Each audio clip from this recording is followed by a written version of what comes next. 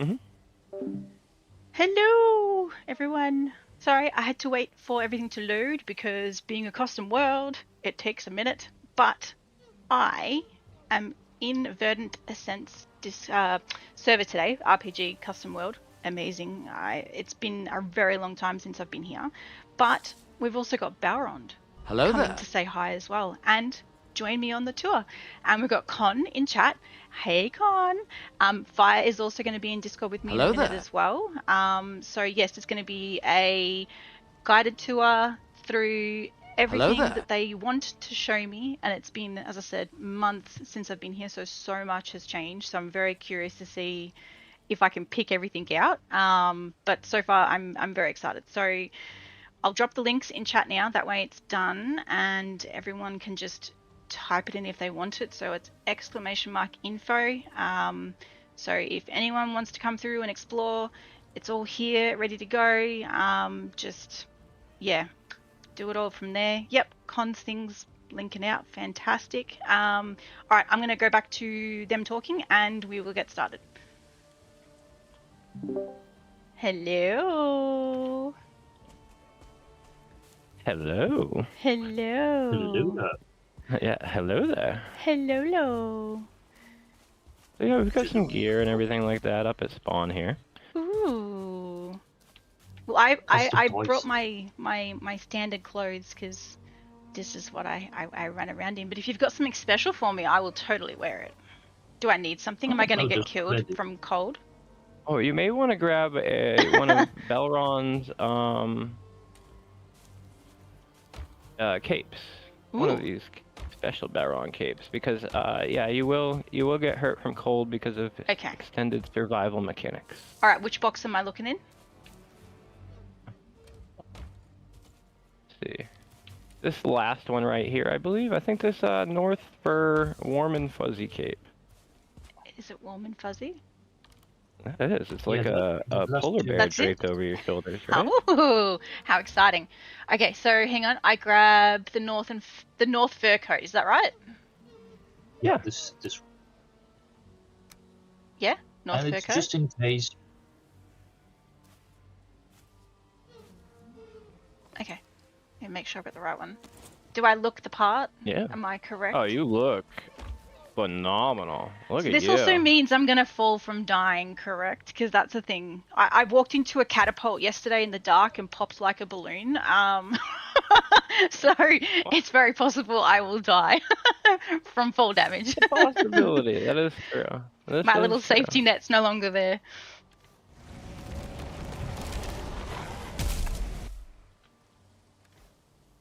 All yeah, right, so, I'll have to set you up properly, Con, on YouTube. But I don't think if you've not watched Be on YouTube before, it doesn't pull you in automatically. So if you want to click on that, then I've got you. Otherwise, just flick it manually for me. Anyway, sorry, Fire. How you doing, love? No, you're good. You're good. I'm doing great. How are you doing? It's been such a week, hasn't it? A lot of these streams have seemed really fun. Yeah, it's been a really busy week, and I woke up to like 13 DMs with people asking how to access worlds, which worlds need to visit, and socials and posts and special guests and server tests, and it's just so much. I'm glad I took the time off work because it means I'm not trying to fit everything into my evenings. So yeah, so I've got the whole day. So it's what, 8:42 a.m. and I've got a coffee. There you go. That's my day. So yes, and I think it's what, evenings, nighttime for you guys as well, yeah? But well, it's 6:42 for me. Balrond's in Poland, so like we're gonna have a great test of networking. I'll tell you that much. Because you're zone host. You're in Australia. The server is in the Northeast United States. Balrond's in Poland. So this is gonna be fun. Personally, I think we're going to see a little bit of what we're seeing right here, where you see Balrond bounce around, but we see that on Vanilla, right, too? So. Well, it's actually you bouncing around on my screen. Oh, is it? Oh. Yeah, but Balrond's like... I got it small. Yeah, well, he's closer to you, right? That makes sense, actually. That Maybe. makes sense. Maybe. But yeah, Where anyway. did this wolf come from? Whose friend I don't is know. this? I thought you brought him. Maybe he was your pet. He was like walking around. Scooby! Oh, it's Scooby! Okay. Hi, Drake! That's mine. How you doing? Oh, that's your pet? This is due, this is due to the item that I'm wearing, the cursed hand. Oh. So it brings in a pet and he just guards you as you walk around? So if something was to attack you, he'd attack back? Yes. Yeah, so do you have to feed him? Cursed hand is no, it's a summoned pet. So basically, you can just attack in melee with the cursed hand, and the special attack is summoning wolves that are tamed to you. Ah, interesting. Okay. This is very interesting. As you can see, this whole set I'm wearing is one of the first armor sets that they created, the cultist set. Yes, I can tell it's a cultist set because I can see your glowing eyes, which was always cool for cultist sets. I like to see my hair, though.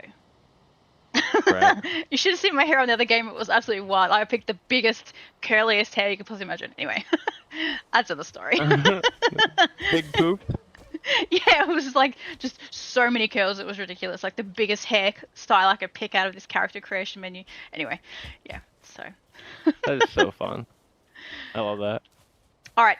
So yeah, where are we going? Obviously, we can head down towards this way. I was waiting while we were talking there. I was hoping that it would get a little bit closer to daytime because it'll be a lot easier to kind of explore the ruins down here without getting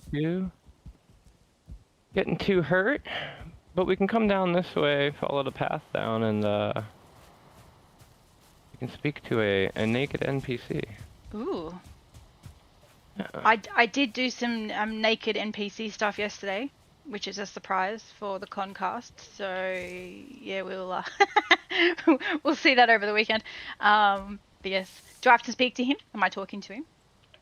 You can. Well, I figure you could kind of show, see the UI and stuff like that. Yeah, that's pretty cool. A little bit of things about the server, stuff like that. Tutorials are for losers. Oh, okay. Oh, that one actually is part of a script, but I have the script disabled. But that would normally play a 5-minute thing that pops up on your screen and just goes through a really long story. Yeah. Just to annoy people. It's a punishment for doing for doing tutorials and for losers. It just gives you the tutorial, and I think it's hilarious. But okay, so Norson wants me to ask him if he's ever had Vegemite. I don't think I've got that option to select, unfortunately. I've never had Vegemite, but I've heard some horror stories. What do you mean horror stories? They're great. I don't know. I mean, if I'm gonna say like Australian things that seem appetizing, fairy bread probably up there. Vegemite, not so much. Fairy bread, look, I grew up with my mum giving us, as kids, fairy bread as like a treat. And it was literally just a piece of bread, buttered, covered in hundreds and thousands of sprinkles. Yeah. And like, it's great because like, eventually the sprinkled like sugar went, back before it was super processed, but like back then it would just melt into the butter, so you'd have like these blobs, and it was just like this sugary piece of buttered bread. Yeah. And then with Vegemite, like, what are you talking about? It's like what I grew up with as well. I used to get very fussy. I've never tried it, to be fair, but I've heard it's incredibly salty. Is that true? Yeah, it depends on how much. Like, it's not like peanut butter where you just like you cake it on like icing. It's just like one of those things you sort of scrape on and you can just see the color of it, and then you're good with the texture and the taste. That doesn't sound too bad. But if you thicken it on like you're expecting it to be like something else, you'll bin it. Like peanut butter? Yeah, you're probably not gonna like it. No, like I can eat peanut butter out of the container on a spoon, but you can't do that really with Vegemite. Well, you kind of can, but not really like that. If you're a psychopath. Yeah, pretty much. But Marmite, that stuff's wrong. I've heard of that too. I don't know. I don't know nearly as much about that. Vegemite, I imagine, is like I just imagine it to be like we get this like bouillon paste, for making soups. And I was gonna say, because you can, if you run out of beef stock, you can actually like heat up, like stick Vegemite on a spoon or something, and like thin it out with hot water, and then that becomes like a substitute beef stock because it's got that salt sort of starchy content to it. But I don't really use it for that. It's just probably the occasional, not recommended, but it's possible. Yeah, it's just the occasional swap on a piece of toast. Usually when it's hot and the butter's melted, and you just sort of swish the knife over, and it just gives you that really sort of just enough to get the flavor, right? Yeah, you just get that goopy toast, and it's good. Yeah. Anyway. We'll move on from goopy toast, unless Balron has some toast toppings he'd like to share. The fairy bread actually sounds very similar to something that was used to be eaten in Poland in the old times when we were still under the communism. We had, but we didn't use went dark. We just used sugar, so it was bread, butter, water, and sugar. Oh right. Interesting. It's kind of like those sweet buns you sort of get from the bakeries where they're just like a bread roll with like a sugary white thick icing over the top of it. Yeah, like a ghetto frosting. Yeah, okay, so we used to do we eat sugar, apparently. Cinnamon toast. Yes! Sugar and cinnamon, yeah. Cinnamon buns. Oh yeah. Anyway, that's another story. All right, well, hey, we managed to make it almost daytime, so that'll work out. We did. We can come back up sort to of the top delayed here it. and get this like really cool reveal, I guess, that he was originally intending on. Okay. Yeah, we're gonna have to add some like lights down there or something that draws you to look that way when you first come up. We've got the wisp lights, which I really like wisp lights. But I love them. Yeah. Oh, actually, and if you're standing up here, you can just barely see the little tip of Khan's tower over there at the spawn building. Should I have eaten food? What's my stamina bar? It won't hurt. Okay. Oh, so your stamina bar is that little funky thing, and I didn't actually give you any numbers. So. I was like, I have 3 gems, and they obviously mean different things, and I'm assuming red is health, correct? Yes, ma'am. Okay. So you've got red, ether, stamina is your yellow one, which I realistically should probably make it that little bar right there, just to be consistent with normal stamina, but... Yeah. You know. Stamina is healthy. I was actually more or less just trying to see if I could make a cool little health bar UI, and I thought it came out neat, so... Okay. Alright, so I've got... Okay, so I've just eaten, and now my bars are sort of filling up. Alright, so it's very much like... your RPG sort of Skyrim sort of things where you've got your gems. Yeah, you're kind of guessing. More like your Path of Exile stuff, which, has a very similar UI. Yeah. It was very much inspired by enjoying Diablo 2 a lot when I was a kid. Okay, alright, that, I'm familiar with Diablo. Kind of deal, yeah. Yep. Also, you may notice now that you have a buff on yourself after eating. A well-fed buff? Yeah. Yep. Ooh. Yeah, we're Vikings that care about our bodies. Well, I can see that we're also in spring, which means you've got a seasons mod on, which I also know was very fun to play with, and I kind of wish they just would put it as the default kind of option you could toggle in the modifiers. Right? Come on, I just want to, in all seriousness, I would play through a full deep winter, server. I would just play hardcore, you freeze if you don't eat. Oh man, I would. Well, see, a lot of Balron's effects and stuff like that are getting very close to what you have described as wanting to see in Valheim with the true survival stuff.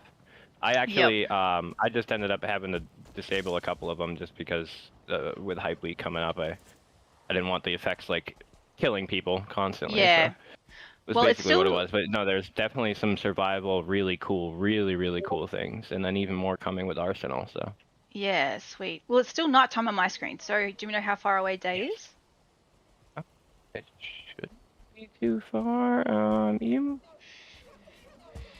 Because I know if I'm going to run down there, I'm probably going to hurt myself. You might. Knowing me, I'll just die at the very bottom.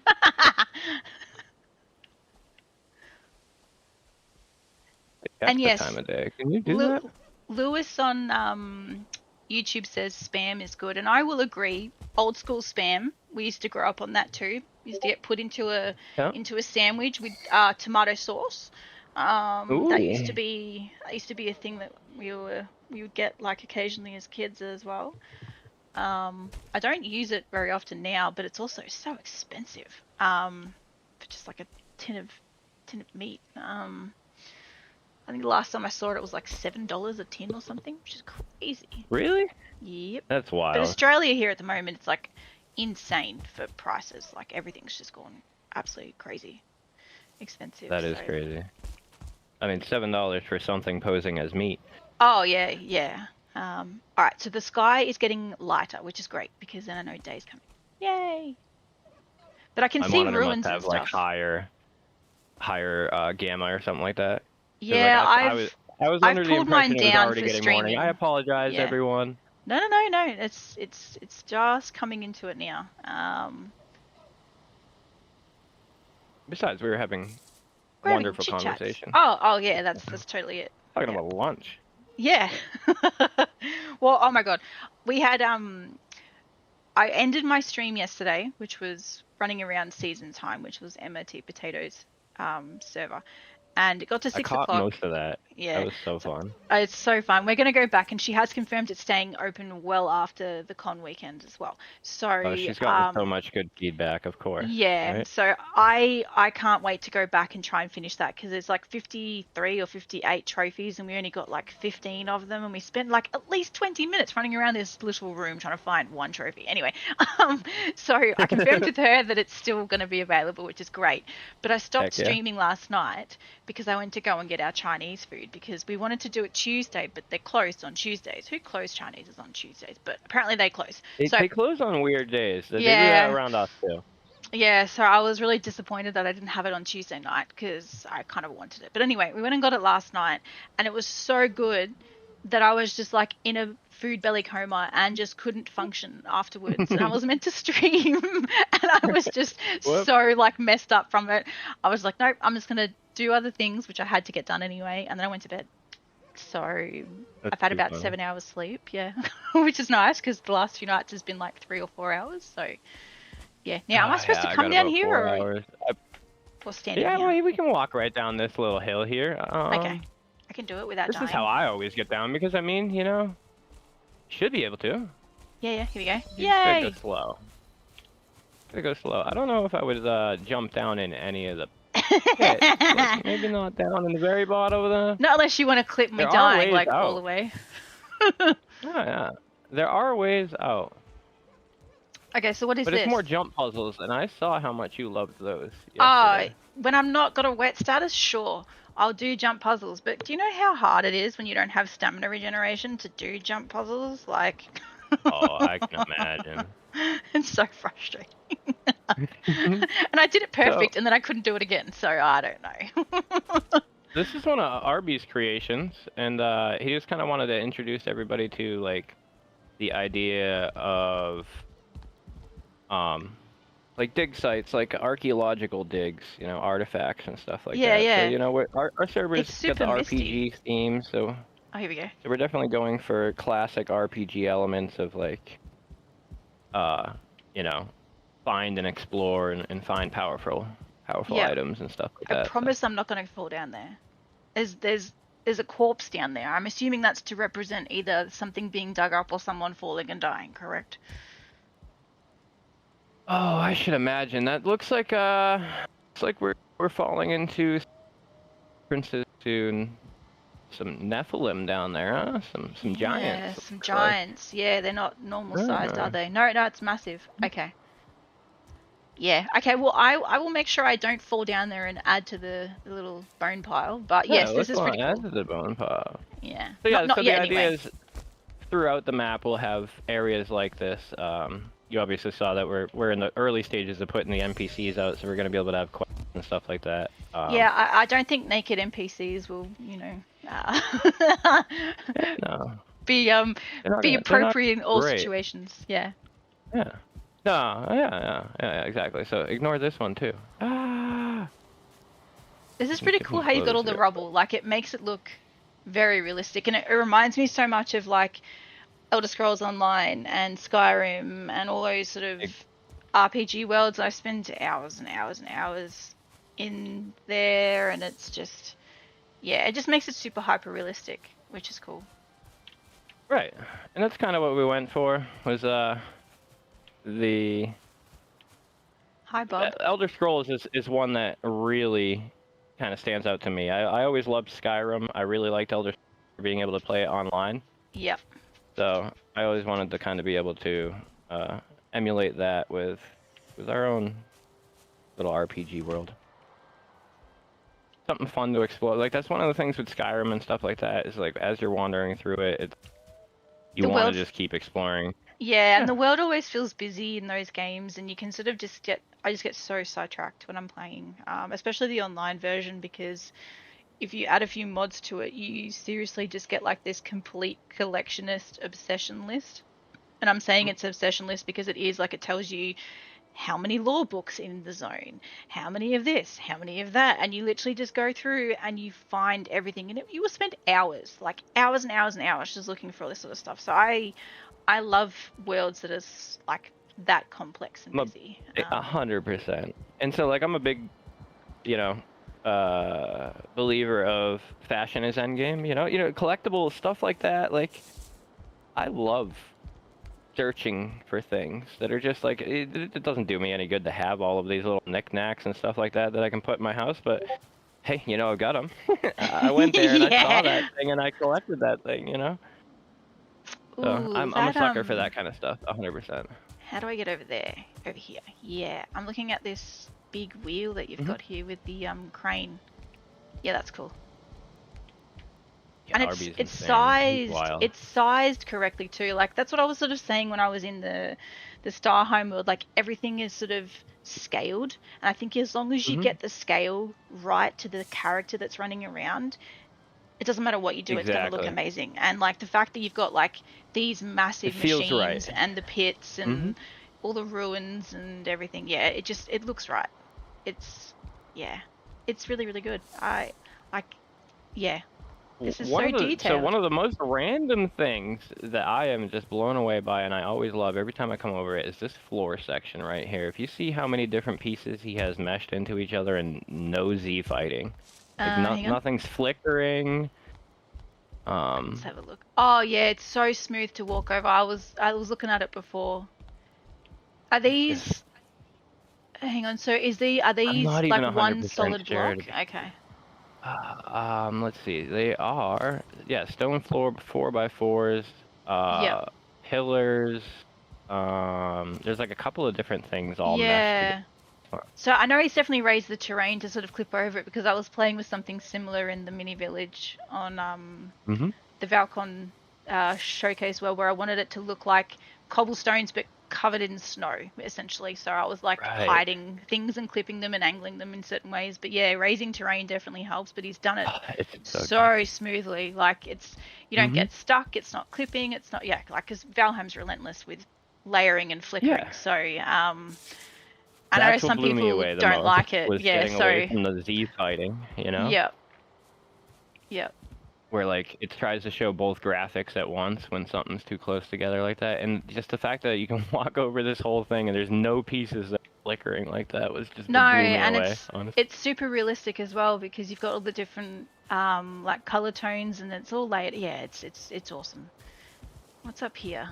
This looks cool. I see with the rain, it looks wild as well, just with the because a little bit of wetness to it. Oh.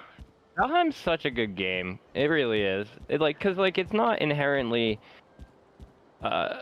detailed graphics, but the way that they use their shaders and particles and stuff like that, it really adds to it.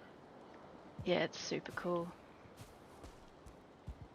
Okay, so when a player, so say I was playing like properly, what would you get out of this area? Is this just like some area that you would find quests? Basically just like a small tutorial, like introduction to the idea of the dig sites and stuff like that. So this particular one wouldn't be anything like all that special. It's going to be a couple of NPCs that you kind of walk around. It'll explore the area. Yep. Speak to them, kind of explain that they're looking for powerful artifacts and such. Okay, yeah. So you're going to kind of include, say, like an archaeology skill. Is that the point? Okay, cool. So we're going to see those are a lot of fun. You spend so much time. Like, we all mine in games, we all chop trees in games. There's only there's only 2 games that I really have played that have ever had archaeology as like a main profession type skill in it, and that was World of Warcraft, which it kind of stopped a few expansions ago, and we were obsessed and we would do it for hours on end, just flying around and digging up things. And Elder Scrolls Online, when they added it in as the survey kind of excavation sort of stuff, and you would spend again hours just running around to like marked map locations to try and like dig and fight your way through enemies to find whatever the treasure was, and then when you got it, you'd have to like that you're not even going to use, but you're just correct, you just wanted to go do it. Correct, and like you collect all of them, and then when you got all the pieces, say like 8 pieces, it would then form a one full, you know, like thing to say in your collection. I'm glad that you're obtained saying it. This. Yes, because that's the stuff. I'm glad that you're saying this. Love it. Because this is exactly where this is going. Where sweet. Locations will link to each other. So with territories and stuff like that, we can do multiple different triggers that will. We can do multiple different triggers from like quests or even finding a territory, like looking into a territory. Yep. Showing another like map reveal, so it can relieve the fog of war. So like you could like finish a quest in one dungeon and have another one marked on your map, and you know, or find a particular piece or something like that. So yeah, we have little tricks to kind of get you exploring the world. I definitely like the games that will give you your main story quests and all your optional side quests, and then when you see everything you've picked up, it's all on the map, and then you can decide how you actually want to progress. Because if you just do main story, you tend to miss like the world on the way. Like you're just so rushed with everything that a lot of it just doesn't make sense. Enjoy the journey. Correct. So I tend to do, if I'm going from point A to point B, what's in between those points, and I'll try and do it all on the way through, because that way you're sort of like getting the backstory, you're learning about the world, and then you're seeing it as you're supposed to walk through, rather than just beelining straight from one point to one point. So yeah, if that's what, you know, the RPG worlds and your world is going to do, then yeah, I'll more than happily play through and see everything once it's all finished. Yeah. I love it. And that's definitely, you know, we like to give people that sense of wonder, you know, that childish desire to just keep exploring, you know? Yeah, am I following you? Yes. Yeah, we can do that. So we were talking about the meadows yesterday, and the reason why I say it is because I'm stopping on what we were talking about, was the fact that vanilla meadows don't have flowers. Yep. And that they should have flowers because it's a meadow. 100%. Yeah, and I think who was I talking with? Wisman and Miss Potato, about just how much the meadows is sort of missing, like that sort of colour, like it's missing colour from it. Like you've got just green. Green's amazing. Just green, yeah, no, exactly. When you compare it to say like Mistlands, where you have varying colours, it's missing, and I'm happy. I know it's probably the Seasons mod that's added it, but I'm happy to see the flowers, because I think it definitely should have been something. I love it. The Meadows has by default just fields of flowers essentially. So if you want to go and build in a field of flowers, you can. And I kind of wish without having to plant them, you could. Yeah. 100%. I completely agree with you. Between Seasons and all the assets from like Amazing Nature, like all these willow trees. Yeah, could see all those. They look so good. You get the light coming through them, and it's just. And I know a lot of these are your mods too, Baron, as well. So yeah, they look amazing. Yeah, so a little bit about the flowers, because I'm still a little bit more working on it. There will be a bigger update to the clutter system to both give you more variety of flowers you find in each biome as a grass type, so they spawn by their own. Yeah. And second thing, I wanted as well to extend what the cultivator can do for you, so like restoring the grass. Yep. So you'll be able to pick like a specific flowers that you want to have on your grass. Okay, so that means that I could make like custom fields or flower beds or yes. Okay. Because we all know when we build in Valheim, we kind of move in. So it'd be nice to sort of have things that are pretty and colours. Exactly. Yeah, more ability to. about working with flowers, with working with rocks, so overall garden planning and landscaping. Yeah. So there is a planet update for that. Yeah, perfect. I have not played any world for a very long time in terms of like running mods to play through or just, anything. I haven't played even vanilla for ages. I've just been building. And lately it's just been Val-Con. But I'm excited once everything's sort of done and everyone can see all the worlds and all the updates to the game are out. Like there's so much stuff I've got planned with Valheim in terms of just playing through properly without just dedicating things to building. Now I saw this on JP's stream actually, and I was trying not to see it too much, but yes, this is kind of cool. And does that mean that I can put my name on here as well? Yes, of course. Of course. Okay. We encourage it. Okay. Where I'm gonna do this angle here. Yeah. What color do I want? I'll do white because it'll stand out pretty good. Yeah.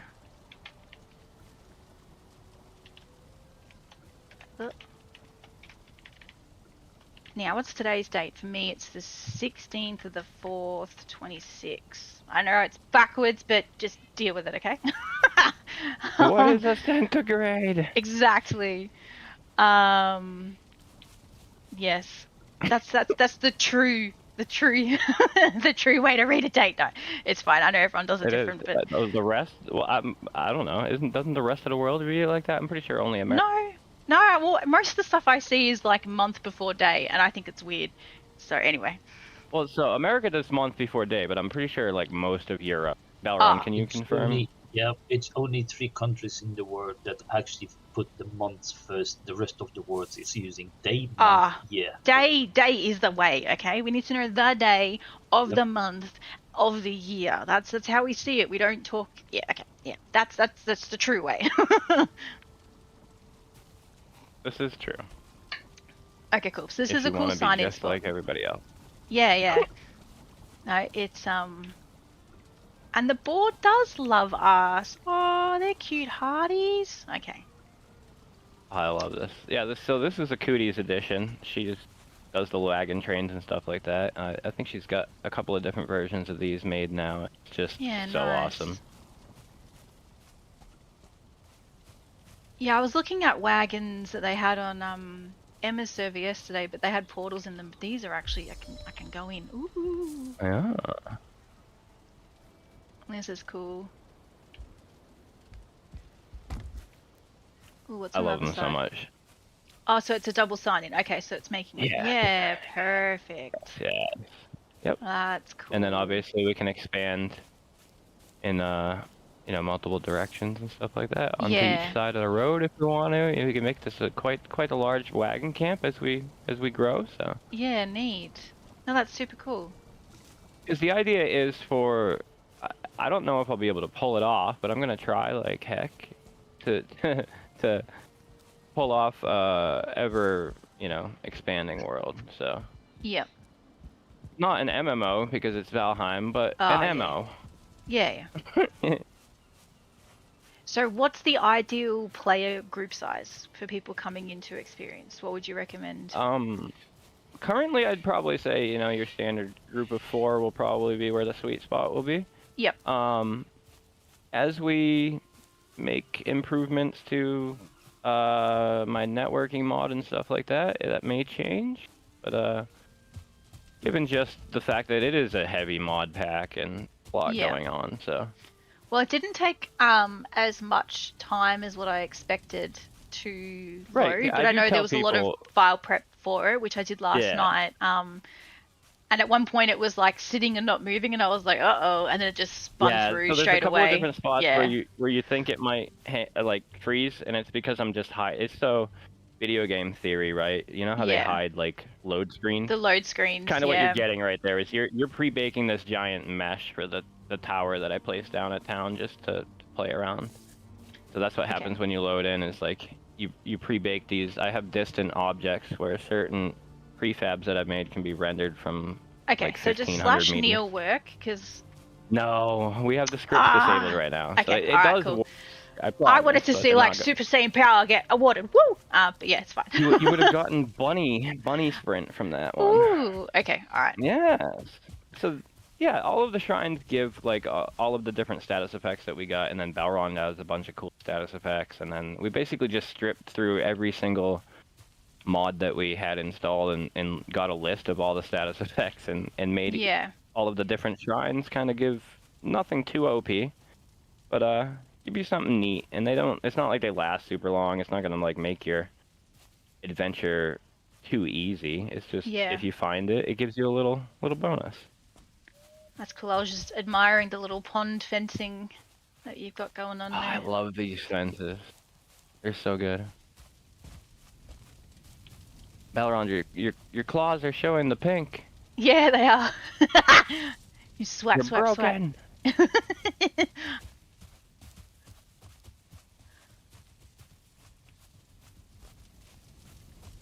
So yeah, up here we come into our main first initial town, and then you'll see that giant tower that I was talking about. That's the mesh that you preload on login. It looks wild from a distance. It is nighttime, but it still looks wild. Can I go up here? Yeah, just seeing the silhouette, right? Yeah, it's super cool. So crazy. How far away is that from where we are? It's not super far. That was probably like 200 meters from where we're standing right now, 250. Yeah. That's not where it's actually going to live in reality. We were just like playing around last night, and we played because that's a single. I was going to ask, instance. Is that one of those it is one of those combined prefabs. Yeah, yep. Sweet. So that's like 7 pieces, I think, technically. It's wild. And it was originally 40,000. Yeah, I was going to say, because it's not small, which means unless you've sort of, scaled pieces to make it fit, which, tend to get blurry after a while, yeah, there'd be a lot of stuff in there. Now, I remember some of these buildings. I think this one was here initially. Of course. You're going to remember one of your works of art. Is this the kitchen? Eventually. Not this one. Not but this yes, one. You will yeah, remember there was your a kitchen. Yeah. I might have butchered it because that one got combined as well. So, what? Unfortunately, when they get combined, they lose some of, for whatever reason, certain items stay, and then others get lost. So I don't know exactly what. it is a bit weird with that. It's the same when you sometimes, not all the time, but sometimes when you blueprint after placing stuff using the serving tray. Sometimes when you place it, they just explode or float on the screen instead of sitting where you've positioned them. But I think it kind of depends on how old the blueprint file is, because the recent ones haven't been doing it, but the earlier ones still do it. So I'm wondering if it's like something in the blueprint file itself when it was first created that doesn't support pieces. Yeah. So yeah, I was planning. Hello, sleep real quick. Just skip night. We can probably do that. Yeah. Yeah, we'll go up into the inn here. Place down some beds for us. Ooh. Mr. McLeod, hello. You've locked yourself out, have you? No, I locked my camera. I forgot I had that on. Oh yeah, I was playing with that last night. That new mod. Alright, so I know that we need to put him down at the end up here, because close up to the fire, and I know that Monty took this one room, so we're all... We all might be huddling down at the end of the hall. Here's a bed. Okay, so I can sleep here. Yes. Oh yeah, there we go.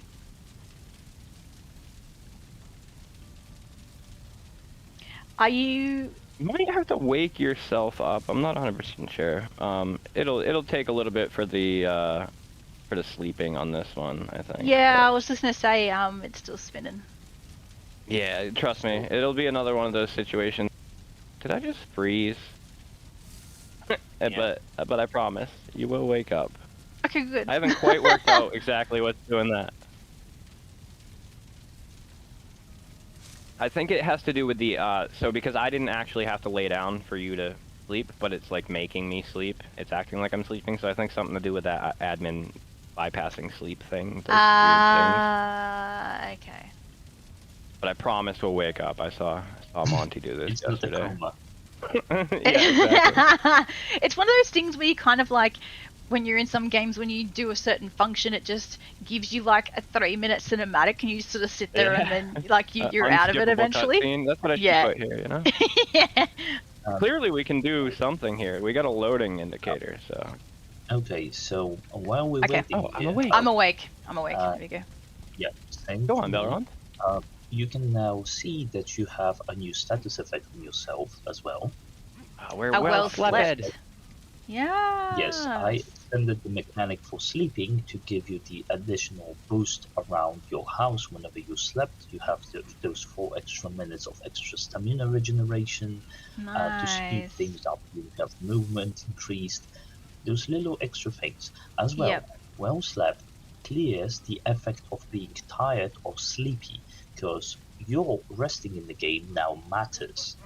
So you need to rest or sleep to actually improve your health. You need to eat, because as you, for me, for example, my food just finished, so I'm still hungry. So I need to eat some more food to get the status off me. Yeah, because mine's changed from well-fed to fed now. So it's obviously telling me that it's going, like I'm losing time on the food buff. Yeah? On the well-fed, Yep.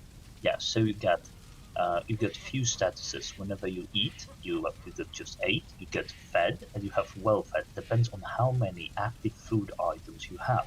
Okay, This is, I wanted to create a reverse hunger system. So instead of punishing you for not eating, for not sleeping, I rather reward you for doing so. Okay, yep, that makes sense. Yeah, because as an example, like with RuneScape Dragon Wilds, you have to eat, otherwise you get to the point that you are hungry and your health at a certain level starts depleting, and you will literally die if you do not eat. You can't, even at your base, like if you were to walk away, go make a coffee, whatever it might be, come back, you could end up dead on your screen because your food buff does not stop when you're at your base. It doesn't like leave you at a minimum health, and it's one of the most frustrating mechanics that's been added to a game. Like, you should have a minimum health and then be benefited after the fact. So I'm glad that you've done that, because it means eating is more rewarding. Yeah. How did I just just ate, now I'm hungry. Okay, so my food must have run out. Okay. Yeah, because you just ate, and like there are 3 statuses, as well as, well, there is some food in the game that is edible, but you shouldn't be eating it. So there are, for example, hidden statuses like food poisoning, where something food that didn't run out. For example, you shouldn't eat rotten meat or rotten vegetables, right? So those kind of food will still give you some statistics, but will also give you a debuff for the time they are present on you. That's how it should be. Poisoning. Yeah, correct. Yeah. Yep. Proper, proper survival mechanics. Oh, look at this little dude. Hi. Don't they usually have a hat? They usually have hats, don't they? Elrond's idle actors love tickles, by the way. What do you mean? How do I tickle? Go spam on Just click E a few times.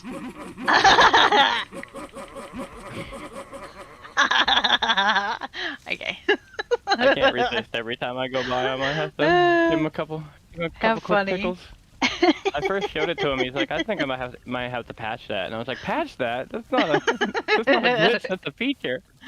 That's so cool. So, about the question that they usually have a hat, those are one of my procedural generated NPCs. So they have a lot of new random clothing, including either having hat or not having custom hair. I really extended the dwerges options for how they can look like. But they are just meant for passive use. They are just bystanders who have random interactions or random items for sale, but nothing that is like game breaking. So for example, in the inn you were in, the human next to the dwarf is an innkeeper that actually sells tank darts and tasty meat.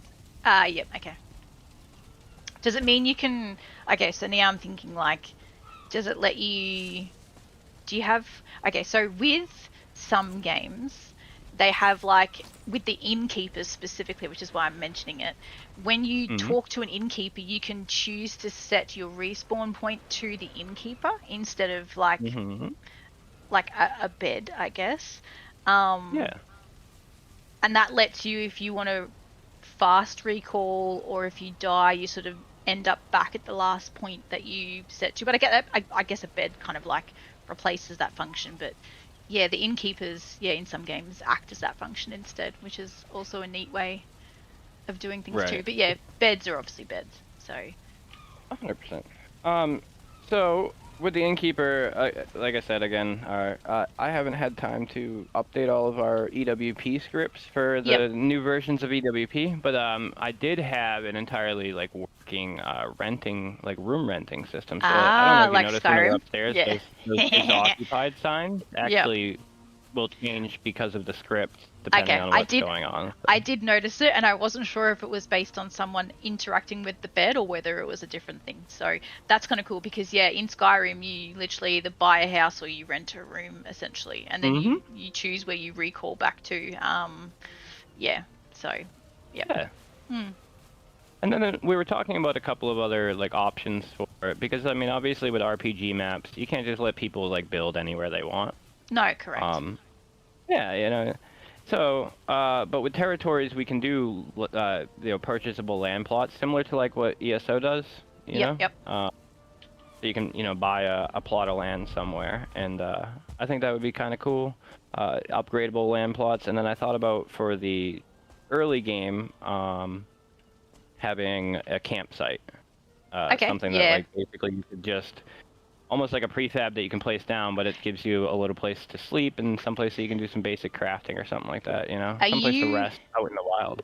Are you referring to the original Odin's mod? Similar, yeah. That's what I'm familiar with. It was a very long time ago, obviously, when it came out, but they had you put down a campsite essentially rather than building a base, and it would just have like a basic bed and I think campfire and maybe a box or something in it, and you could get like your rested buff and your sheltered buff from it. I think they do it with some of their boat mods too, but that feature would be really cool, like from a backpack point of view, like you can kind of you have resources on you, you can put it down and then like camp and go. But yeah I was just admiring the tree too. I know it's layered, but it's really cool. 100%. I love that tree. And that building is very close now, and I can see more detail. The flag on the top is so cool. What? Yeah, that thing's huge too, because you don't realize how far up it is, right? Yeah, it looks far, and it looks massive. Okay, that's super wild. Like 2 seconds wander around the town is very beautiful. You have plenty of time to, and I'm going to run my dog out real quick. Okay, all good. No worries. Ooh, I like that roof as well. Mia! How you doing? So this server is Verdant Ascent. I will pop the details in chat for you. It is one of the custom RPG worlds. It's a modded server, so if you wanted to swing by and say hi, there's a mod pack you'll need to download, and to make the world file load time as smooth as possible, there's a couple of files you need to manually download and zip, in which helped this morning coming in, compared to like a potential 10-15 minute sort of load window. Oh yeah, I saw Norton, thank you. I did not see it, but you are amazing. And I know Val-Con stuff, I was doing things for special guests before coming on because I woke up to like a bazillion messages. So I quickly did that before coming on here. But yes, this is Verdant Ascent's RPG server, and we've got Balrond, who is playing with puppies, and Fire is over there at the moment, but he's just taking his dog outside, so he'll be back. But yeah, we're just exploring what looks to be, what does this map say? Raven's Rest? Is that where we are? Raven's Rest? There. We are in the main hub, the first city that is meant for the starting player. right now with all the portals around, they are made specifically just for the hype week. Yep. So people can quickly go around, check the different places. By the time when this map will be complete and open for the proper playthrough, those portals will be no longer here. So this is just a temporary to be able to quickly show off, because the world is massive. This map is way bigger. Yeah. It's a specifically made and drawn in detail map, so it's a better continent custom-made map. Yep. So it might be way harder for player if there were no portals around, especially to see the mostly highlighted places. Yep. No, that's definitely good to know, because I know when I came in on the character I built, like some stuff on, the world was ginormous, and I'm not even like the map's hidden on my screen at the moment, but it is monstrous, like 3-4 times bigger than a standard map, like probably even more. It is huge. So yeah, once Hype Week is over and done with, I definitely want to get back on and go through areas the way it's supposed to be gone through, because I ran out of time. Like, I was doing stuff before the end of last year, and then Val-Con stuff kicked off, and there's only so much time in my day. With working full time, it's I don't have a lot of time. But yeah, getting back on and seeing everything, and there's so much has happened since I was on as well, so it's good to see how every area is sort of advanced a bit. And I do like these pathway overpass things. They're so basic but so detailed and cool at the same time. Ooh, what's this? Raven's Rest.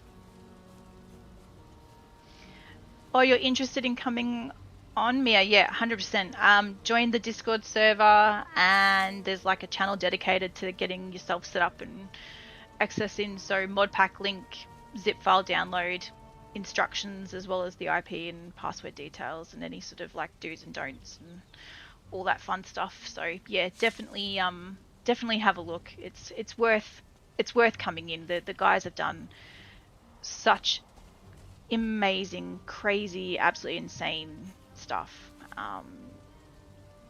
Even just down to the basic detail, like the flooring and how it's clicked in. Like, you don't think about it until you see it, and then you see it and you realize it's possible, and then you sort of get a bazillion ideas that you can never sort of fit into a single build vent. So it's I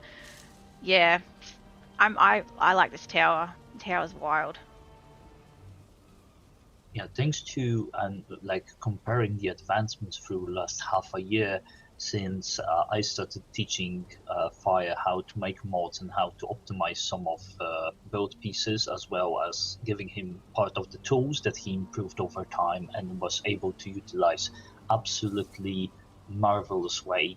Thanks to that, we can have this massive tower here and multiple altar, very complex build pieces that were optimized and are easily to load and be playable. Yeah, I'm hoping once mods are optimized and potentially made available to specific groups of people, that some of these larger worlds are easier to access for people that don't have like super duper computers, or don't like running mods, or whatever it might be. Like, I think with the Val-Con stuff this year, the fact that we had to limit instance counts because we had such massive load and lag and PC crashing issues last year, that the advancement in some of these mods and abilities and scripts are just going to make those kind of major community events and places so much easier to access. I think you guys have done an amazing job. Absolutely amazing. Oh, I appreciate it. We love to hear that. And so, Con, I think just about everybody has played at least a little bit of Elden Ring. Con's been Elden Ring. Playing. Do you have hands still? Playing some Elden Ring. Do you have hands? Because I I had to stop playing because I realized that I rage way too easily on Elden Ring, and it's amazing. So we don't have anything crazy like that, but so one of the things that came from that was the draw distance in Elden Ring is insane. It's insane. And so that was kind of what inspired me to try and get the prefab meshes to bake and to be shown from so far away. Because like having the ability to have just like a couple of combined buildings like that can really, you're going to see them from off in the distance, they're going to draw you to an area, and it just helps to kind of still give that sense of I want to go that way, you know? Yeah, the wonder of what's ahead of you, and it kind of forces you to follow what you can see. And a lot of games, it's how people get distracted, because they see something, they want to run to it, they got to figure out how to get to it, and then once they get there, it's even more, oh my god, sorry, I'm just getting so distracted by this ginormous thing. Okay, so who built it? That's Con Connery right there. Yeah, I could have guessed. Hey, it's wild, sir. Don't even dare to bring this shit into our build comps. So, like, I will cry. Well, just luckily this hold one took your like horses. a week, so that would only be for a longer one. So. Oh dear me. Yeah. Yeah, we're gonna go to the real location. I'm not gonna bring her through the tower. That was more just a teaser. Oh man, so, I'm teased. Let's have a look. I wanna see. Oh, this, I remember this. Okay. So, yeah, okay. This yes. is the place. Okay, and this is where I was. See how much of your beautiful kitchen that I butchered down here when I combined this, because this is one of the combined blueprints. The entire guild hall is a single piece, and then it's redecorated. But yeah, because you were saying it's just structural pieces, right? Not like furniture and things. Yeah. Well, so you can put furniture and stuff in, but you lose the interaction with them. So like a lot of this is replaced. Hobo went through and like had the blueprint and tried to put everything back as best as he could. I know that we're missing clutter from like the tape. You did a wonderful job when you decorated this, and I'm pretty sure you had stuff like underneath. Oh yeah, there was stuff underneath. You're crazy like, there were with crates your interiors. Everywhere. Yeah. You're so good with your interiors. I love them. So we'll have That's to have you come back sometime. I will come back. I will come back. Yeah, 100%. Yeah. No, well, look, majority of it is here. But yeah, it definitely had a huge amount of clutter. Like, I wanted it to be like one of those... It was so good. Oh, like those medieval kitchens where just stuff is everywhere, essentially. And, like, you've got packets and flour bags and stuff everywhere. Yeah. Yeah.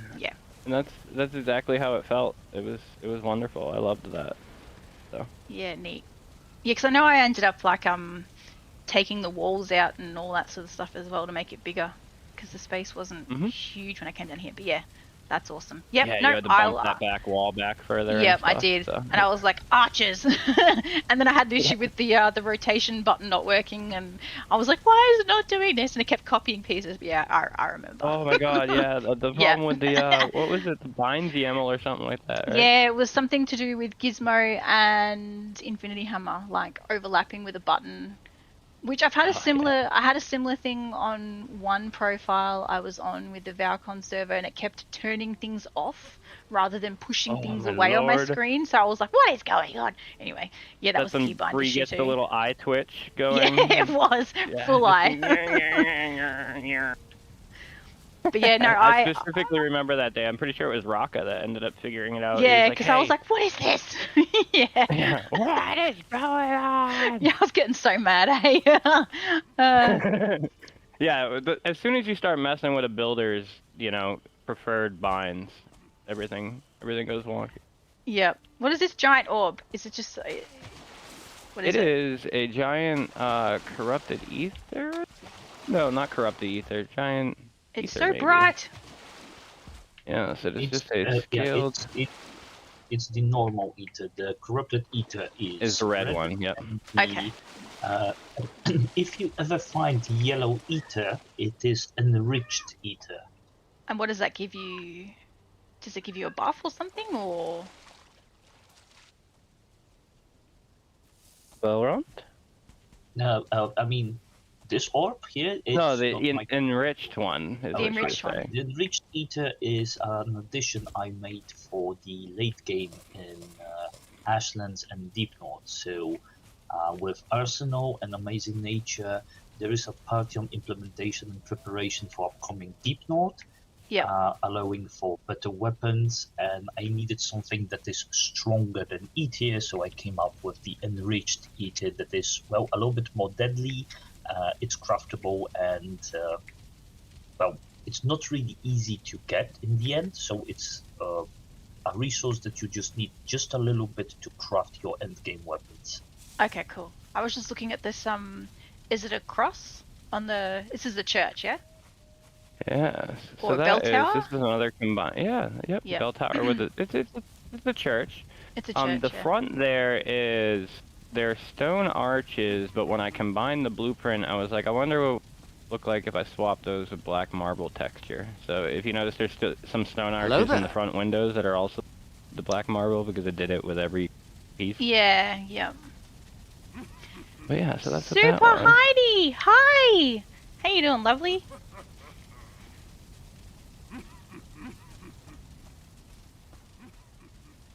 Sorry, Super and I have this thing that we call each other Heiny, and that was because I had a typo in his chat one day and it's just sort of stuck. So now we call each other Heiny.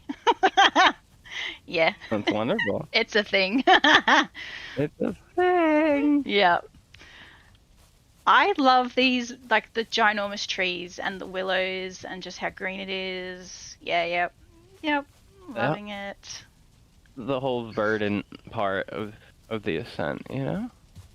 We're really going for it. So what I love the most about wandering around these towns is like these little fences and stuff like that Hobo does with like the little, like every piece is like a little offset and like looks like it's been here for a while, looks like it's, you know, been weathered and pushed around, and I love that. It makes everything feel so alive and lived in. And what is this wall? This is cool. These are ladders, yeah? These are vertical ladders placed vertically. Yep. Okay, yes. That's wild. Okay, so that's really cool. Trellises. Yeah. Yep. Man is a landscaping guru, that's for sure. Like, I love everything about it. This is our botanist's house. So, okay. You know, you would be able to buy, like, you know, I've got a miniature of the front. Why is he kicking something? What's he doing? I don't know. We were all kind of jumping around a little bit. Player update might be a little wonky. No, it's right. No, he was just. I don't know. It's like he's. Yeah, he was just like he's tapping his foot, but before he was like kicking it out, like either he was stretching his leg or he was like kicking something, and now it's wild to see the actual. Like it's the thing that people always say they want is like the Valheim world to feel fuller and to have like people that you can interact with from an NPC point of view, not just the vendors.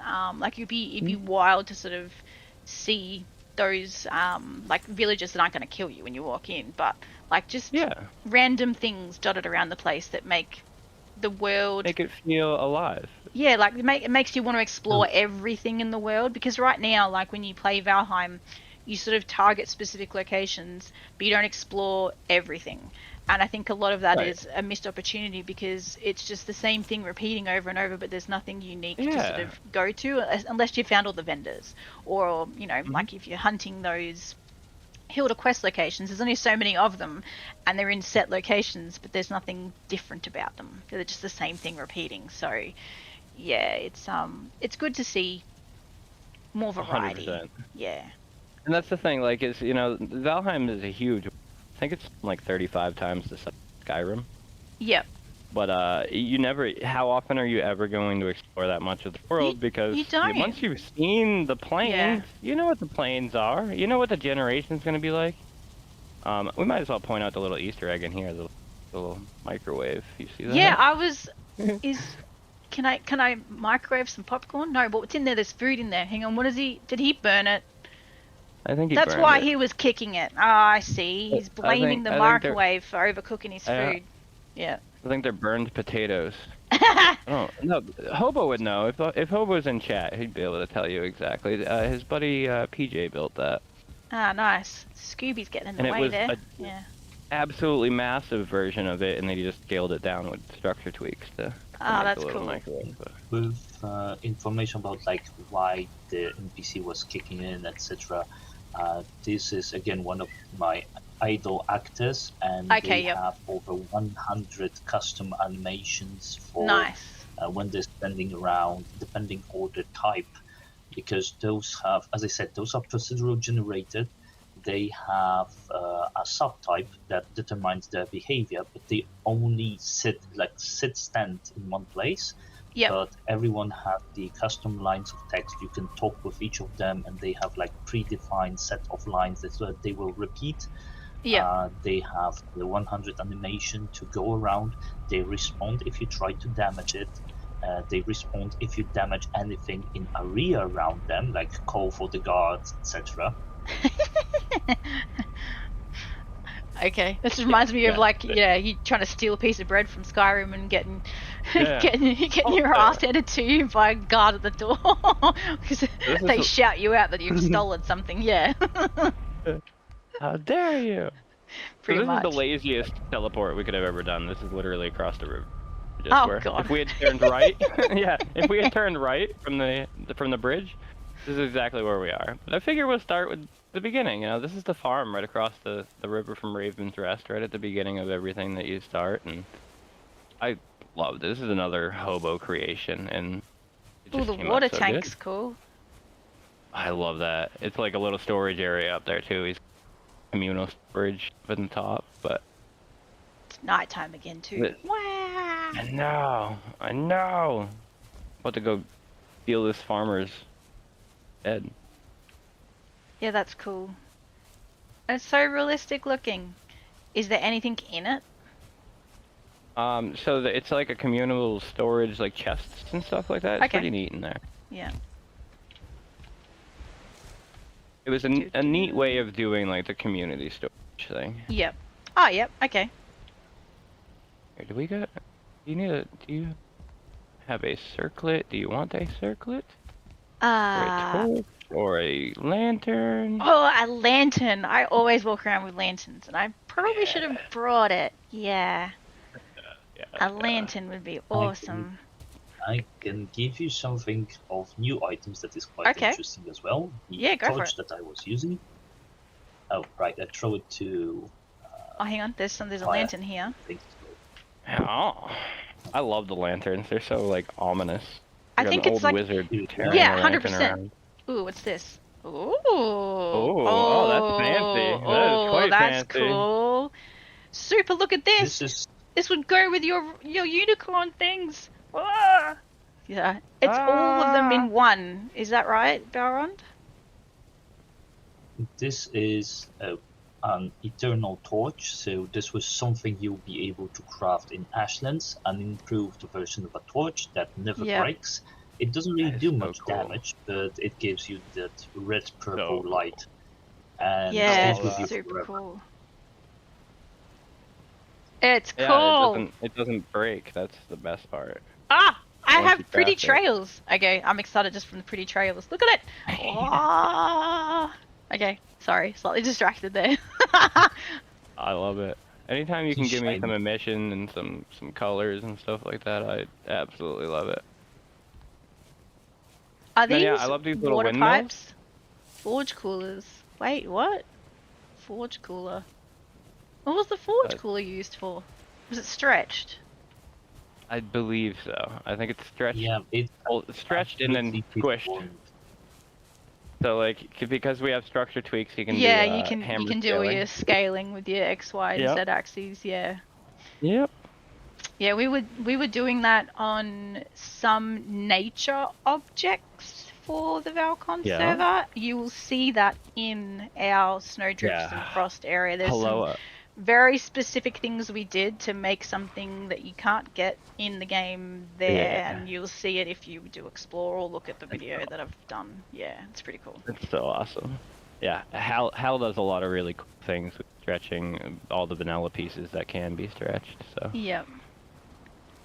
But like even these little corner posts, they're like, it's a post that's just stretched down and skinnied up. Yeah, the skinny stuff's nice because it gives you more like detail. Because like everything's so chunky, so you've got to work with like you feel like everything you build has to be a little bit bigger because everything is big when you build it. Like it's the pieces aren't thin. So yeah, What is this? Hay bales. Are they hay bales? Yeah, those are another one at house. Yeah. And there is an alternative hay bale that actually comes as a build piece that you can actually use to walk on. Oh, nice. I didn't see These ones are hide and go seek hay bales. If you get a deep enough one, you can hide in them. I think there's some over on the other side. I was hiding in one day because I was so amused by the fact that they didn't have collision. Hi, chickies! I think over here. Yeah, because it's just a bunch of scaled down straw rugs. Straw, yeah, yep. I love it though. Oh, yep. It's like Assassin's Creed. Yeah. Or the... That's cool. Yeah. And the other hay bale would be this one now. Your hay's on fire now. Well, not really, but you know. Oh, these are fun too. These are actually like bundled and stuff, and they have collision, but yeah. The other ones are like the vanilla-friendly version of it. Yep. So that's one of the fun things is we get to kind of mix and match. It can kind of depend on how you feel. Sometimes we'll use the modded pieces. Sometimes we'll use vanilla-friendly. A lot of Arbby stuff is mainly vanilla-friendly, and then he'll add the modded pieces as flair afterwards. So it doesn't like he can still share it with Valheimians and stuff, and just I like to do that. Yeah, make as much in with vanilla as possible, and then just add stuff to it. I always prefer first using vanilla pieces as much as possible. Yeah. Before you start using modded pieces. What is this blade? Whoa. That is another one of Belron. That's so cool, right? Holy shit. I like that one a lot. Wow. Okay. This if you want to have some fun, use this special attack, just not on build pieces, just like on that rock in front. Oh. Okay. I'm going out here. Wait. Okay, hang on, let me do it again. Okay. Ooh, it's like a slam. Okay, so there's different ones. Yeah, it's like a sledgehammer, right? Hey. Oh, wait, it's a mixture of knife and it's a knife, knife secondary, right? Sledge attack. So you've got there's two animations, like a jump forward and a slam, and or is it where you curse the points? It's where you. Yeah. Yes. Okay. So if you were attacking things if and you're jumping or something. Yeah, like you're doing a big warrior leap or something, and you slam into them. Yeah, sweet. So, okay. Sorry for the dust particles. Is a special reward that you can craft yourself after you defeat the 5th boss. So after killing Yaglet and gaining his essence, you're able to create an item called a Death Ego that is used to craft the sword. Yeah, neat. In-depth crafting. Yeah, the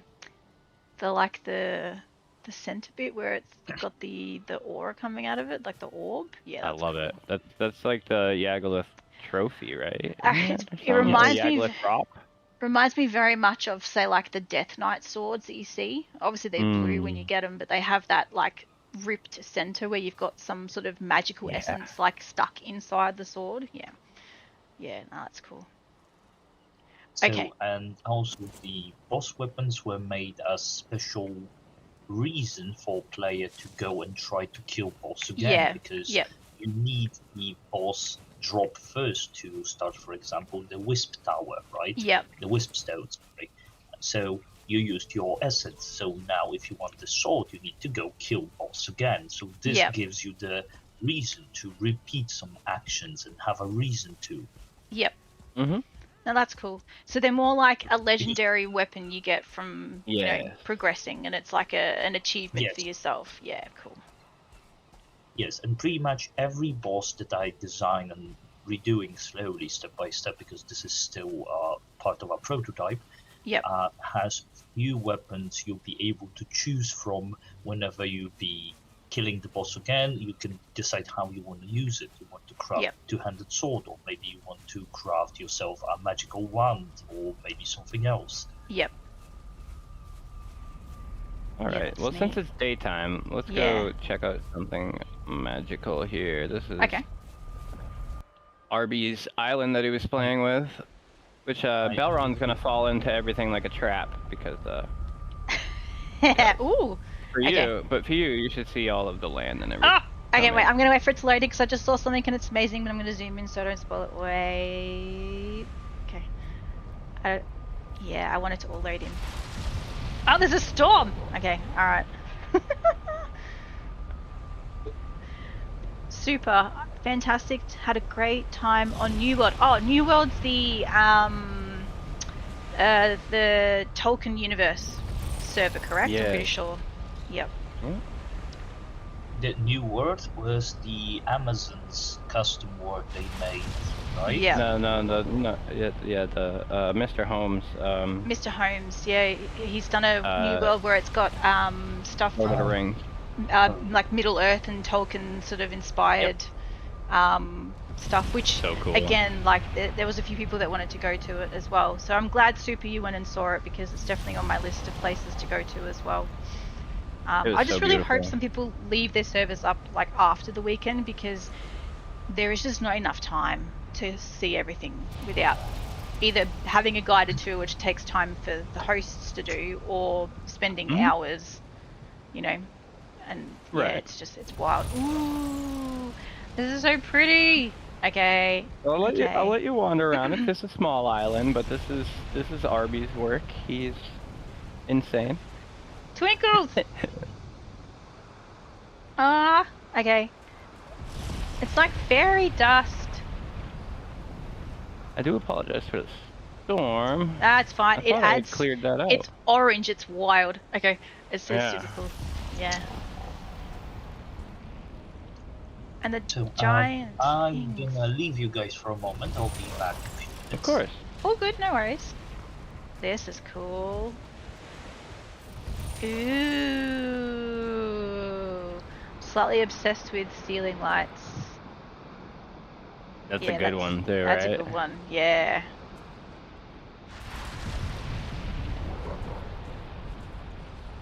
And it's just a stand. Island. And we didn't... Yeah, that's cool. I'm just looking at the top of it. Yeah, neat. It's definitely using. Is it using the default Diverger lantern? Like the wall light? Oh, maybe. It looks like it.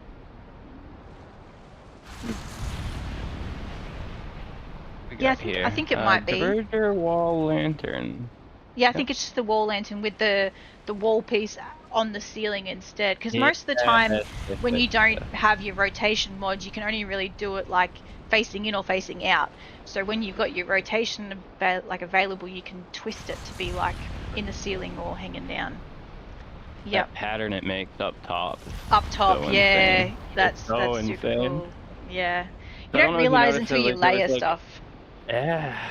When we go back into town, we'll take a trip up towards that botanist house. I don't know if you noticed, there's like a diverger like divider or something like that where it's patterned like that, and there's just they do so many crazy patterns like that. Yeah, I'll definitely want to see that, but no, I don't think I saw it before. It was the same as in the Death Stars on Ulrich's server, just the ceilings and how much, like, you don't realize when you layer objects exactly the kind of pattern you get out of it. And all he'd layered was forge coolers to make like a twisty sort of detailed center, and then it was I'm pretty sure the marble throne had like specific things that would show when you layered and twisted it. So yeah, there's all kinds of shapes that you don't realize actually can be like get super creative as something, go with it. Until you see it like twisted and layered like that. So what are these little twinkly lights going to do? Is it just a visual? I believe it's just a visual for now. It's supposed to feel as though it's like a map. It's land kind of feel very light kind of looking. It's cool. Yeah, and those are invisible Christmas trees. Is that what it is? Yeah. So when you turn the tree invisible, the lights stay. How can I walk through it though? Well, structure tweaks will allow you to turn collision off and all that stuff too. I want the twinkles by themselves.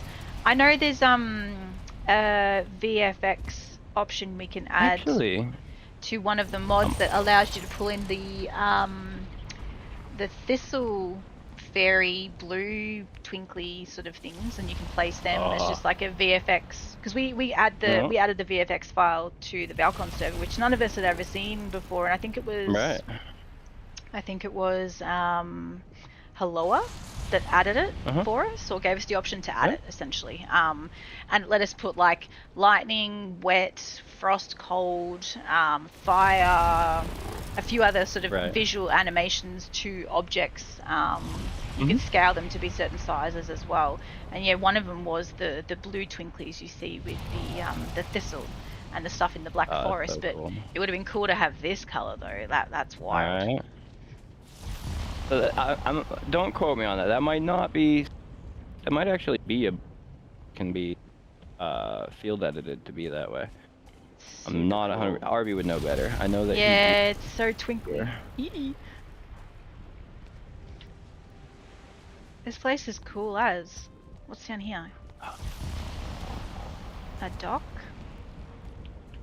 Oh yeah. So this is my custom terrain actually. The stuff, I don't know, I sent you a video that I can basically just draw floating islands wherever I want. Oh nice. Well, that makes things easy. So this one could technically be up in the sky, but we decided to just do like a quick showcase of what it could be. Yeah, no, it's really cool. And those mage caps, like in size, like that's all of them. It's so cool. Adds to the like magical feel. Well, it lets you pick it. It's funny too, because it would let you take it. Yeah, it would let you take it. I wonder how much health I get at. No, I mean. I'm not gonna pick it up, Nor said. I don't think it would be like ginormous in the No, not in the inventory, no. Nah, no, definitely not. But it's wild.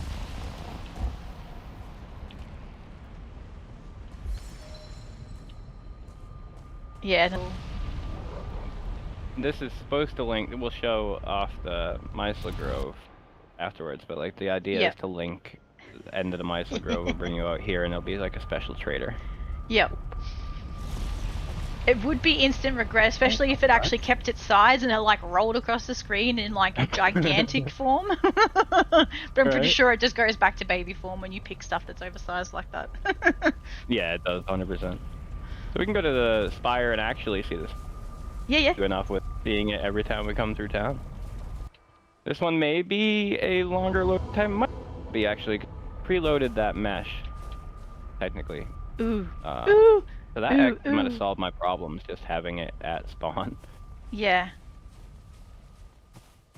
Oh my goodness. Con, you're insane. It's also awesome. And oh my god, the door. Okay, it's been scaled. Oh wow. Okay. Yeah. Okay. And so normally we've got custom environments in here too, but I'm 100% sure if it's gonna work for us as intended.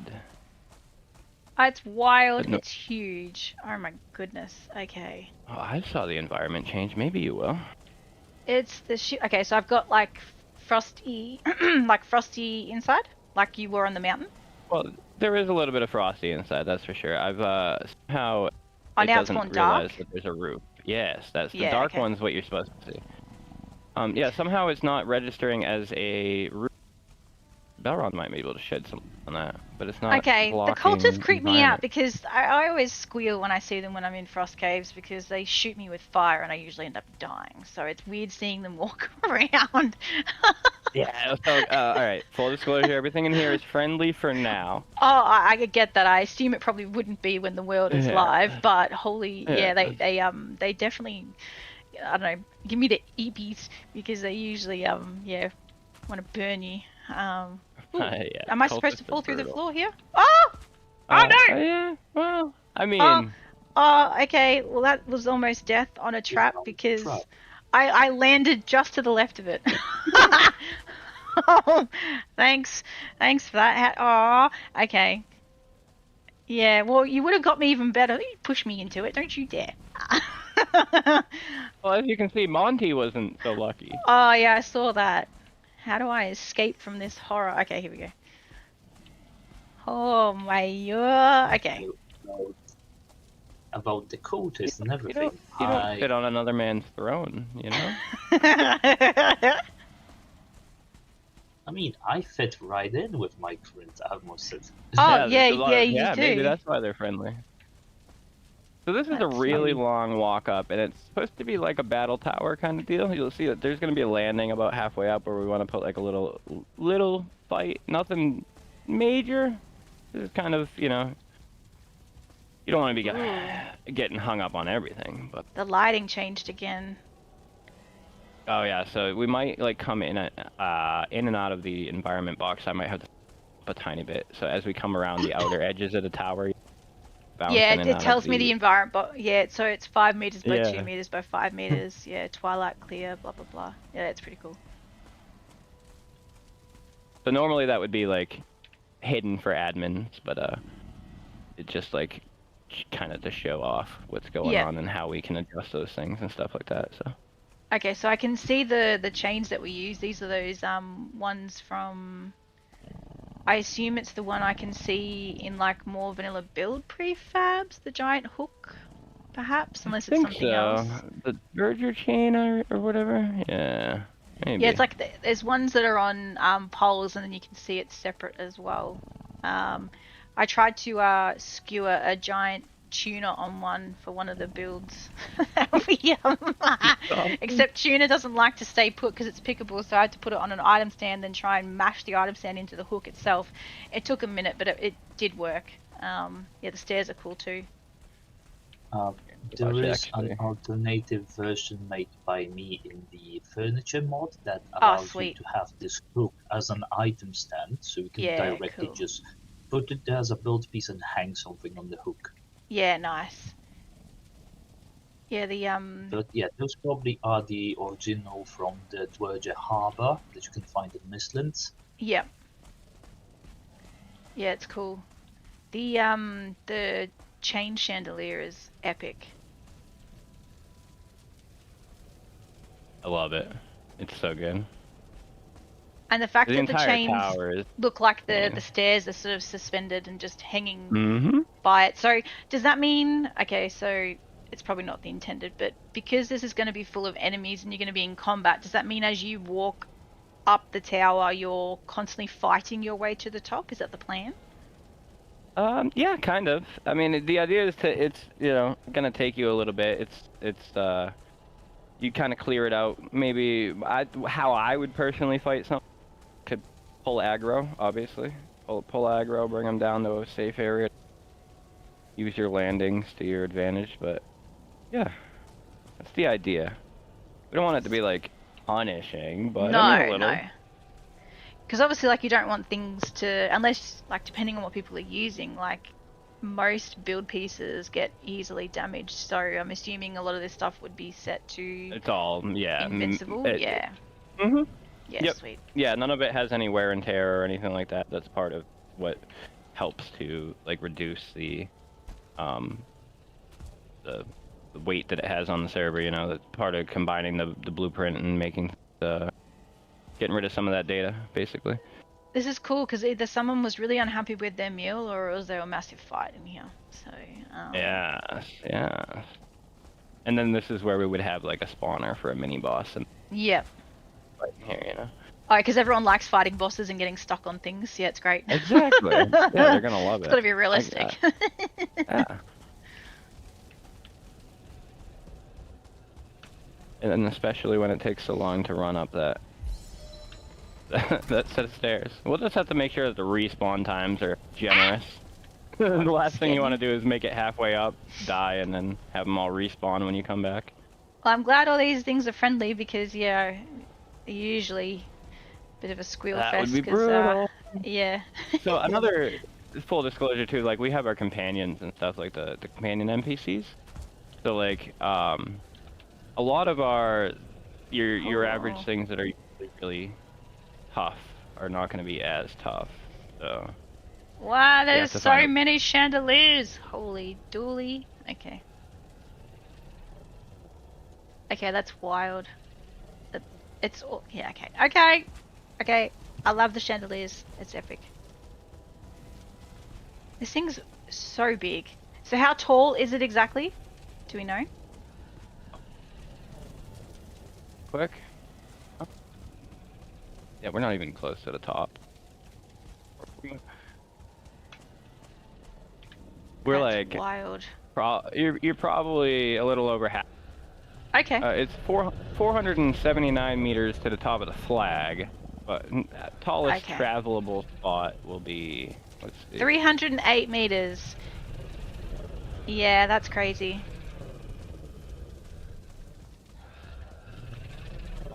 Tallest. You don't want to fall down.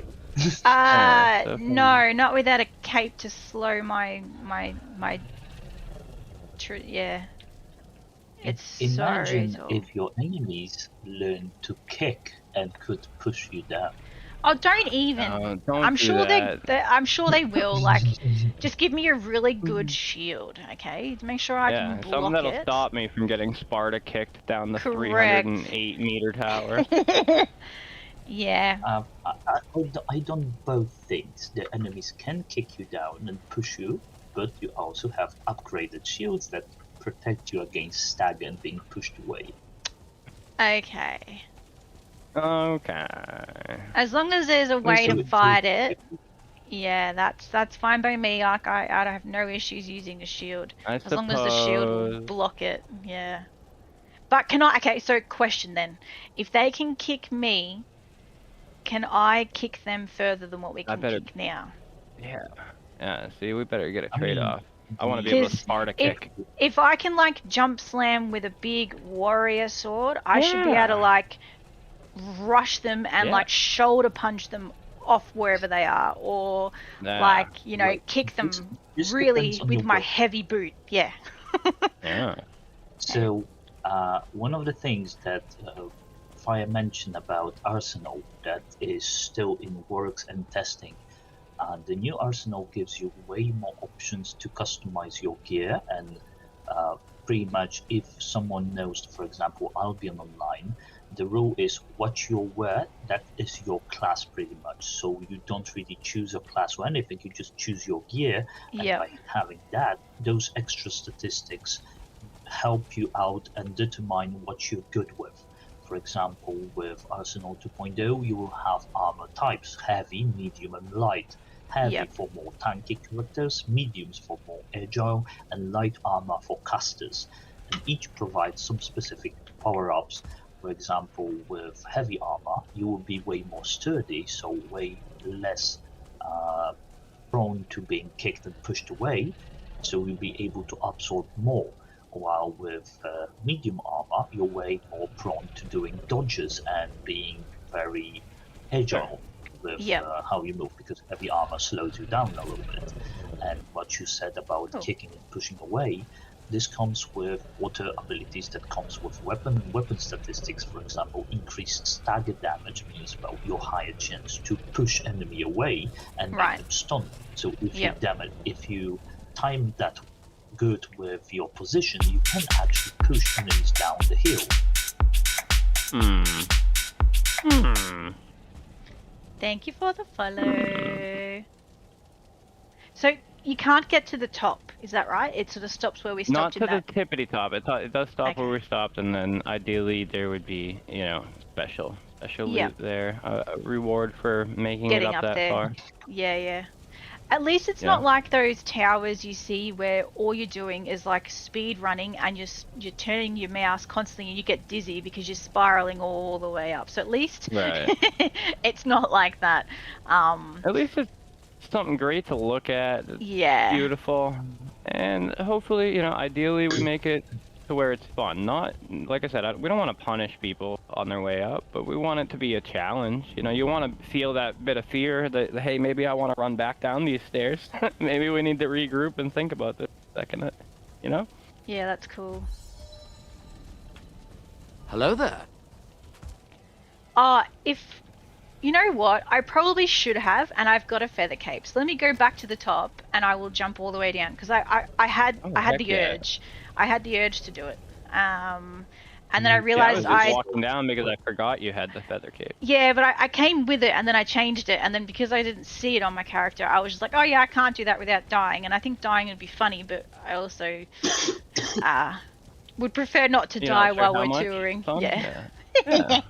So let me go all the way back up. Hang on. We've got some stairs to run, but hang on. We can do it. I mean, I already tested it by now, but I just use the fly mode and just go up to the highest possible reach in the middle of the chandelier and just drop down. Okay, hang on, we're not quite there yet. Well, I'm pretty sure you can get out on a balcony up there. You might actually be able to yeet yourself off of the edge all the way. Okay, alright. Fire, just a funny little observation. But this will not be able to be done by the player because he cannot reach the absolute top. But if I jump from the highest part of the chandelier on the top of the tower, and I don't hit anything along the way, then I will not stop on this floor. I will pass through the floor. Straight through the terrain?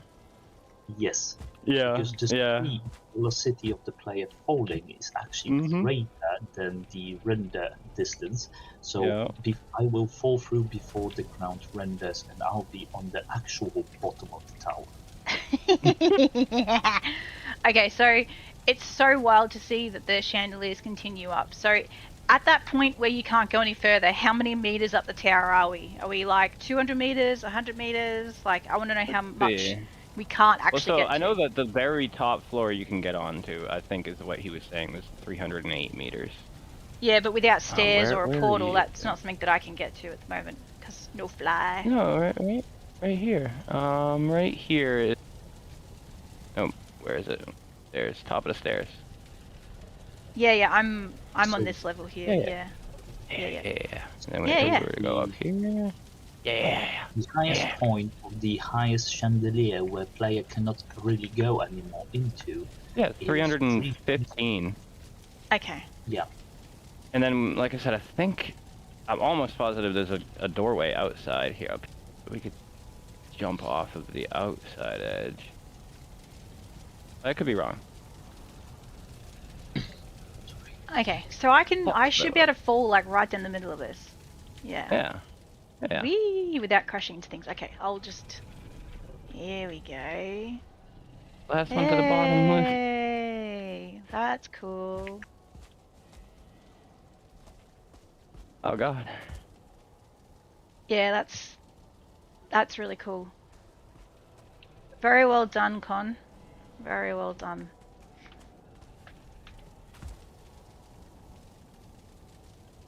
Yeah, very well done. Okay, now I get to run down all these stairs. Oh, this is the other one. Yes, it continues down here. Oh, but okay, so yeah, it does stop and start again. Okay. Whee! Yeah.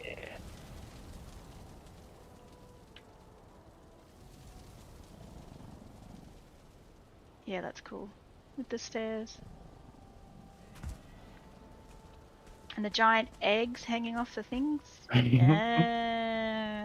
It's so good, right? It's super well done. And the door is wild. I know it's scaled, but it's so cool.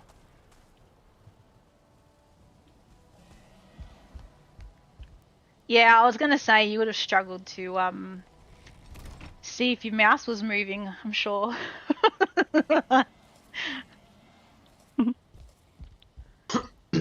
Yeah, that's super cool. Very, very cool. Okay, alright.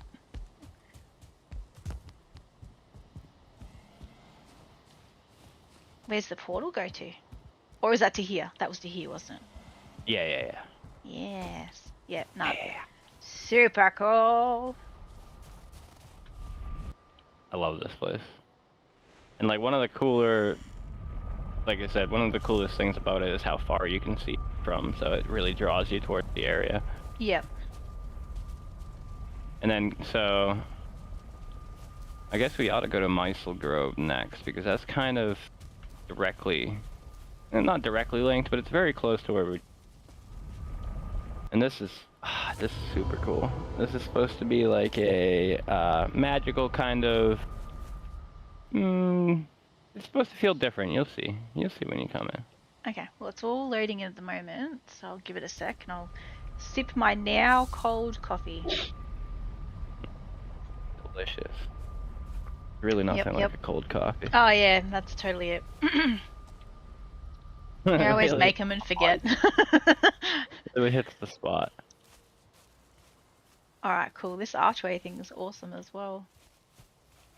Oh man, now you've got me thinking, actually, I might go make myself coffee. And, is Con still in chat? Can he guide you through here? I think you can follow the path. Yeah. Grotto or village? Grotto first? I would start with the grotto. So the idea is for the grotto, you'll see that there's an empty dungeon at the end of it. Kind of neat to see. Okay. I'm curious about this little hut thing here. The village is really cool too. Is it loading in still? Maybe. Oh, I don't know. Let me pull up your stream real quick. There's like one rogue mushroom here, and I wasn't sure if it had more, or whether it just hadn't loaded. Might not have loaded. On 10. Oh god. 10. Oh god, what am I doing? Not sure. It should have loaded by now, I would think, but now I've gone and minimized your stream like an idiot.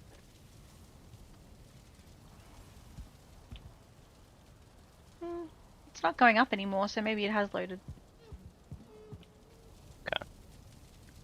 I know there's a lot of things. Oh, you've used the tiki hut things from the plains as like what, oversized? Are they trees or mushrooms? The circling roofs or whatever. They're supposed to be giant mushrooms. Yeah. Yeah. So this kind of ties into the theme of the island, how it had the giant mushroom stuff. Yep. That's like I said, they're gonna be like kind of connecting them, and there will be special trips on the island. And yeah, that's cool. But yeah, I'll be back in just a minute. Yeah, go for it. The village is really cool. I actually just explored it today. The grotto is also very amazing.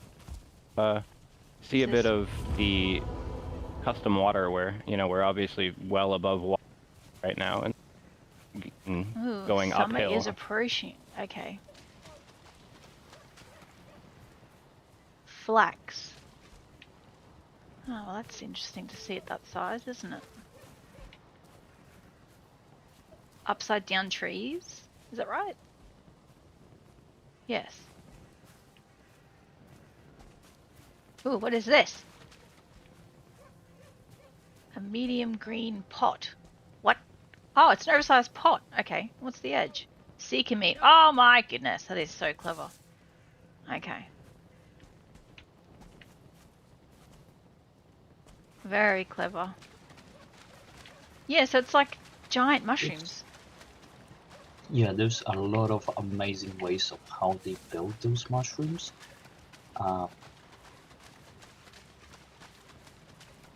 Like how they figure out like what are the best pieces to be used. Okay, so that's definitely a swamp tree. What? Why are we curing squirrel hamstrings? Poor little squirrels. Looks cool though.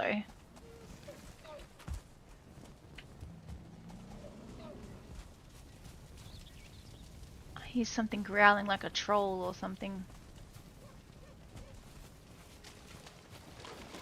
Oh no! Gotta swim.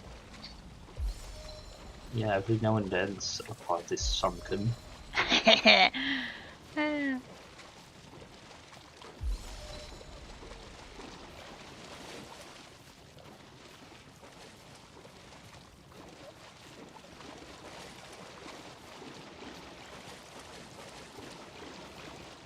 I have wet boots after this?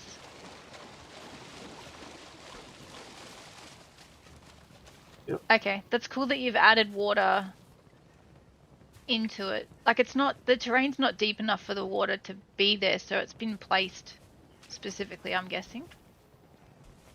Yes, there is a lot of terraforming that was done by Fire to enable some of more custom behaviors of terrain generation. Yep.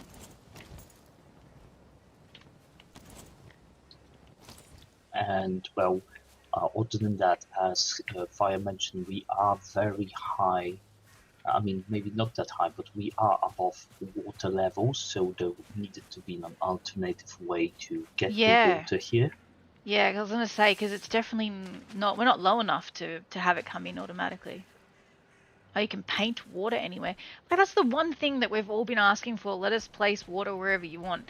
And I know Enshrouded tried to do it, and then people's bases got flooded, which was kind of funny to see. But it's cool that, you know, games are sort of getting into that, like having that technique and ability made available, because everyone wants to make ponds and pools and, you know, all that sort of stuff without having to tirelessly dig out or go right near the water to get it. And then obviously when you've got storms, it moves with it as well. So is the water placed affected by storms and rain and stuff, or is it just a static sort of water level? I mean, it can be done in a few ways. Right now, the way that Fire does it, he knows more about this part than I do, actually, because it's his implementation. Yeah. I personally work with usage of the tar pits with alternative textures and physics to use them as a pounds.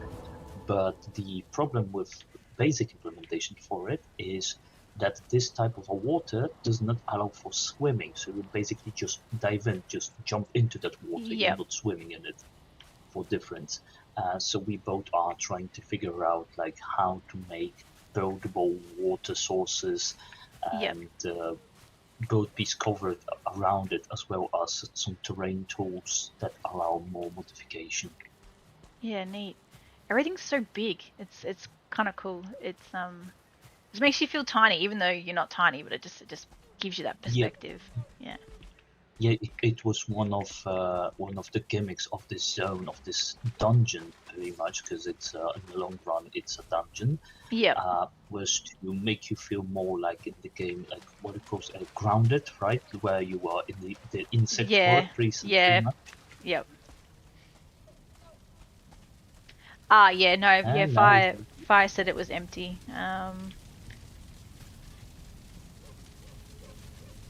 Yep, right now it's far away from being finished.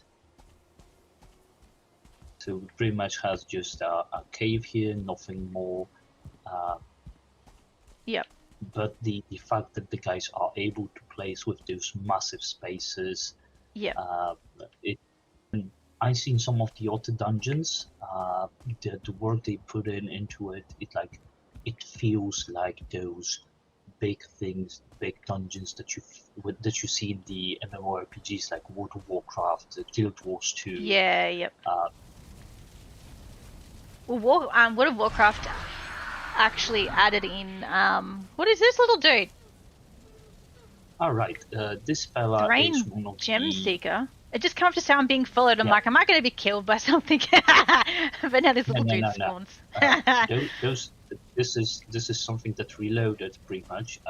This is one of the companions that Fire mentioned. You are able to hire NPCs to help you around.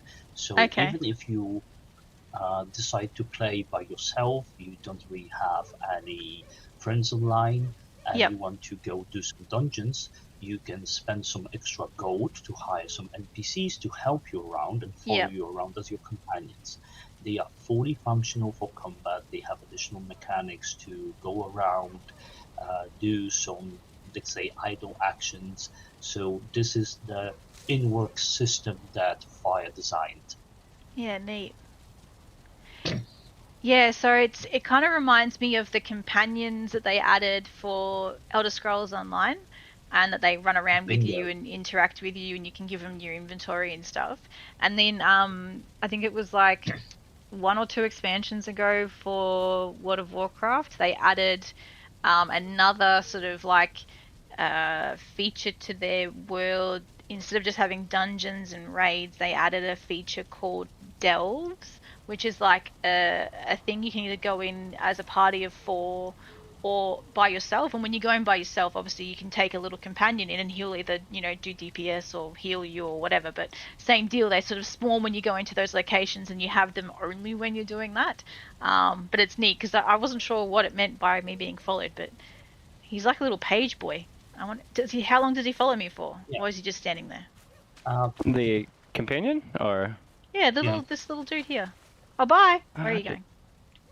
Is he gonna follow me? Let me come over and... He might just be like... Yeah, it might just be because I went into the dungeon. Yeah, so he might just follow me if I'm in there. Lol. Oh, no, so that is an actual companion. I just wonder... He just randomly turned up. Following you? I don't know. Yeah, he just decided he liked you? Hello! Theoretically, you're supposed to give them 100 gold, and you can... they become your friend. Yeah. Yeah, because it's... moving before fire, it says belongs to someone else. Yeah, it belongs to me probably. Okay. But, see, look. Before you were summoning some of the companions when we were testing them out. What? And I actually hired one of the companions, but he at some point... He didn't follow you? Yeah. Oh, so he just turned up now. He came back into the area and he so because we were teleporting around, I didn't really account for sometimes they just kind of decide to not follow you. Oh, he's holding a mug. Oh, you're not going to be very helpful, are you? There used to... I recently changed the UI for them, and I didn't realize it tonight that you can't dress them. Usually you would have an option to like interact with them and set their clothing and stuff like that, but I think... He reminds me of like... Olaf. Olaf is cool. It reminds me of like those trickster little what are they? It's not a fae, it's like a what are they?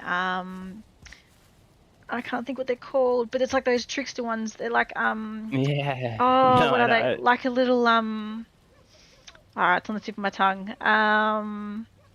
I can't. I'll say it as soon as I think of it, because I'll think about something else. You're not talking about like tieflings or halflings or anything like that, it's like a halfling, but it's more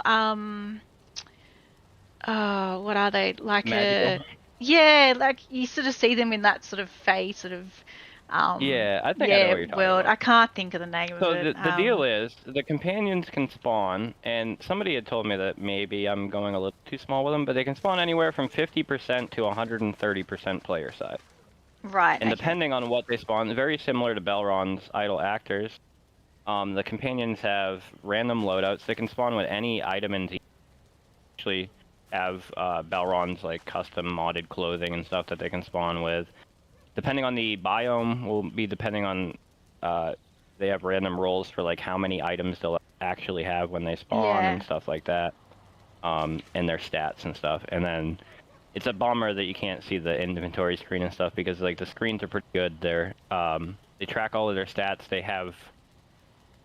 Oh boy, they have 9 different classes, and then at level 25 they can hybrid into... They can choose one of the other classes. So they end up with like 76 or something like that, different overall different classes that they can choose. Yeah. And they all have different skills. They have different passive. They have different... I made a whole new status effects and stuff like that. So like they do special moves and stuff. It's a lot of fun. Okay, I'm gonna hire Olaf because he's too funny to not take. Here we go. Hang on. 100%. Like I said, he may at some point give you 100 coins. Oh yeah, I've got 100 so coins. I lied to you. You actually have to put it in your hotbar. I lied to you on the hover text. Okay, alright. Gotta keep them guessing. Okay, cool. Come with me, undie pants. Let's go. Yeah. They are a lot of fun. They're so much funner when you can actually give them armor, and because so when you interact with them, you can give them whatever weapons. They actually use all of the proper buffs off of items, food, all of that. Is he coming? Like it's like a little player. It's so fun. Is he gone? Is he stuck up here? Should follow you.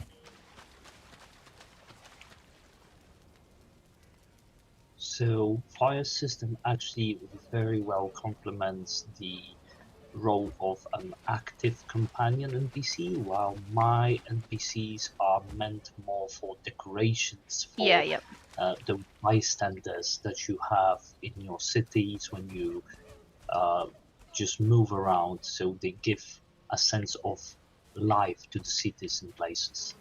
If you run towards the, so is he? You might well, have I don't to. know, If you he's shift E on him, he'll either go follow well, I or don't know where not. he. I don't know where he went. He's not there anymore. I see him. The Bridges to Cunning, is that the one? No. That's It was Olaf.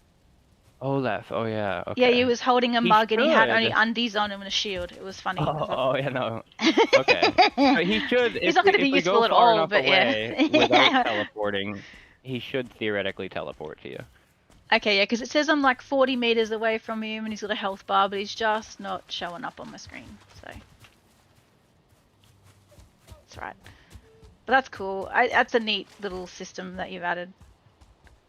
They're a lot of fun.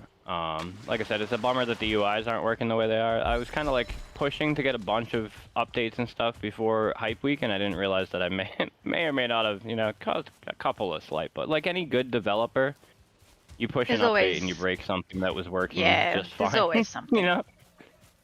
So, I love it though. It's been so fun. Valron teaching me how to get into modding was like the greatest thing that ever happened. Well, his little health bar thing disappeared now, so. Oh, damn it.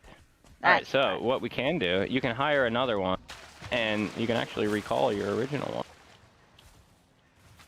Oh, okay. Well, yeah, shit. Sorry. Maybe we can't. Because I was just thinking, the UI is not going to pop up, so we can't. I thought he was wearing a balaclava for a second. Oh, look at that one! Ear the Gray, look at her! Oh, you might not see the same outfit that I see, though. No, it's loaded in now. It just came initially in with just the hood, and I was like, what? Okay, so how do I recall my little dude in his undies? So unfortunately, like I said, it's not working. The UI is not popping up, but yeah, normally there's a UI screen, you can click on it, it will show you all of your companions and like where they are on the map, and then you can recall them to you. Okay, that's fair enough. Yeah, some stuff still needs a little bit of tweaking here and there. Polishing here and there. Yes, but the grand work that was done into implementing a very intricate system of those companions, their behavior, statistics, health bar, ability to hire them, the way they behave passively when you leave them alone for a longer period of time. One of the fun things. They behave very naturally and have way deeper mechanics than what you usually see on those companion NPCs mods. Yep. I don't know if I have them handling portals, so we'll see. We'll see what happens when we all go through. They might all be hanging out here next time we do another walkthrough. That might have been what happened with Valron staying there, because I lost my little... He doesn't have his little health bar now anyways, that's alright.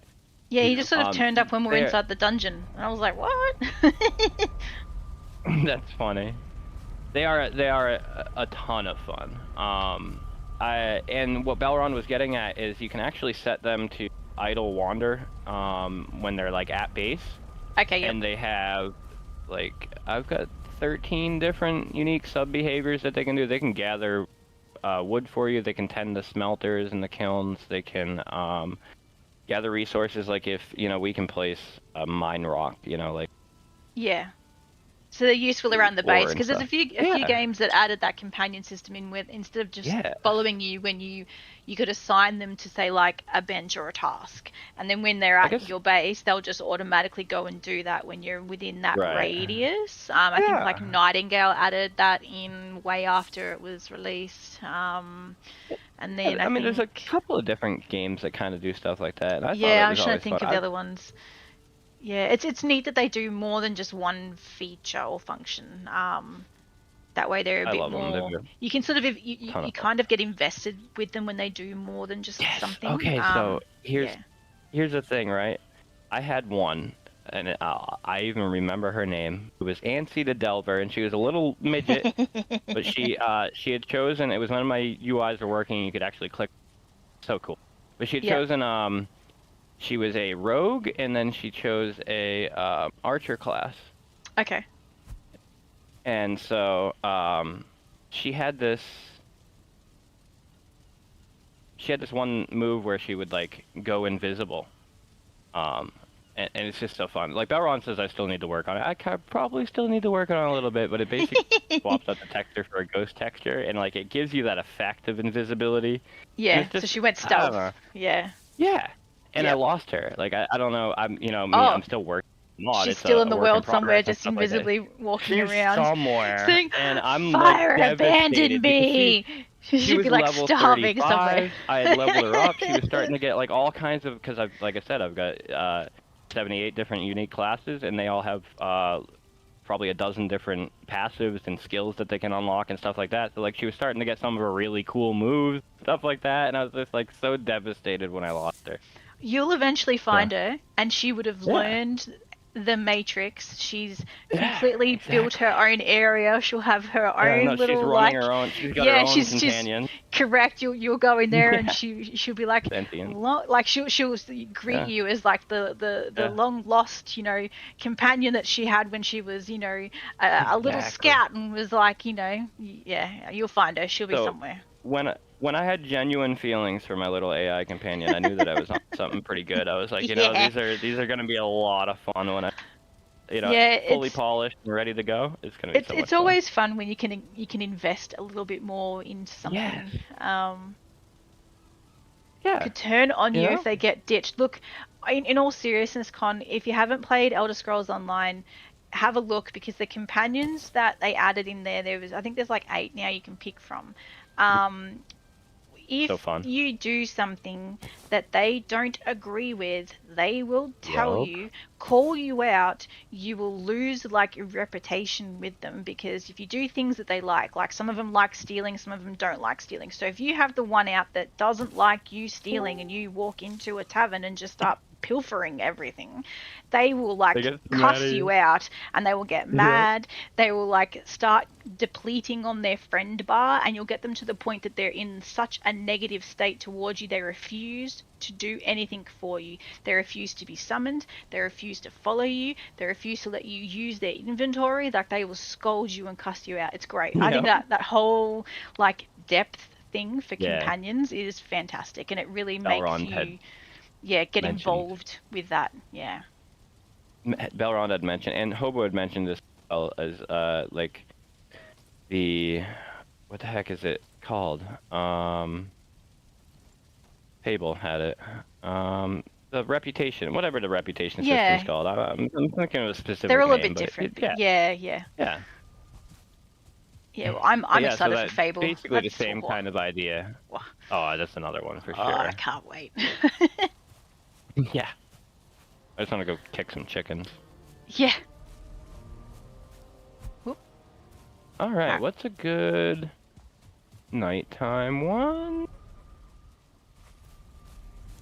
I guess Iron Frost is pretty sick at night. We can go to the Bastion. This one was hilarious. It was when Monty came through it yesterday. He's like, I'm not gonna run into any danger going through any of these, and as soon as he came through, he started getting shot at by I can see corpses and things broken everywhere. He's like, maybe I won't check this one out, and he ran back, and that's when we were like, we have armor and weapons for people at spawn. Yeah, I think it's all just loading in as well. Yeah, here we go. Yeah, so this is a dwarven fortress. Get out! Yeah, see, yeah.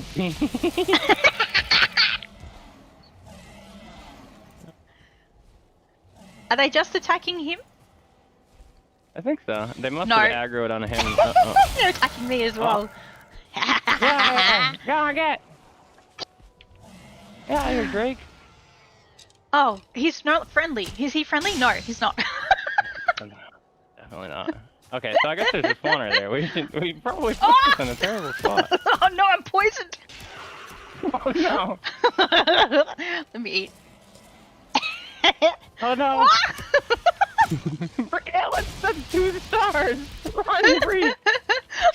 Oh god. Oh, they're everywhere. Okay, yeah, there's definitely a skeleton spawner there. Let's run this way.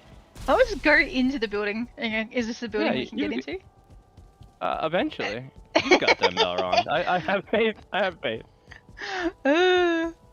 Hopefully I run faster than them. Okay. Yeah, I guess maybe up here we'll be a little safer. This is the Iron Frost Bastion. This is our dwarf.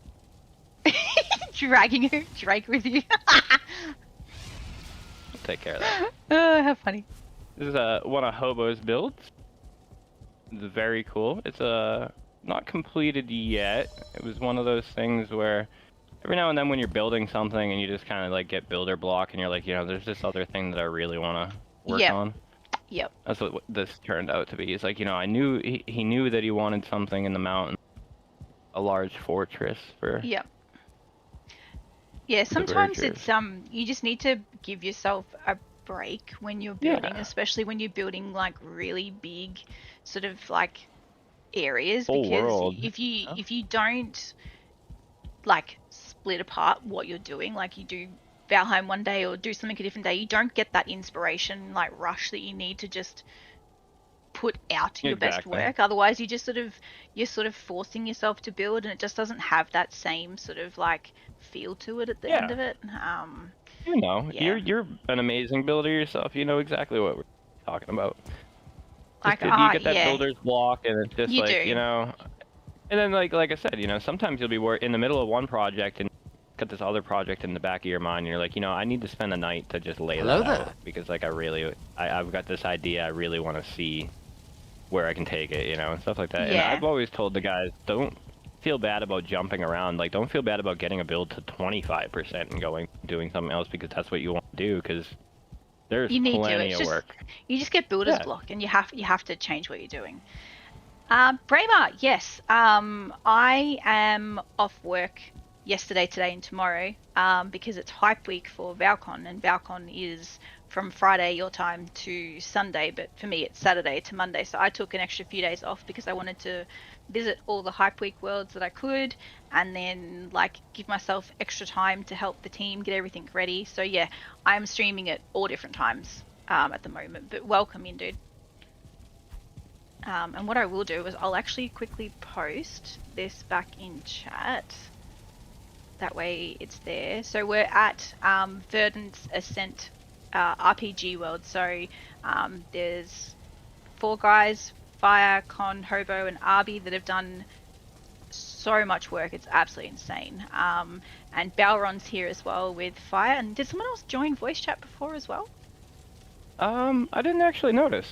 I might have been AFK or... Hobo was with us. Oh, okay. Oh, Hobo. Hobo was with us. He's on mute. Okay, point. Yeah, I thought I heard someone join. But yeah, so yeah, we're here. They're touring me around. It's been, 6-7 months since I've been on the server. So much has happened. Yeah, it's been a while. Then. Yeah.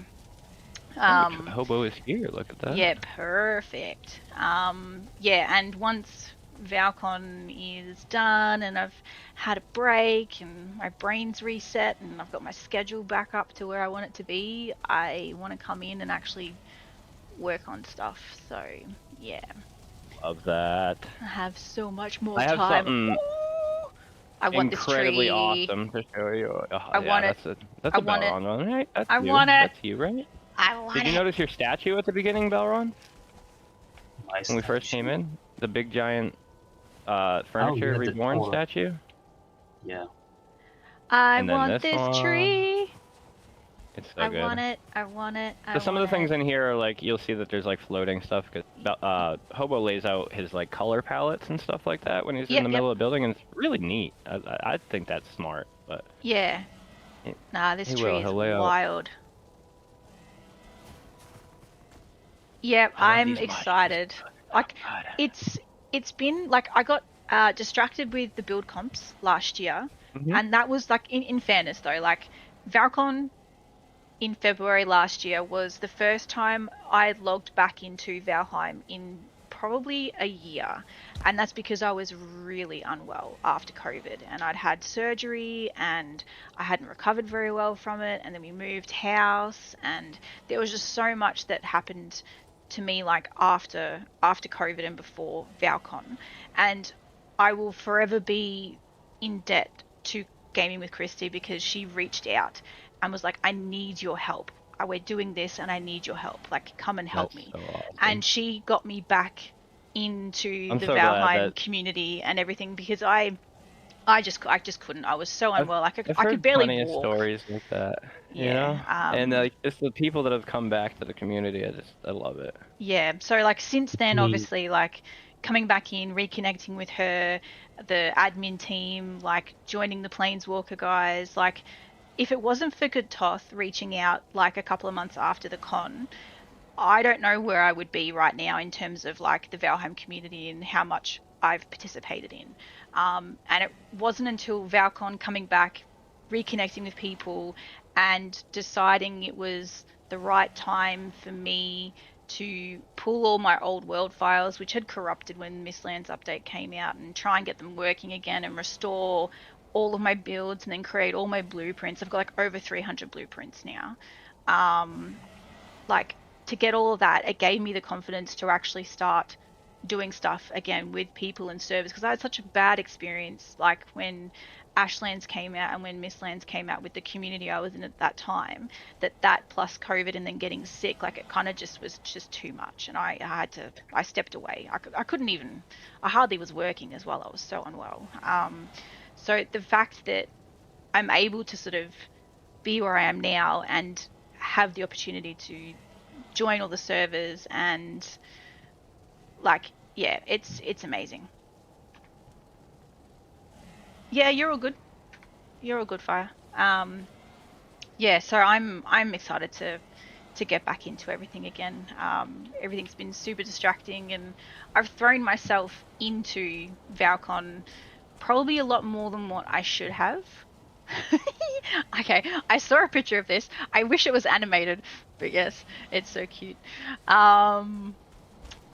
Yeah, I've probably nice to taken see on a you bit back too here. much, but next time, I've already said, like, I'm not going to do world building next time. I would rather just contribute builds to the event and do all the heavy lifting in the background with all the socials and the creative stuff and the videos and clips and bits and pieces. So yeah, yeah, the world building, as you guys know, it takes so much of your time, and if you don't have that time and energy, you get burnt out, and I was so burnt out.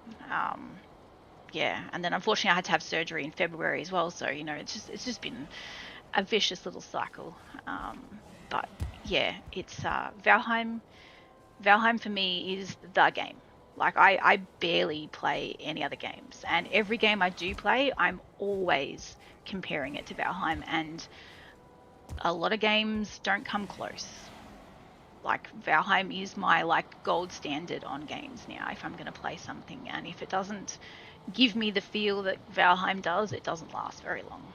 Or it's only played randomly with other people. Like Power World, as an example, is my Friday night stream. I do that because I'm obsessed with Pokemon, and it's kind of like what Pokemon should have become, and it's like a once a week thing. I can't play it every day, but I can play Valheim every day. Like it's just how it is. It's yeah, I love it. Could Yes, say there the are other same about games, Con. Sorry, Baron. No, so I'm happy that you found your strength to get back to Valheim and to be around. I know how it feels because at some point I went missing from Yeah. Valheim and alongside with all my mods.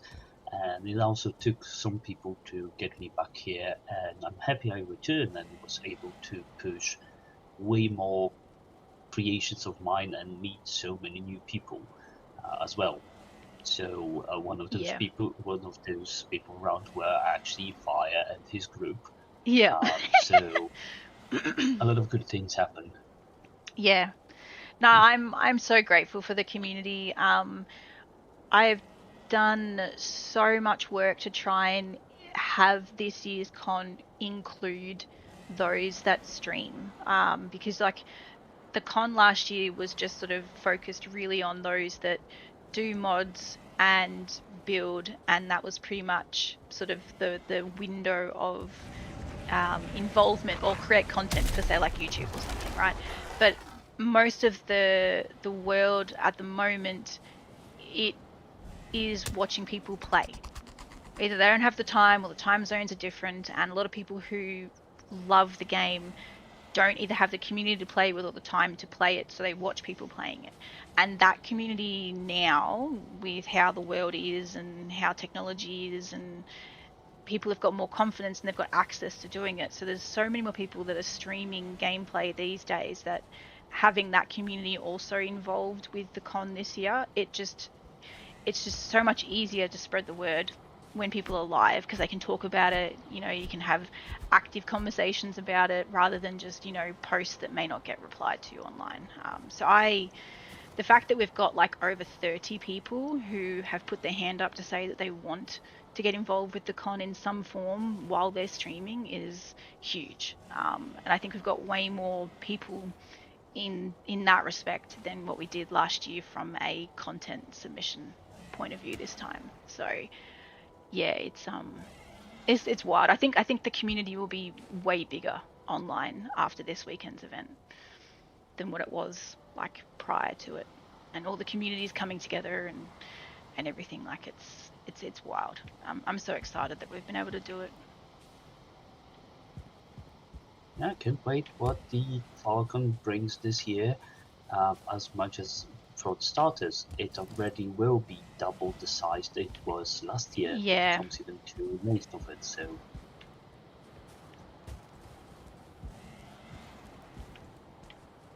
Housing. What's this housing sign? This sign's huge. Why can't we have really big signs? I want signs to not be a dark timber color. I want them to be like the fine wood color by default in the game. So signs are easier to read. Like, I don't know why they didn't give us it as a fine wood sign or an option for it. Roger that. Made notes. Will make. Yeah, because like sometimes you don't want to have to like do your custom color scripting, or you want it to stand out even more, because like dark blues and reds and purples, like although they sort of get eaten by that brown on the wood. So it'd be good to have like a fine wood sign, so like colors really do pop from them. We're just waiting for you to come in and finish this interior. That's what I was waiting for. Hang on, so is this dungeon the one that I'm looking at over here? Is that what you're talking about, Fire? Oh, yeah. When he comes back. Okay, yeah, okay. Yeah. Is this the dungeon in here? Is it? Is it finished or is it? We can try and find her. I actually don't know my way around this, so we can try. Frost cave. Ooh, am I inside a rock? I'm inside a rock. Okay. Ooh, this isn't eerie at all. Oh, it's got the creepy sounds of the frost caves. They always creep me out, because then you like get bitten by a puppy or burnt alive by a cultist. So I believe this is multiple EMV boxes stacked together. Yep. Wow, this is a ginormous sign. Follow the gap that leads into a massive cave system. Okay. That takes you outside, not that way. I'll figure it out one of these days. Oh, okay. Yeah, wild. Oh, yeah, I can see that it's not finished, but it's huge. And it's got the creepy, like, cracking sounds from the frost caves. This sign is massive. What does it say? Oh, I'm falling! No! Oh no, like I've got my feather cape on. Where am I going to land up? Oh no.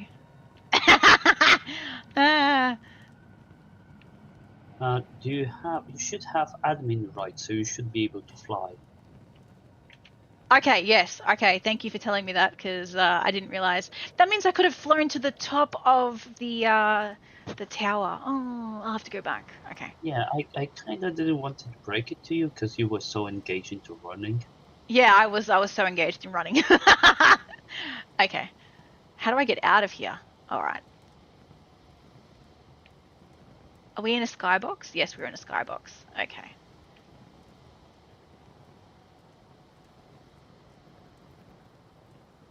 This is going to take a minute to get out.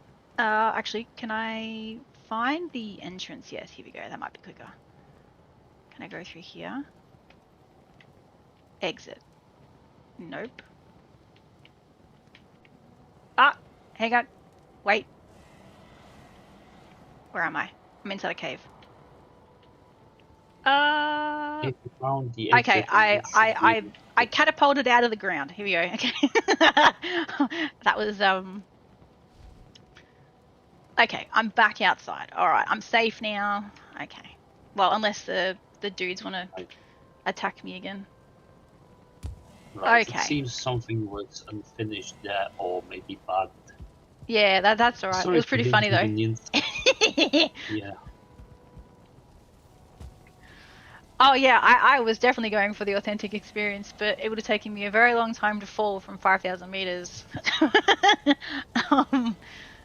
This is a pretty cool statue though outside here. Okay, I will be on in probably a different world at that time, Bramer, but yeah, catch me then. Yeah, the Thor the Mighty statue. Yeah. Hey! This is one of series of statues that I made. Yep.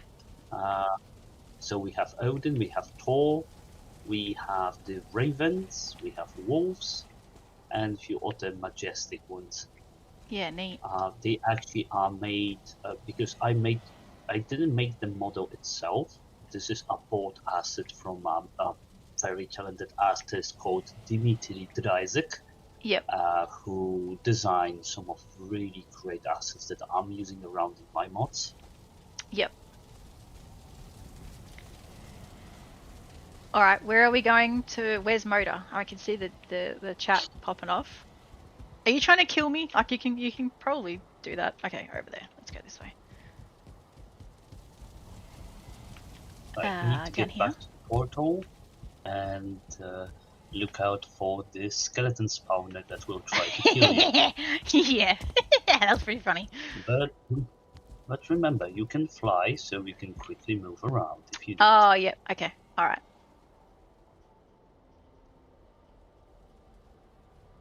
Okay. Ooh, it's a bit glitchy. Ooh, I went through the floor. Okay. Let's get out of fly. There we go. Okay.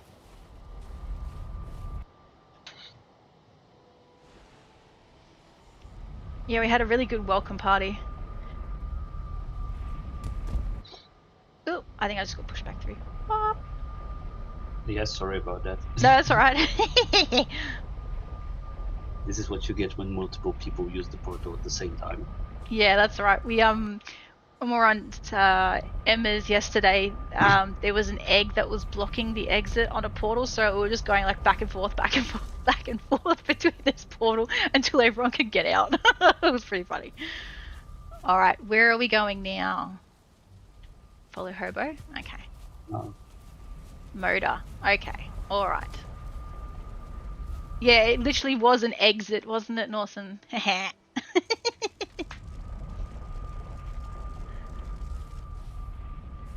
Okay, I'm gonna let things load. Ooh! Okay, I wondered because the portal was under the ground. Okay.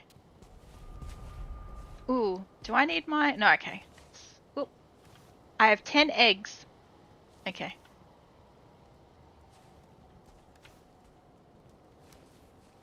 Or do I need the eggs? I need the eggs, right? Because I'm summoning Motor. Is that what we're doing? Noting, I only have... Oh, I don't know. I just had eggs thrown at me, so I'm assuming... Okay. I'll probably end up dying. Haha. But I can play with this giant sword. That might work. Don't worry about it. You are in your admin mode, so at worst you will stay with 1 health. Oh, will I? Okay, alright. Yeah, I just loaded the mod pack. I didn't check any of the settings, so... Oh, look at these skeletons! Oh yeah, okay, they're not creepy at all. Well... Do you reckon, and this is a question now, when Deep North comes out, that the water surrounding the area will freeze you if you enter it? Like, will it be cold enough, regardless of your gear, if you got wet, to just freeze you into a block? I think that would be cool. I mean, I implemented something like that with Amazing Nature right now. Maybe not to that extent, but I wanted to replicate a reverse effect to that we know of ashlands when you are in the water and you start boiling. Burning, yeah.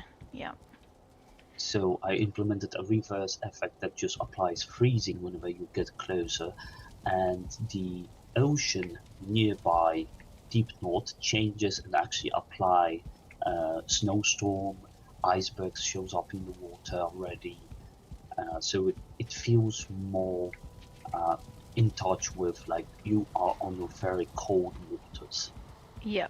Do you remember then, and this will be only for those that sort of remember at the very beginning of the game coming out, so like before Hearth and Home's update, and I think it may have changed around that time, when you went into the mountain, even if you had a cloak that protected you, if your character was wet, you used to freeze.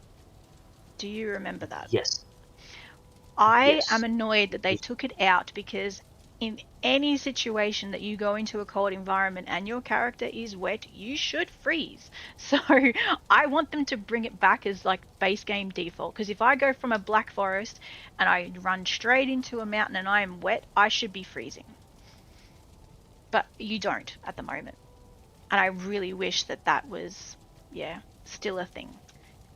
Because it just added that more difficult, like, you got to be mindful of your status before you go into an environment. And I want that back. This is exactly something me and Fire are working on and figuring out some gimmicks about it. Because, as Fire already said, we needed to disable temporary all the special effects that happen. But there is way more additional effects that are added. For example, the definition between being wet from the rain and being wet because of swimming. There is the additional cold effects of not wearing a clothes that is way worse in your conditions. There are additional effects for shivering, for different type of freezing, and different type of wounds you can get from being damaged with different physical attacks as well. But what you mentioned about like correlation between wet, freezing, cold, and all the stuff, we are adding more depth into showing or giving player additional status effects debuff depending on the current situation. So I've just snoozed the ads because I didn't want them to run just yet. You know what? You should set to motor environment.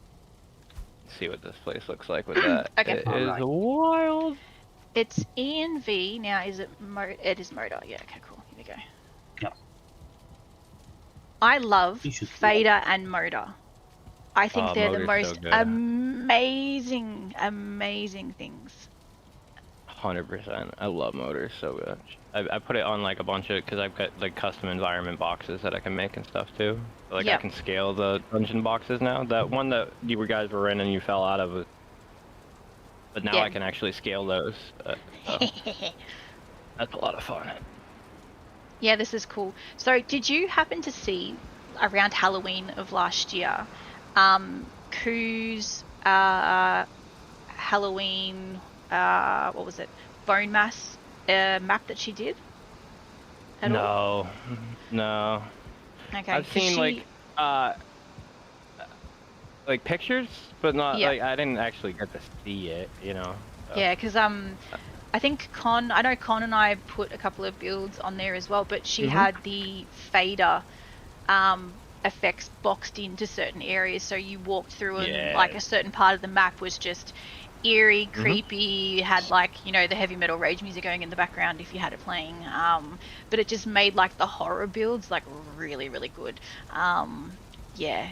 This is wild with the red sky, like, it's so good, right? And then like you kind of get like the effect of like almost like blinking off of the ice and stuff. It's so good. I'm now curious, hang on, ENV Mistlands, hang on, Mistlands, no, actually Ashlands, I want the Ashlands, Storm. Oh god, I'm traumatized already.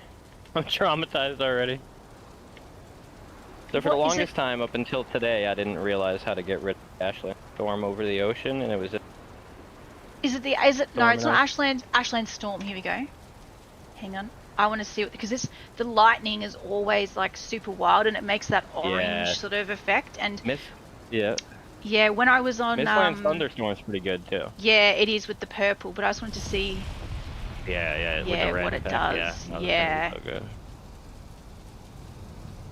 You can also try Ashland's Ash Rain. Ash Rain, yeah. Yeah, this goes actually too dark, I think, because it just makes it more black. Okay, so ENV. It depends on the day and night time right now. Ah, true. Yeah. Daytime looks amazing, actually. Where's the Mistlands? Is it Mistlands Thunder, isn't it? There we go. I wish they'd done the environment names similar to each other, so it was easier. Right, or made it more intuitive. You know? That's one cool thing with the environment boxes. Like you can sit there and it just cycle through them with an interaction. Yeah, that's cool. Definitely motor is like way better. Yeah. Motor and fader are my two favorite. Yep, let's go back to motor. Here we go. Yaglet. Oh no, I'm freezing. Okay, Yaglith and motor. Whoop. I'll change my cloak over. But I can prove I mean, there is a specific instance where the Queen environment and Yaglet. Oh, we're gonna see that 100%. I'm still freezing to death. Okay, it's because I'm wet. Because it rained, I would say. Oh yeah. You might need how that it should white. be. That one. I've got it on, but I'm still wet, so I think it's just the status debuff. Yeah. Yep. Yeah, you're getting punished. It's how it should be. When you get wet and you're in the snow, you should be freezing. Correct. You were the inspiration behind more survival. Yeah, that is a really, really, really cool looking wall. What's wild is there's only like 5,000 instances. Yeah, and that's crazy. You're looking at everything and it's all clearly placed, you know? So you're like, how is there only 5,000? Yeah, it's just everything's scaled, so you cover more because pieces are bigger. Exactly. Yeah. Arbby's so good at that because his world, his actual his world is all vanilla, or I mean he uses like render limits and stuff, but all of his builds are vanilla compatible, so he is always very. I mean, he makes 130,000 instance builds. His one port town is like 140. What's this down here? Looks like it's either not rendered or it's That is so it's just to keep people from going down or falling down right now. Like if you were to fall off, that's a stair set to get up, but it's just a giant floating core. Okay, cool. Yeah, wild. Okay, so am I spawning motor? Is that what I'm doing? I mean, we can. We don't have to. It was more or less to come out and see the thing, but if you want a fighter, I mean, I am down. I just gotta take Ghost off because she does get a little wonky if we don't actually aggro. Okay, so is Ghost on for me as well or not? It may be by default. I would just double check. By default, the Ghost should be. It's on false now. Yeah, okay. Okay, perfect. Alright, cool. And then I'm just gonna get myself a bow. I'm gonna play. Okay, so is this entire area indestructible? Okay, good. Okay, because I obviously want to do this like big warrior slam thing on the sword. Exactly. So yeah. Hell yeah. I probably missed though, but I want to see how far I can jump. You know, just a little crazy there. Okay. All right, I'm ready when you are. Can't use. Okay, here we go. Yeah. Okay. Oh, it might not let you spawn her, or no, you did. No, it did it. Wherever she is though. Okay. Good. Oh, she's gonna be right here. I'm now prepared. Oh, she's mad. She's mad. Come down. Get over here. Oh, yeah, that's right. That's right, Motor. My skill's improving with bows. You don't even know. How do I dodge? Oh, that's right. Dodge roll's different in this game. Usually I'm so used to pressing like Alt or Control for it. Here we go. Oh yeah, no, dodge roll is definitely something. When you stop playing Valheim for a second, it gets really confusing. Yeah. Aha.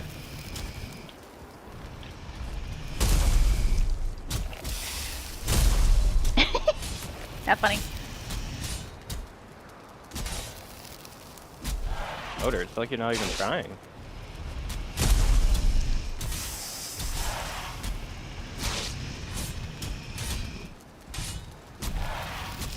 Hey, she bit me. How rude. Oh, big hit. Rude. So one of the things that we had talked about was making the pillars, like these piled up pillars around the area. Oh, like break and stuff? Yeah, it would be...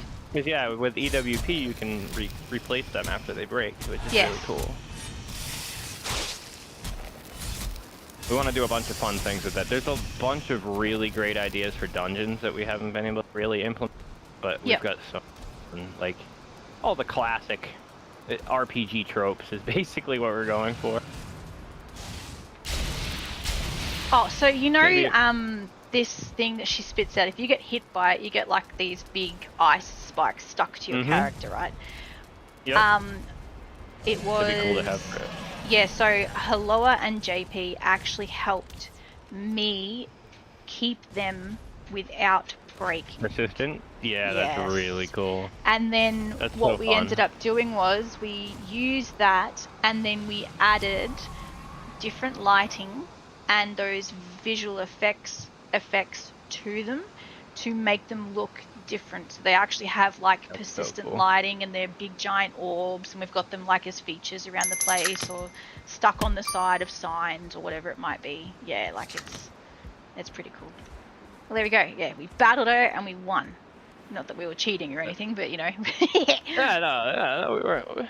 God mode? What? No. What? No. Yeah.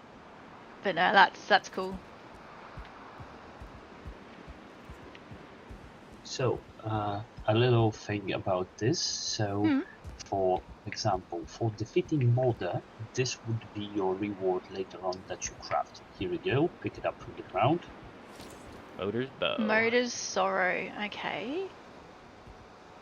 Ooh, it's pretty. So this is same type as the two-handed sword that you had before. Yep. Another special boss weapon. Oh, it does lightning and frost and spirit pierce damage. Yeah, neat. Okay.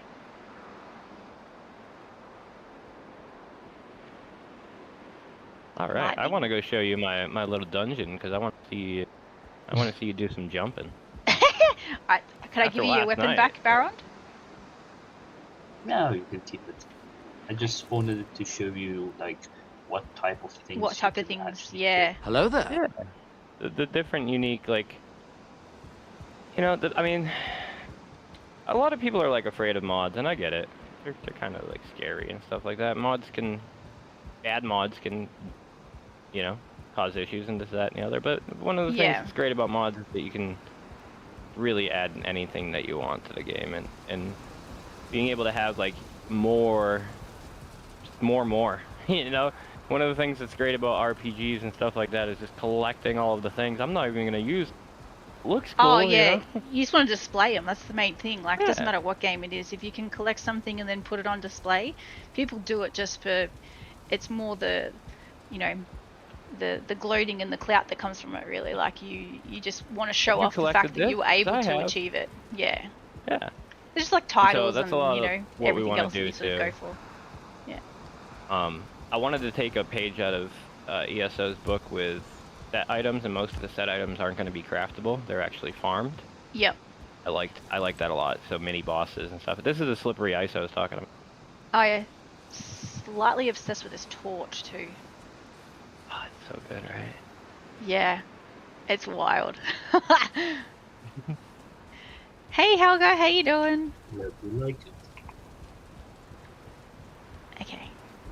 I've seen this giant statue. It's in one of the mods. I believe this is Odin's Kingdom. I think it's Odin's Kingdom. Yeah, it's one of the two. I remember using it actually on a mountain build that I did, God, years ago now, and it's still sitting there because I retrieved the world file. And it was sitting right on the ledge underneath this. It was in the skybox. I sort of did it just above where the skybox ends and the mountain points out of the top of it.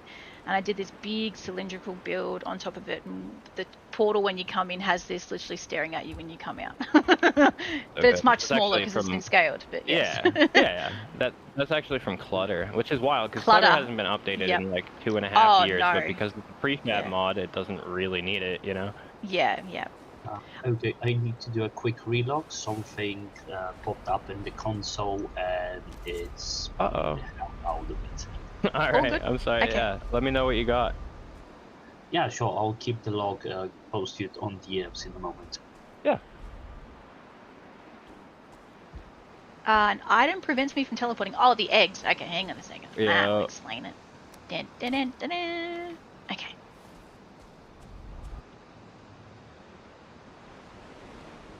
Great time, Bree. It's nice to be able to take my time and show somebody around, you know? Some of them, like JP's stream, I felt like we were kind of rushing through it. This one, it's been great to just be able to chat and catch up. Like you said, it's been so long. Yeah, no, it's been ages. And so much has happened since I was on here as well. So, I've still got the motor effect on. Hang on. Yeah. Let me clear it. What? Everything's got like twinkles and sparkles floating, which is great, but it's not how it looks. Awesome. Yeah. All right. Yeah, I want to just we'll take a swing back towards the bastion, I guess, and I'll show you that dungeon real quick because I love that. Yeah. It's got a lot of Belron's like assets and stuff. This is nature assets. Insane. Are we gonna get attacked again by all the skeletons? Probably. We might, but we can just fly away. We'll go directly to the entrance we need to go to. Okay. It's conveniently marked by like one of Belron's red maples because I forgot to disable falling on it and it fell out of the dungeon. Yeah, okay. Yeah, I can so hear it's them. down here. Entering Loki's drought. That one? Yeah, that's the one. Okay, this is the entrance here, yeah? Okay. Frost caves. Let me get my torch. Wait, here we go. Yes. Yes, queen. It's so cool. Just the puffy smoke colors. Yeah, I love it. Obviously, everything down here is a work in progress. Watch out you don't fall out of the ENV box there. Some of the rocks that I had, I think, might have. So I'm just walking straight through this bit here, or no? Yeah, and you just drop down right here. So like, walk through that a little bit, and then we go this way. Usually there would be a rock that funnels you. It's still being set up, so that's totally understandable. Wow, that crystal formation is huge. Yeah, this is Loki's drought. More of these cool little statues and stuff like that, like a little prayer area. And then this has, like I said, the scripts are all. Oh no, actually, never mind. So if you walk towards the edge of that, it'll just. It kicks you off. Yeah. Okay. Yeah. Oh god, okay, I landed in water. Okay, as long as I wasn't gonna fall through and just keep falling, that would have been a little wild. I'm wondering if this bar is still labeled, because the bar has a pretty funny name, but I don't know. That tree is wild, and I want it. Like, I want it. So many fun assets to play with. This is just, a fun thing. I wanted to make it really magical and interesting. This is going to be like a little tavern down here where you can get, so with the NPCs you can get buffs. You can purchase like buff drinks and stuff like that. So that was the idea with this one. Something fun to explore and get your buffs on. And so the way out is a bunch more of the auto jump ledge things, which that one was a bad jump. Whoop. Okay. Yep. All right. Ooh, so I guess these all determine. Smacked my face into the wall. Yeah. So the cool thing about the auto jump, that's one of the field edits. They're vanilla field edits, but like, depending on the angle that you hit them at and the velocity and stuff like that, can change the way that it actually launches you. So all of these in classic. I love it. I love the assets.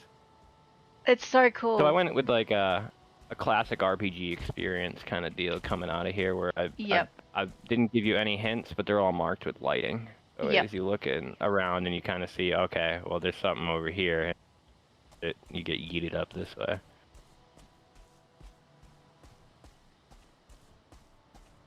Yep, okay. So it's just about exploring, like looking around and exploring, yeah. Yeah. Yeah, the underside of those mushrooms, that's really cool. So good. Oh god. Oh god. Like it's crazy looking. You guys have done so much work. Oh, I didn't make that one. Oh! Oh yeah, maybe you might want to put your feather cape back on, I guess. Might help. Yeah. Yep, I will do that. Okay, here we go. Yeah, this one's tricky because you gotta avoid that one rock. Aha! There we go. I ran at it and then it launched me a bit further. Yeah, sweet. And so I went with like the sun and the moon kind of. I went with the giant ether. No, I gauged that. That's pretty cool too.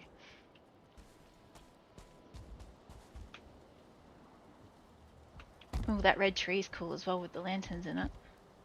I just love all the different colors. Like, as I was saying, like I'm a sucker for a mission. You know. You get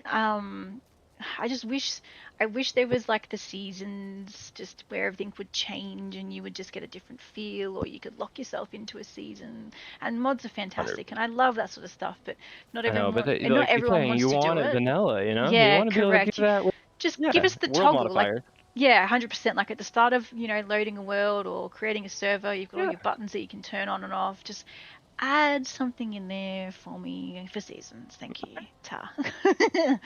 Yeah. Yep. No map in winter. Whoa! How cool would that be? What's up here? Glowies. I'm back. Hello! Ice berries. Elder tree. Well, that one's cracked in the middle. That's cool. Like the deep north version of the Ashlands tree, right? Yeah. Yep, made few of it. Cool. The elder tree, the iced tree. You got the iceberry, snow leaves, jotun fingers. This one's probably one of the trickier jumps. I was gonna say, like, where's... Is it here? So it's right here. It's a little tiny... Oh, yeah. Oh, okay, I hit a wall. And it's a huge, like, really tall jump, so... But that one's probably one of the better... If you run at it, it's probably one of the better landings. It's nice and smooth. Because I obviously had to come through here. Yeah. Oh, no. I obviously had to come through here without God mode on and make sure that they were all possible, you know? And then with the territories, I can make it so that you don't I made die. it that time. Yeah, I hit my head on the rock underneath it the first time. So. Which, if you want to catapult people and kill them, that's also a great way to do it. Yeah. Well, so I did realize that this could be a very infuriating experience. So the territory initially was set with God mode on, so like you're not gonna die while you're in a particular spot. It doesn't like come out and tell you that, but no. You might figure it out. You'll work it out when you don't die, though. Yeah. Yeah, you're like, what? This is cool. And there's another rage baiting section up here that I'll actually have to grab a rock and put it in place because another one of them's missing. Oh god, what did I do? Just before I did custom terrain, everything had to be done with tricks with like rocks and stuffing the bushes into the rocks and stuff like that. Yep. And then that was kind of my inspiration on figuring out how to do the custom terrain. Was I wanted to be able to have dungeons with cool stuff in it. Like I wanted proper planted dungeons. Oh no! There we go, falling all the way down. Okay,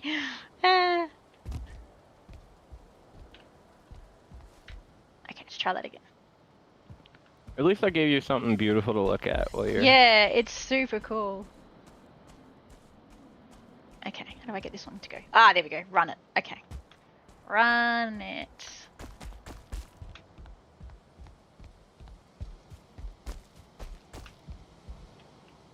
Yeah, everything's really cool.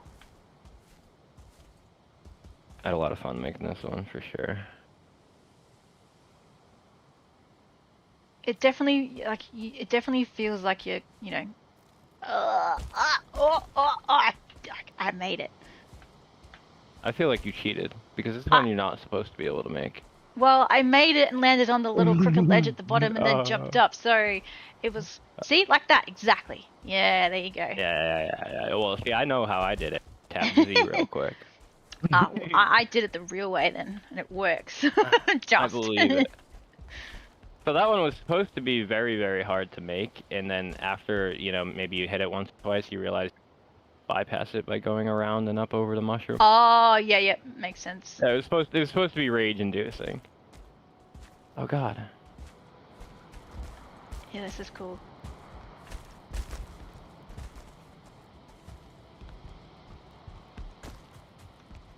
Oh god, no! I was pushed.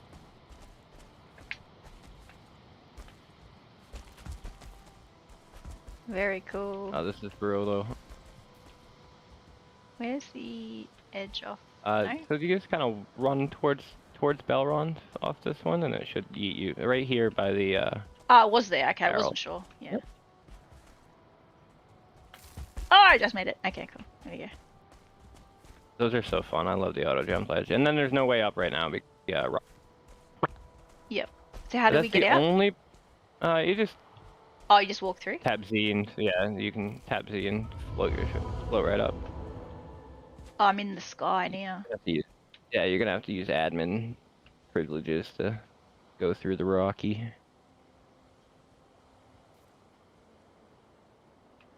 Oh, how high am I going up out here?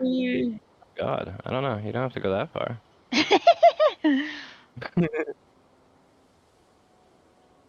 Well, we can basically go back to the ground from here. Am I marked on the map? So this thing does go forever, but that was the only section that's actually. Yeah. There are like 9 entrances, I think, to this, and all of them with their own environment box and stuff. So. Yeah, I don't think that was the right way out either. Okay. Let's see. Well, you might be able to just. No. I'm just teleporting. There we go. I wasn't sure what the keybind was. Yeah. I've got it set so it's like right click, but it's middle mouse button. Yeah. There we go. Yep. Okay, I'm outside now. Oh, I'm above the entrance. Okay, there we go. Yeah. I made it. The totally legit way. Yeah, totally legit. Everything correct. Yeah. It's really cool. The red trees in the snow. I love it so much. Love all of the nature aspects, and like on top of that with the custom map and like obviously the biome generation, the land generation. Very different. Yeah. Nah, it looks really cool. Belrond, it must almost be daylight for you, right? You want a ticket for you? Gotta crash out? It's 3:30 here. I'm sorry. I'm so sorry. Yeah, so if that's the case, I don't think we have a teleporter set up to it because it wasn't the intention to like let everybody see it. But you could just teleport to me, and then I'll let Belrond take point on showing it off. So we're going into the crater. Yes, the crater. Okay. Well, when your character is positioned actually and there, not moving, across. There's always the delay, even though I know you're already there, but you're not really there yet. So you see the 2 bright red circles, like straight up? Okay, well you've stopped now, so that works. Oh, perfect. Okay. Ooh! Red thicket is where I landed. Yes. Ooh, this is pretty. This is one of Belrond's custom environments. Or custom biomes. And up until now, I haven't showed it off to anybody. It's Belrond's, and it was kind of something that he gave me as like a test thing, and I put it here as a placeholder to make sure that I could do custom, but I haven't showed it off. This is the sort of flowers I was talking about. Like, we need flowers in the meadow. That's why when you said that, I was like, we got something for you later. Awesome. So there's 2 main environments. You're gonna get this, and you're gonna get like what's the other one, Belrond? I'll let you talk. You can explain it. Okay, so the environment you should be using right now, or seeing right now, is the Queen environment. If it's you clear don't at the see moment. it, you might... Okay, so change it to Queen. Queen, okay. So we get or just negative. Do what is it? Reset and. Yeah, I've done. Yeah. I've just done. Oh, is it reset? Okay, so it's just a static default thing here. Okay, yep. Yep. Okay. Because currently we should be seeing Queen. I think there's Queen and Yagluth, right? And Yagluth good too. Yeah, the main two environments here are Queen and Yagluth. Okay. So we'll be changing later on to Yagluth in V just to show the difference in behavior. Yeah. So a little story about this biome. This is a custom-made biome by me, the Red Ticket. The idea was to create a magical corrupted forest. Yep. That feels a little bit unnatural, yet magical. The assets right now just come from mostly Amazing Mage and Vanilla. There is no custom location made. This is just purely what I wrote as a config using just my and Vanilla assets.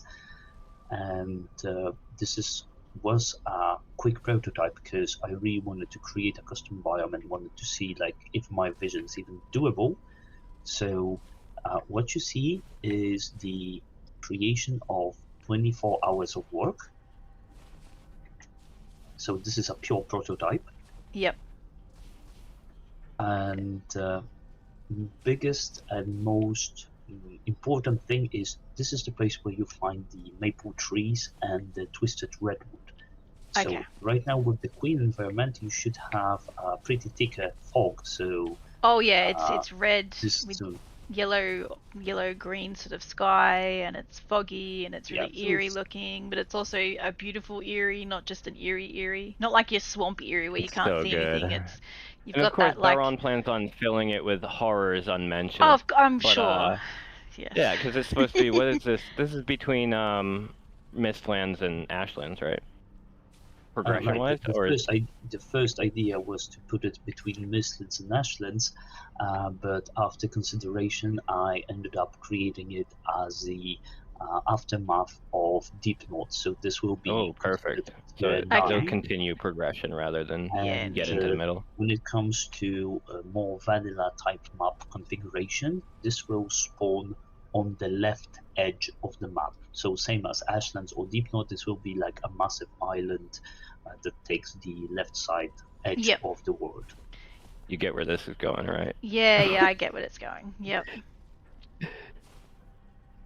So that's pretty cool. This is where you find the source of horrors of crystals, blood, elves who fight to get this land clean and livable again. Because I had once a vision about, before we go to Ashlands, I had a vision of more demonic zone. So as we get now Ashlands with undead, I decided to move this whole project that I had with the demons to more magical land. And as you mentioned World of Warcraft a few times, you may be familiar with the term Emerald Nightmare. Yes, I am. We were in there for quite a while. big WoW nerd right there. Yeah, you two could definitely nerd out over that. I get so many inspirations from that game though. Like I don't play it as much as what I used to, but there's so many things in there you see and you go, okay, I can build that, or okay, I can replicate that. Did you not tell me that you met your husband on WoW? Yeah, I did. Yeah, it'll be 11 years in June. That's a true gamer right there, people. Yeah. Love it. So this zone was inspired partly by Emerald Nightmare, and it will be a nightmare when I'm done with it. Yeah, I've seen some of the creatures. I don't like it. There's some of them that like remind me of Forest, and I really don't like that. Not a fan of that. Yeah. So nightmares. And then what was the? Did you actually have a plan for the other? The plan is to put one on the left, one on the right. Right. But yes, there is the secondary project that doesn't even have a prototype yet. It's just written on the few notes that they have. This is so new that it's only thought of. Yeah. It's basically because I didn't really have more time. It's like I wanted to test if I'm able to. Yeah. So I spent those 24 hours making this, and I was like, okay, you run out of time. The prototype is done. You know you can do it. Move on with the. Yeah, we'll come back to this later, right? Yeah. I do that a lot. I'll prototype something. I'm like, I'm a big fan of 80% is 100%. This might be a great spot to actually see the difference now with using Yaglot environment. So let's shift. It's so good, and I love this place in the Yaglot environment. So Yaglu, I can see why you like the Queen, but I love Yag. What's the name for it? Goblin King. Goblin, yeah, because it's not Yagluth in the menu, is it? No. No, of course they had to make everything as hard as possible, you know?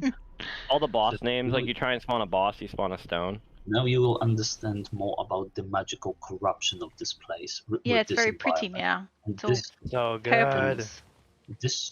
This is more what I consider to be, I want it to be more default environment for the zone. Yeah, this is cool.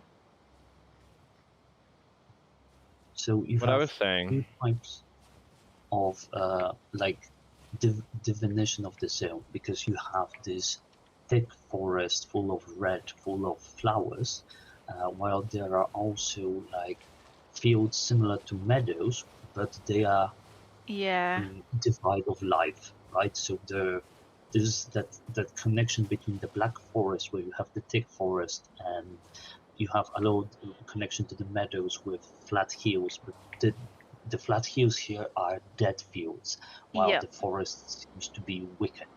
While you have this, well, you find it magical, nice, but you also have the feeling that something is off about this place.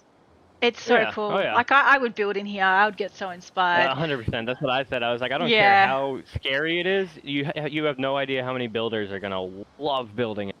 Yeah, like looking at just the orbs flying around. Okay, so yes, that's just yes. Exactly.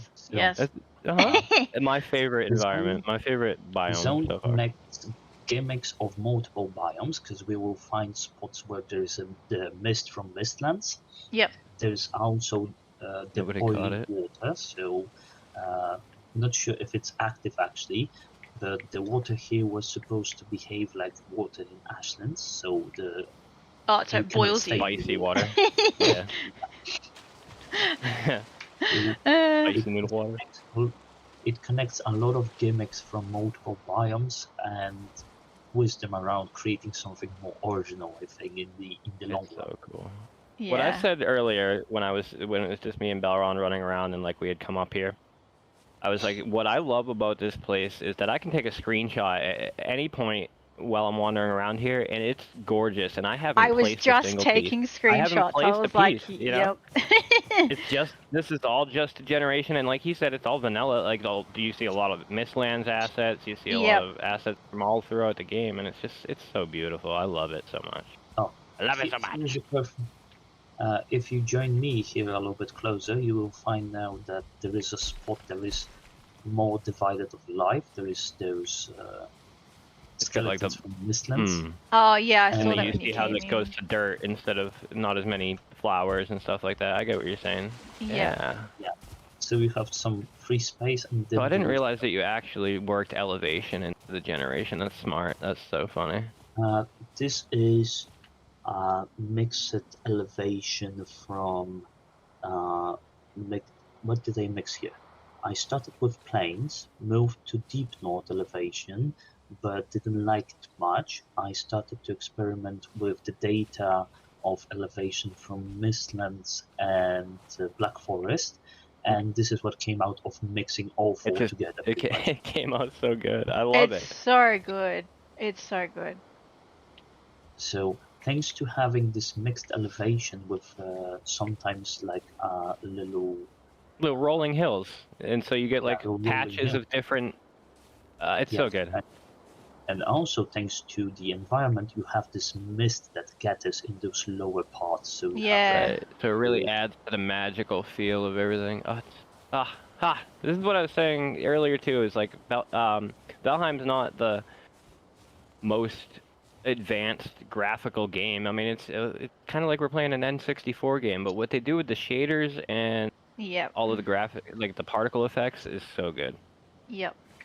So it makes me feel of like the Elden Ring visual quality. Like you've got that really, what is it, lustrous, bright colors, but it's also eerie. Like I'd be building in here for ages. Like yeah, it's so good. Stop editing terrain, lol. Oh, you notice the little jumps that we're getting every time he does it? The RPCs? Because it's updating us when he edits the terrain, right? So we're that's the beauty of Valheim is they expect you to only do like small plays. So they RPC all, and we're 5,000 meters from. And what he's out there smoothing land is doing, and we're getting the little clicks every time it sends us the data. Yeah, this is so cool in here. So you're pretty much the first streamer who actually has access and sees this. Because this was pretty much locked. This was pretty much locked to just me and Fire and few people knowing about it. It was like it was never really shown to public. Yep. It was in a YAML sitting on my desktop for a long time, and I was like, Balron, I need to figure out how to make expand world better continents. Yes. Because so like better continents, the way that these maps are drawn, they use like almost like they look like topographical maps. They're like actual like high res PNGs and stuff. And then expand world, you can define where biomes are based off of data, basically. And so what I needed to do is, with better continents, if you go into that biome map and you put a black spot on the map, it shows the vanilla generation underneath. Yep. Because better continents is kind of like you took a map and layered it on top of another map. Yeah. Okay. Yep. So if you cut that circle out, it'll show whatever vanilla generation. What I did is I cut that circle out, and then I had to mess with data to put the red thicket into the cutout. But you don't really have to be all that accurate with it because you're basically, like I said, the Better Continents map is layered on top of it. So I think I actually went super lazy, and I'm pretty sure we went to vanilla like 90% of just red thicket at the moment. I need to be a little more precise with it later on. When we start doing like multiple. It's so good. It's I love it. Yeah, it's so well done. So it still needs a solid work because I wanted to implement it as full-fledged biome. So items, elves and stuff like monsters, prototypes prepared for it. But like this became very important is one thing, but I'm very happy how this one came out. I hope the secondary project for secondary biome for the right side of the globe will also come up in handy. Right now, the biome project name is the Desert Canyons. Okay. So we'll see something. Want to go visit the Gerudo? You can take me wherever you want. You've got another 50 minutes. 50 or 15? 50 if you want me here for 50. Ooh. Otherwise it'll end earlier. I allotted myself 4 hours. I do not want to kick you out at all. I do not want to kick you out at all. I'm loving this. Yep. No, I allotted myself 4 hours, and we're at 3 hours and 10 minutes at the moment. So yeah. Beautiful. So all right, if you want to show more, you can show me more. I don't mind. Yeah, of course. We can pop back to the main town, and maybe we can go swing out and look at the big beautiful wall, I guess. Yeah, I think that's what Hobo's working on. That's going to be like, you know how like all of our boss arenas are. Well, I guess I haven't showed you any boss. I'm a terrible host. Apart from Motor, that's the only boss that I've seen so far. Yeah. Which that area is wild as well. Yeah. They all have like a general kind of crater-esque theme to them, so. Or like they're within a giant crater. Some of them can't even tell you're in. Yep. Like, but the one that he's working on up there is a huge crater that has like a flat spot in one section, and so he's building basically your defenses. That's what's keeping Elder in that crater. I have seen like I saw the original map when I first like came in on the other character, but yeah, it's been quite a while. Yeah, it's been a while. There's been a lot of like planning and polishing of the game plan and stuff like that. So we still need to build the Dark Butt Tower or the Dark Butt Castle, but. Cool. Big beautiful wall. Okay, all right. Yeah, so I'm very happy that I could share this little part, and I'm very happy as well that Fire did incorporate this biome into his map. I hope that by the time he will want to finish his project and give it fully to the public as playable, I'll be having this one fleshed out fully as well. Yeah, it's so good, so good. I did not expect it to look like that. I get to cheat quite a bit because between his assets and some of the like mechanics and he adds for me, like he does a lot of like those little nuanced RPG things anyways. Yeah. So quite a bit of it just gets to be like, oh well, you know, we've already got Amazing Nature that's doing all this for us. Nah, it's very cool, very very cool. I was just hanging out for a second. So I get to create custom locations that will be generable by the natural mechanism of Valheim. Yep. So they wouldn't need to be placed by hand. That would be a big change. And the moment that I finally finish the models for my elves, the prototype is actually being now used by another server, the New Dawn, by the More Gaming. But they are not really fleshed out as a faction for like. Not ready for Red Thicket, but they're there. They exist. Left wall. Just of not the in entrance. the form that not just in the form that I want them here. And of course, they need more lore. They need their specific locations, and we need new specific materials for this zone. So I can replace, for example, the limestone and few other rocks around with something more interesting.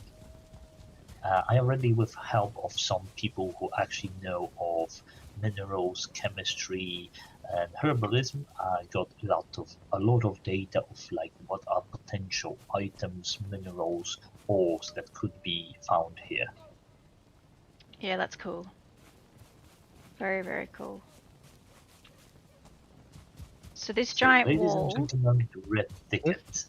Yeah, supposed to protect us from Elder, that jerk face. And I believe he's got. Ooh. Okay. Well, I mean, somebody's been busy. No wonder we were getting.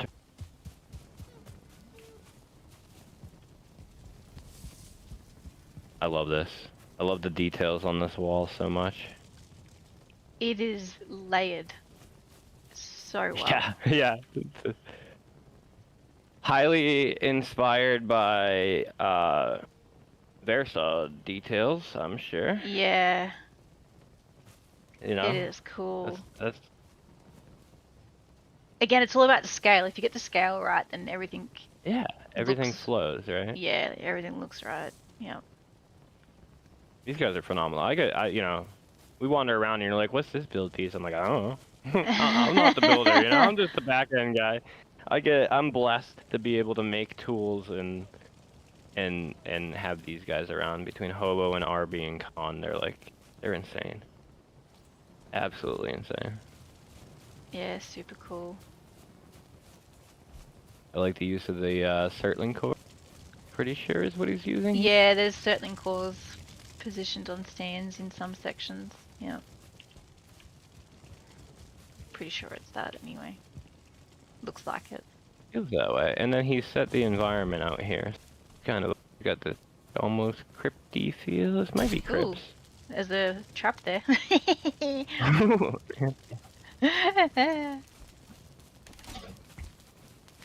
Spooky out here. We need our lanterns.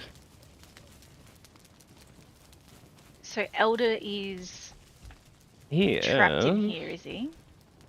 Yeah. Well, he's not spawned, but. Oh, he's not spawned. Yeah. No. Yeah. He is. Where exactly is he? He's somewhere in this crypt.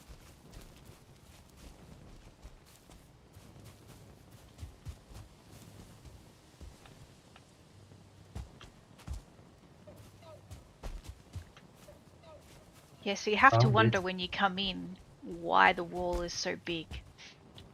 Uh-huh. Yeah. Well, now it's all like eerie and foresty and foggy. Yeah. Ooh, something just made a growl. Oh no, it's... Oh god, I don't like that. Oh, it sounds like the crypt sounds outside the crypt. Oh yeah, it is. That's why, because it's the... Yep. I was like, what's that? Yeah, it's exactly what it is. Extra spooky. That might be the part of Amazing Nature, because I extended... No, it's a override on the environment that Hobo said. Yeah. Okay, because I did the same override on the Black Forest, so there is a low chance that really? will, instead of normal night, you will have a crypt night. Oh, that's cool. Oh yeah. Yeah, no, this was like 100% creaking a sounds. forest environment. It's like creaking sounds and like movement sounds, so you like swing around to look what's behind you and there's something there, so it's kind of... Yeah, eerie, like you're really spooky. being hunted. And then all of a sudden watched. you find the Elder. This one's not, like, obviously, like I said, the crater inside's not done. We're working on the wall. Yeah, We still gotta contain them. But yeah, the idea is we don't really want to, like, spoon feed you the location of every boss. Yep, that's fair enough. The idea was to kind of come in and wander around and find them, but a little bit in here to find along the way. Yeah, that's cool. I mean, because these craters are ginormous. Some of them. It's so dark. Spooky. Yeah, that's one of the big pluses, right? So in this case, it's works of Hobo, but like imagine. Yeah, nighttime. So he's got a bunch of different environments on different biomes that like you can get some pretty unique environments that you're not used to seeing with Amazing Nature. Yeah, that's so cool. And I think it really enriches the zone. Like you can spot some very unique behavior, and I decided to tie this whole weather mechanic with spawning mechanics. So when the oh god, I didn't know that. Surprise! So, yeah. Well, hello there. So, thanks to this part existing in the game files, and I found some examples. For example, in meadows, if there is raining, twice as much necks will spawn. Oh, okay. So I used to copy this mechanic and tie it to multiple different weathers across the whole world, to different monsters. That's fun. Giving more unique opportunities for stuff to happen. And alongside the monster mayhem that actually does those changes, and having new events like ambushes, so a small 2 to 4 monsters attacking you in a very small area. Yeah, it's very fun. I think a raid, but not always at home. A mini raid. Let's call it a mini raid that happens not in your base. It can happen wherever. Yep. Okay. And yes, I agree. A So map reveal at the end if the guys want to do it. That's definitely 100%, yeah. something I'm more than happy to show. Not a worry at all. Oh, that was so cool in there. Just I love it. It's so cool. That creepy environment as you get in there. Like as you then, start, like I said, you hear add stuff some and you fun panic. things.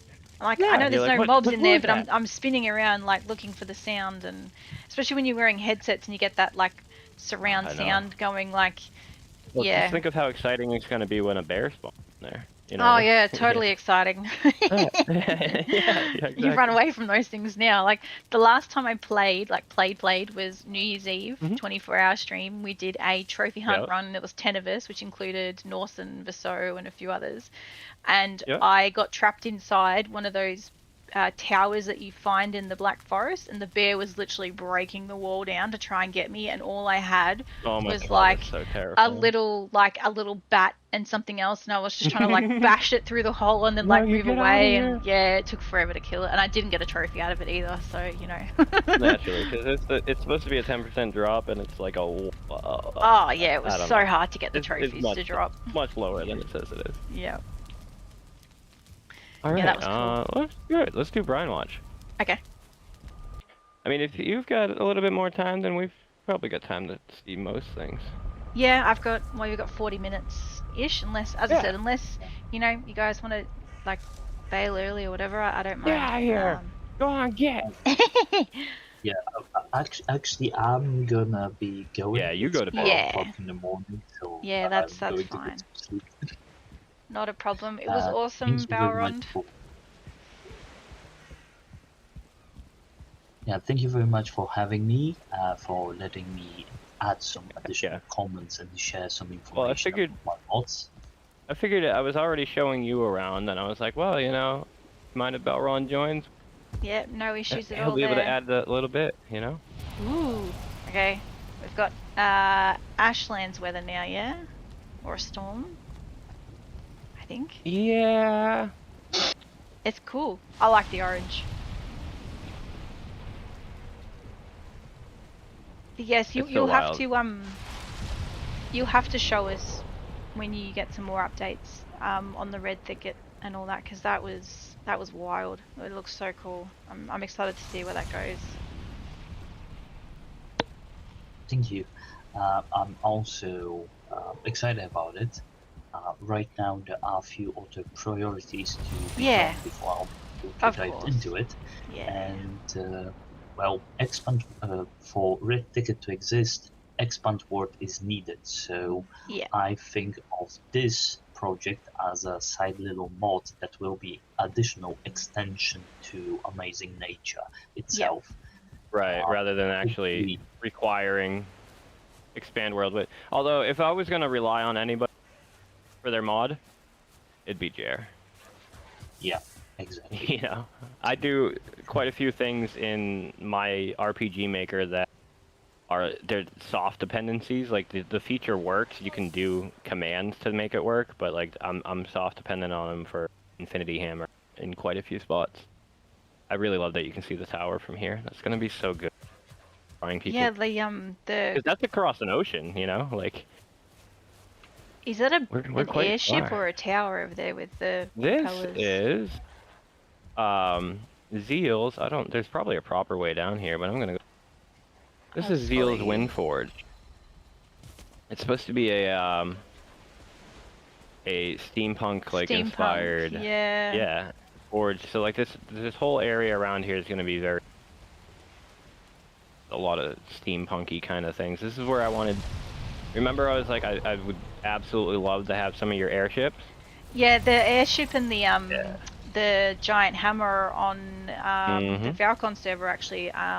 Who was it? It was I Am Klaus. Yeah, I'm Klaus. I think it is. That took it for the iron and industry area. I'm pretty sure that's where it is on the map. Yeah.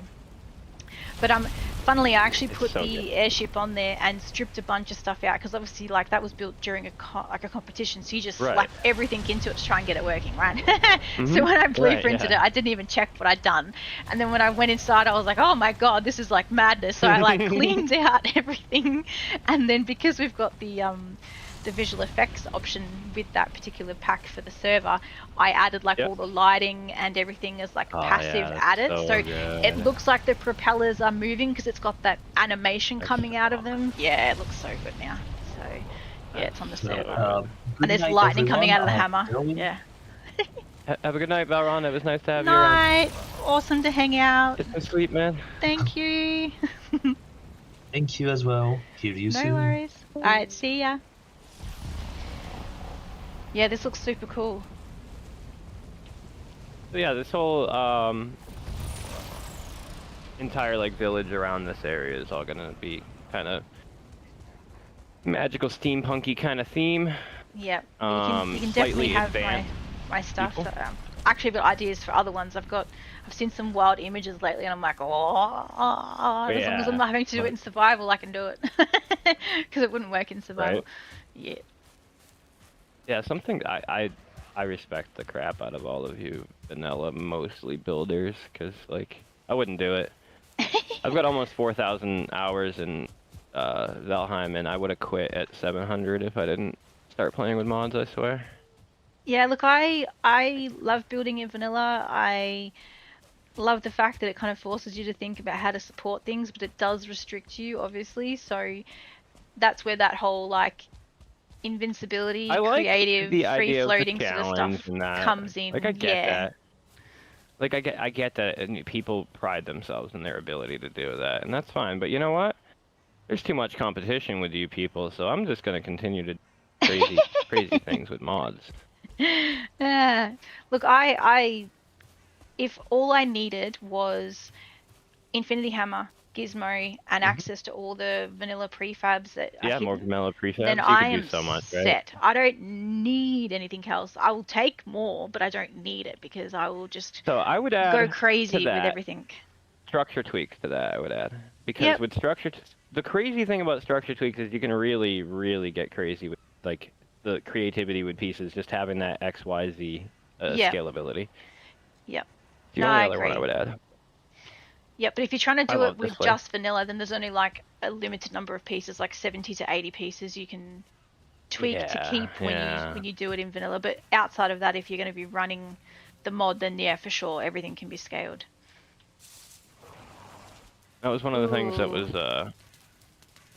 Is this... Ah! Okay, hello. What are you doing? Hey! Don't set me on fire! Rude. Oh, it's going to take me forever to punch him. Okay. Is this a, like an observation? Okay, so no joke. It didn't happen because I ran out of time. I was intending on building an observation building to submit for the world, and Helga and I got started on it. We have the shape for it, and then so much happened that she ended up finishing it. And I was like, you know what, you did all of like 99% of it, just take it. Like I just didn't have didn't have the capacity to work on it at all. And yeah, we had this idea of submitting one, and it is on the server, but it's totally different to this. But this is super cool, and this reminds me of the Death Star ray beam. Right. Yeah, kind of like. Yeah. More. More modern and kind of right. Yeah. Yeah, this is cool. This is another Zeal edition. Feels awesome too. Very, very cool. He did he's really good. He's like the affinity hammer tricks and stuff like that. So he's really good at like the hammer offset tricks and all that stuff to like really make the intricate patterns and stuff. Oh, it's so good. Like I've used Infinity Hammer for a while, but the last couple of weeks with all the con stuff, like I've learned way more than what I expected to to learn, and there's so much more that I haven't learned, but the more I do things, the easier it is to pick up.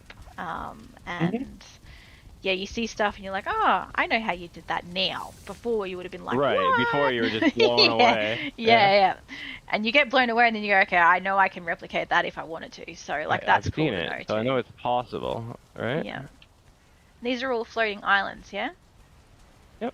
Yeah, sweet. So, I mean, these are just done with the vanilla way, vanilla-ish way with the stones, you know.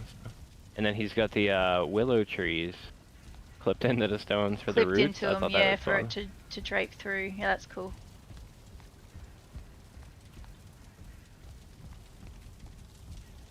I love this, like, rickety, kind of dangerous feeling walkway.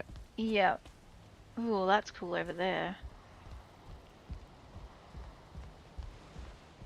I like gardens and seeing what everyone comes up with. Like, there's so many different ways to do it. Yeah, neat. Yeah, this is cool. It's simple, but it doesn't need to be a lot, but it feels good, right? Yeah, it just looks good.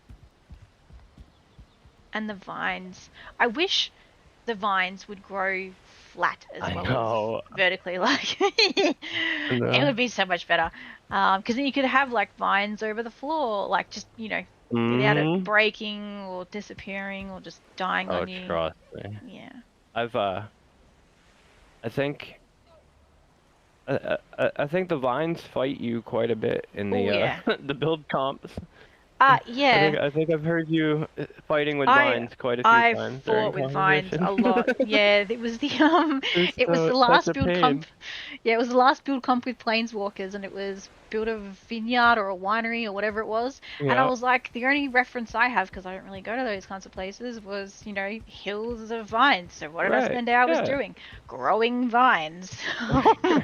It was very tedious and planting painful. Simulator. Yeah, pretty much. Like, I figured, like, you know, up on a hill you look over the vines and you have like that one dedicated path in, and that's what I did. But it just took so long. Oh my god, it came out long. Really freaking cool. I loved that.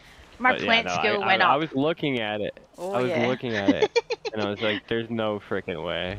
Like I just knew how infuriating that entire it process was. Like, it was pickaxing and killing the things that grew in the wrong direction because they would not attach to where I wanted them to attach. So they'd attach like facing the wrong way and start growing the wrong way. So to like smash it all and then replant it. Like, oh my god, yeah, it was wild. And then I did, obviously, by doing that, see the actual, like, the little ding skill that you get for when you level up your planting, which was new because I hadn't really done too much planting. And like, yeah, it was been building for a while, right? So. yeah, I hadn't been building, not with like growing plants from scratch though, but yeah, god, the vines took its toll. Oh yeah, I spent so long watching it.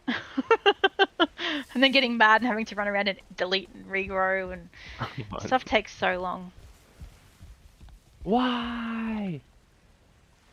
The floating islands look really cool. I know when I was playing years ago, it was like 2021, 2022 now, on some of Girox's custom season worlds, they had like floating islands that you could take over. I think the last one was like, I don't know what season it was now, 7, 6, 8, somewhere around there. And they had introduced big floating islands that were mistlands, and they had a diverger building on it that you had to then take over, and then you could take over the entire thing, but you couldn't grow anything on it because it was rock. But you could build a fortress, and it was you were protected from spawns, but you had to get there via ocean. So you had to sail and like sail the seas in a modded world that could eventually kill you because it had krakens and whatever else coming out of the water. But when you found these particular floating islands, you would have to like dock your ship. Usually they were protected by serpents, and then you had to fight your way up them and kill all the seekers and everything. And then once you got to the top, take over it. So it's good to see other people using floating stuff, because that was pretty cool as well. But it didn't have all the plants and stuff on it. Like, it just had the like the Yggdrasil, like little shoots and like some of the trees and the branches and whatever else. But yeah, it's pretty cool to see everyone else doing it now. And as I said, that was years ago too. So yeah, this is cool with the Ashlands weather again. Yeah, it'll get old, trust me. And it's funny. So like I think because the maybe because the YAML is in the config from the mod pack I shared. So like on mine, I've already rectified that. Yeah. But like on yours, it's still part of the possible environment, the ocean. It's just cool to see it changing. It just makes it feel more dynamic. Yeah. Yeah, it is fun. I just needed to adjust it so that it was more random, because what ended up happening is we were trying to put the Ashlands ocean on, Ashlands effect on the ocean. Yep. Every now and then, and it just ended up turning into that was the only one you got, and I was like, all right, well, fun, but we definitely need to dial it back a little bit. So with the seasons that you've got on here, obviously it's been set to spring for a few hours now. Are you going to allow more seasons to rotate in the world? They will. They will naturally rotate through. Yep. Right now we have it. I mean, it's just locked just because we're building. Yeah, and we weren't really too worried about it. Yeah, because you saw the summer is approaching, but it's I've seen it like 5 times now, and I figured because it wasn't actually ticking over that it was locked, which is totally fine. I was just curious because when obviously the seasons change, the terrain is going to change, the color of your trees and the floor on the ground's all going to change, and you're going to get like frost or snow or whatever it might be. So are your environment effects going to move with the seasons as well? Like if it's faded now, will it turn into something else to tie into, say, winter as an example? Oh, yeah. Exactly, because we don't know what's coming with Deep North yet, and by the time this probably becomes fully fleshed out and playable, it should be out already by then. Which means you're going to have the aurora lights as a visual effect to add in. So thinking. Yeah. No, so that's one of the beauties of Expand World is that literally when it comes to that is completely configurable in the YAML. So that is a great thing to mention. But because like you're gonna have that green and blue and whatever else, and if you have it in winter, you're going to get that reflective surface from everything being on snow or, whatever it might be. Even just the rocks when they're wet will reflect it too. So I think you're going to get some really crazy, like, colors coming through from just the, like, fog or frost or whatever sort of, like, clouded animation you've got over the top of the aurora lights. Because I know you can layer that stuff. So it's, Right. Yeah, it'll be interesting to see what happens. It's going to be so good, 100%. I love seasons. I really do. I wish... And now that I've seen the red thicket, what if the aurora light goes in there? Can you imagine what that would look like? With the magical sky, with everything... With the glowy orbs? Yes. I'm curious to see what happens. Yeah. Will that do it? Does that change you to fall? Or does it only do it for me? Yeah, no, it did it for fall day 3. Yeah. Okay, cool. Yeah, because it's based on the server. I should have just... Yeah. Yeah, I should... Yeah, exactly. I should have just let it run the whole time. I guess I love all of them, honestly. When you do have it cycling through, and usually... Sometimes we do have it cycling through. There's oftentimes people will get sick of winter after a little bit, and they'll just... Yeah. Like if they're building, they're like, I need to see it on summertime. No, I know, because summer's just default really. game. You kind of got to see everything. Yeah, summer was always like the default, how the game plays right now, and then every other season kind of changes it. I love to see on oak trees the blossoms that appear on all the trees and stuff, and then like fall, you get all the oranges and stuff coming through, all your ferns and your trees. And oh, you know what's crazy too? I'm gonna leave it on fall. We'll continue wandering towards this last. So the idea with Brine Watch is this fairly close to Raven's Rest. Yep. It's something that you could potentially wander to right after doing Elder. I mean Ixir or whatever. It's not necessarily meant. Yeah, I know, right? It's not necessarily meant to be done right after Ixir, but you could come here, and we're gonna have quests and stuff like that, and the steampunk like design kind of we're going with like a more advanced people, and they're the ones that kind of introduced us to the fact that there was an event and the reason why like our bosses are corrupted and the craters and stuff like that. So they've been examining the sky from here at their elevated position, and they're kind of the first ones that realized what was actually happening. Yep. It's like classic RPG tropes. That's all we're really, all of the fun things from RPGs. Yeah, we're gonna do it. We're just gonna throw that in there. Take all the best bits. Yep. Yeah.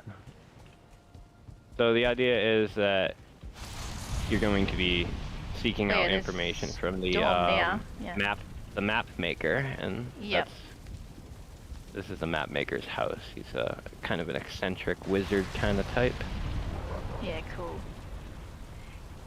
If there was ever a mod that changed your clothing so you could wear like your steampunk top hat and your monocle and have all your belts and little attachments and stuff, I would always be wearing it because I love that era. I love that whole, like, yeah, it's one of my absolute favorite fan. Yeah, I love it. Like, yeah, I think it's amazing. That's why I had so much fun building all those big cogs and everything. Like, as annoying as it was, they look great when you do them because they just, you don't see them. Yeah. Uh-huh. Yeah, this is cool. Very cool. Oh, look at the arm thing. Okay. Very neat. Love it. And even like the little scroll. The scrolls and the books. It's like, yeah, there's. Because I mean, there's multiple different little prefabs in there stacked in that little spot. I think it's what clutter bucket and something else. I think all these things. Yeah. Yeah. So yeah, because you got the admin pack. So if you tap G, you got X-ray, and you can actually see where everything comes. Oh, I don't have a hammer on me. G's not working. Oh, it doesn't? Nah, not for me. Maybe you don't have X-ray. Nab it. Ah, it's okay. The mystery. Ooh, I like the That's a cool. It's simple, but it looks cool. Just with the layering of it. Ooh. Oh, the like lantern. Yeah, the lantern, and then you've got like the framing around the window as well. That's cool. Yeah, I like that. Yeah. Oh yeah, I meant to show you that thing that was back at Raven's. Oh, we've gotten to the end of Brian Watch. Let's go back to Raven's Rest. This other simple little detail, but I love it when I see it. Is the twisting of like the turning of the verger divider things there, the metal pieces, making them look pretty. Oh yeah, and everything looks all cool over here. Everything's all orange. Yeah, it's so nice. I love the fall. I just want them to give it to us. Just do it. It would be hard. Just do the Even thing. if it's slightly different, just the creatures don't have to change. Just let the environment change. But yeah. Yes. I haven't quite wrapped my head around this, but it's the way that they twist it, right? They spin it. They just keep putting it on top of each other and spinning it 90 degrees. Yeah, what piece is it? Because I mean, you can see the verger metal wall. Yeah, that's what I thought. Yeah, because it's got the pattern. Let's grab a hammer. Oh yeah, you can't. I love it. It's you can tell because obviously like it's got that flicker effect to it when you really look into it. But yeah, it's neat how it's neat how it's been layered. Yeah, that's cool. It's all different patterns. Yeah, that's really cool. And I've seen people do like use ladders for things like this as well. It's just you always, when you get to that top part, you can never really join the two together because there's never pieces thin enough. It just looks chunky, so you kind of have to then, like in vanilla, like layer it with like your 45-degree beams or like your standard size wood poles or beams to like tie it all in, but you never actually get that thin connection between the ladders. So it's good to sort of see that be an option. This makes it look nice. Yeah, it's cool.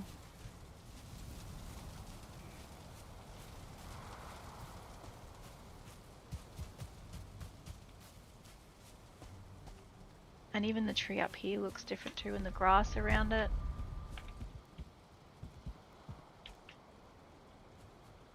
Pretty!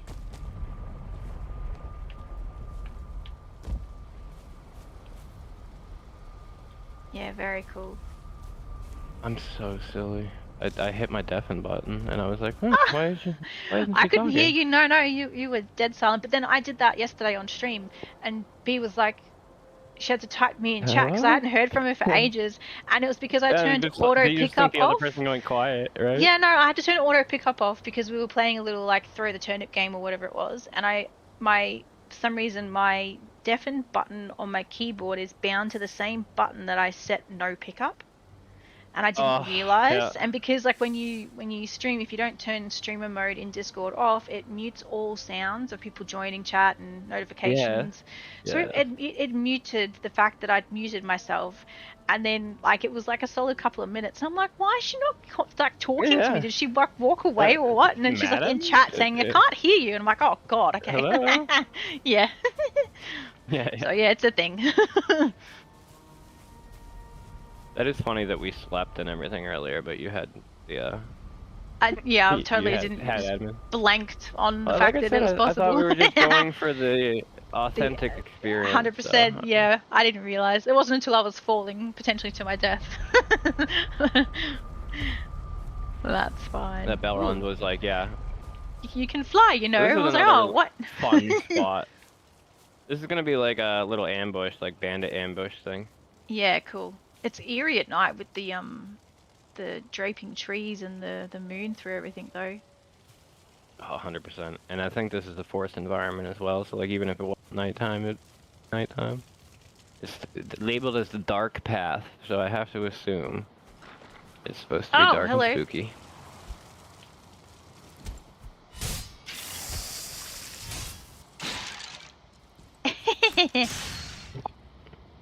Take that. We will battle our way through. That's right. Oh, I love this at nighttime. Oh, this is creepy and cool. Hey! Shoot me? How rude.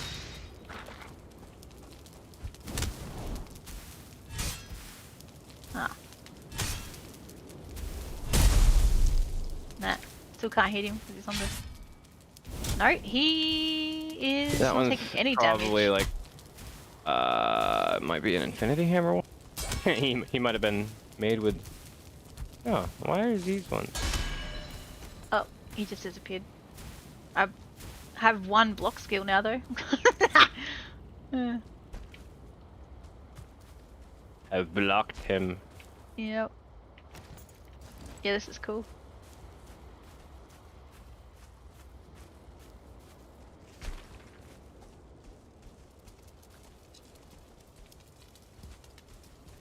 So we're gonna have to figure out, I think there's a spawner in here that's spawning them, like, they just can't get hit, and that's the last.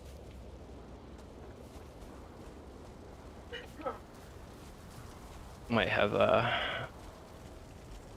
Oh, this is eerie? Yeah, cool. And then I assume there used to be things on these item stands that are... possibly. Well, now I've done the builder thing. Oh god. Undo! Save it! No. Thank God for undo. Okay. It's like 100%. Saves you. It's probably one of the reasons why I honestly prefer to build when I've got Infinity Hammer out, even if I'm building in vanilla, just so I can undo a mistake. 100%. It's so good. Yeah, and then cool. this would bring us back towards Brine Watch. So like that was like the entry area. Then if we come back this way, we can go and check out the ruins without even having the... Yeah. Cool.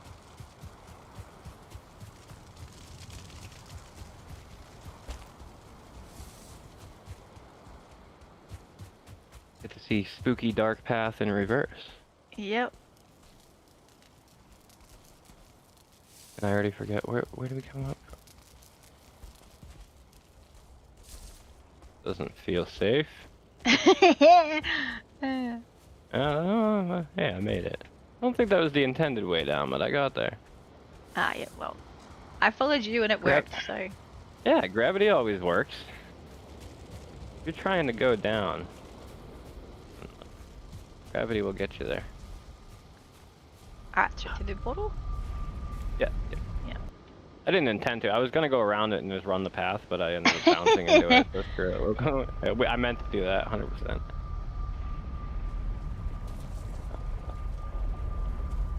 Ruins, where are you?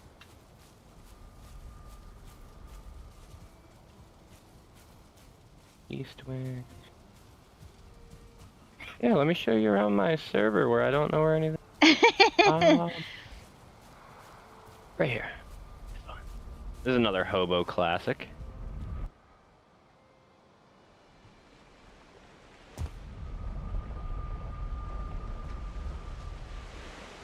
Yeah, the bridge curving in when you come in is pretty cool as well. I love it so much. I love the curvies. This bridge is really cool. Like if you actually go, is just fly out and look at it from afar. But oh yeah, it's yeah, that's so cool. fun. So it's high enough you could sail under it if you really wanted to as well. I'm guessing. Yeah. Yeah. Yeah, that's cool. Very unique. This one and then the one that we went over heading to like the Rhine Islands area. Yep. That bridge is tall enough to sail under too. Actually, I think that one has a car under it. The trees are really tall here too. Yes. Yes. Yeah, cool. I don't know, I'm... Like when Hobo was building Someone bashed down that door, didn't they? Lol. Yeah, right. When he was building these, he was like, I think I might just build ruins from now on. Fun. There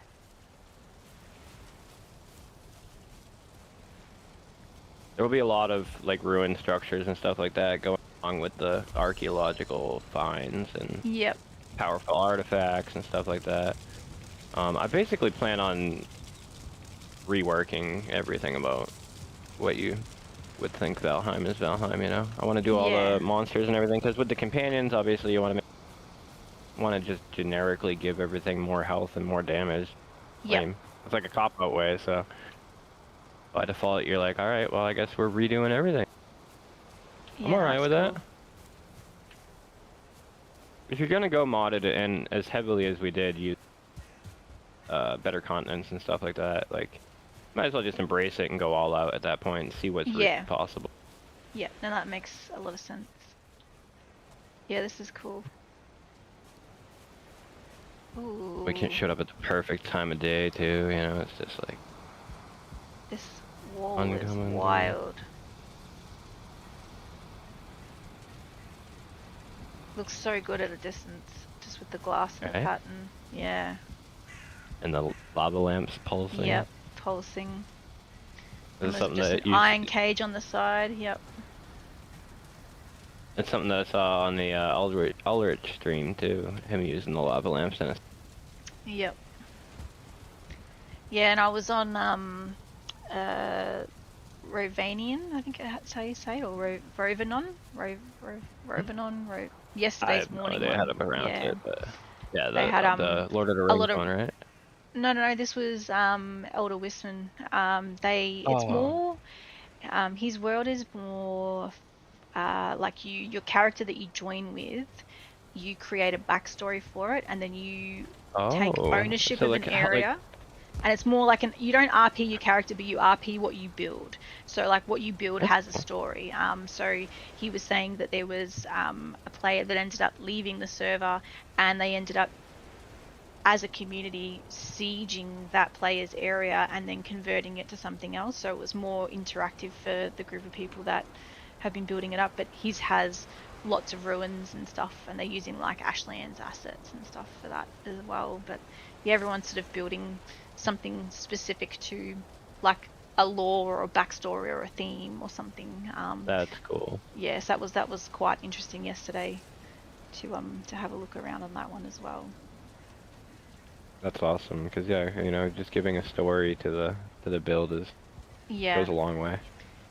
Yep, no, it was definitely an interesting time, because yeah, they trying to make things look broken and damaged and falling apart, and then like structures being built out of them or featured around them. Yeah, it was very clever with some of the stuff that was done. And some of the balconies and windows and things, like you just find like certain little features, like these walls here. I would never have thought to have done something, but it's so simple but really effective. And it's the same on all the servers I've visited so far. There's just stuff that you just don't realize it's so fun to be can inspired happen. By yeah. It's like, you know, we do so much, and you start kind of falling into a certain way of building and this, that, and the other, or like seeing the same things over and over again. So spread out and check out a lot of different places, you start seeing like some really like techniques and ideas. Yeah, you just don't realize until you see what other people are showing off or submitted or able to do, and like you see images, and unless you sort of click and like really like study the image, a lot of it just doesn't do is it missed. justice. Correct, to, like, walking through. Correct, yeah, and that's why I didn't want to sort of like with all the worlds I'm visiting, I didn't want to fly around and just have things either not load or just miss something, because you don't see it from an actual player's perspective when you do it that way. And you sort of like the wall here, like it's simple but it's also detailed, and like the fact that this throne is broken, I've never seen it broken before, even though I know things will break. It's all very well done. Yeah, like I was saying to JP when he toured, like it's almost like a cheat code doing Groston in the worn or broken state, because it just gives it so much more texture. Yeah. But it's just so good. I love it. And I like how he did, like, I don't know what this is supposed to be. Is it, it's obviously not rebar. We're going with like a gothic style, but it's so cool with the metal spikies on the side of it. That would be your metal cage just broken, I would say, because it warps when you smash it. Yeah. Yep, and it like splinters. So fun. So, yeah, that's what that would be. Oh yeah, I see it. Yeah. Like. Which is why it's also good when you do like your horror and stuff, because if you're building in the swamp, it just deteriorates naturally, so it just breaks apart. And one thing I ended up using with the haunted build that I put on the server, and it was actually on Koo's server for Halloween last year, was in the plant everything mod, it lets you place like shrubs and stuff from other biomes, and one of them was it just looks like brambled sticks and twigs and spiky things from the Ashlands, like just the stripped out stuff with no foliage. And I used that and made like fencing out of it, because it was like all like ripped and looked sharp, and yeah, that was also cool to play with too for fencing. And it blocks you can't walk through it, so because it's like a vine bundle, really. It's just, right. I think I know the asset you're talking about. I think we're about to see some of that when I bring you up to Rootvale. Yeah, it just looks like this one's not like an Ashlands asset, but it's really like curled and twisted and really cool. Yeah, I don't know. I can't think what it's called. Hang on, where's my hammer? It was nature. In nature, and it is not the roots. It was. Oh, maybe it's in the it might be in the cultivator menu actually. Let me spawn a cultivator. Cultivator.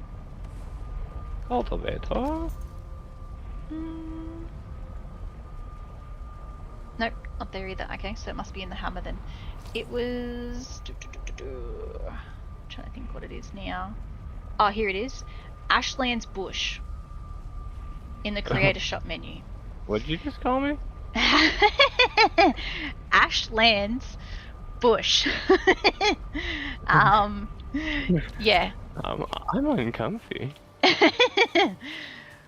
But yeah, so when you place those and you like sink them underneath like an object, and they just start spiking out of it, you can create that, and because it's like it blocks your character from walking through, you can use that to be we've got a couple of them in fencing, the Eek arena just to be really annoying. Yep. So I ended up like burying that it's like half underwater, half like, swamp ground really, and it actually forms the fence line on that crooked house that's on the server. So yeah, it was quite interesting to get that to work. Rootvale or Eek Theer? Do you want to see a dungeon or you want to see our Eek Theer arena? Let's do the arena. Yeah. Yes. Okay. The dungeon's phenomenal. Maybe we can close out with that one. Yeah, that's cool.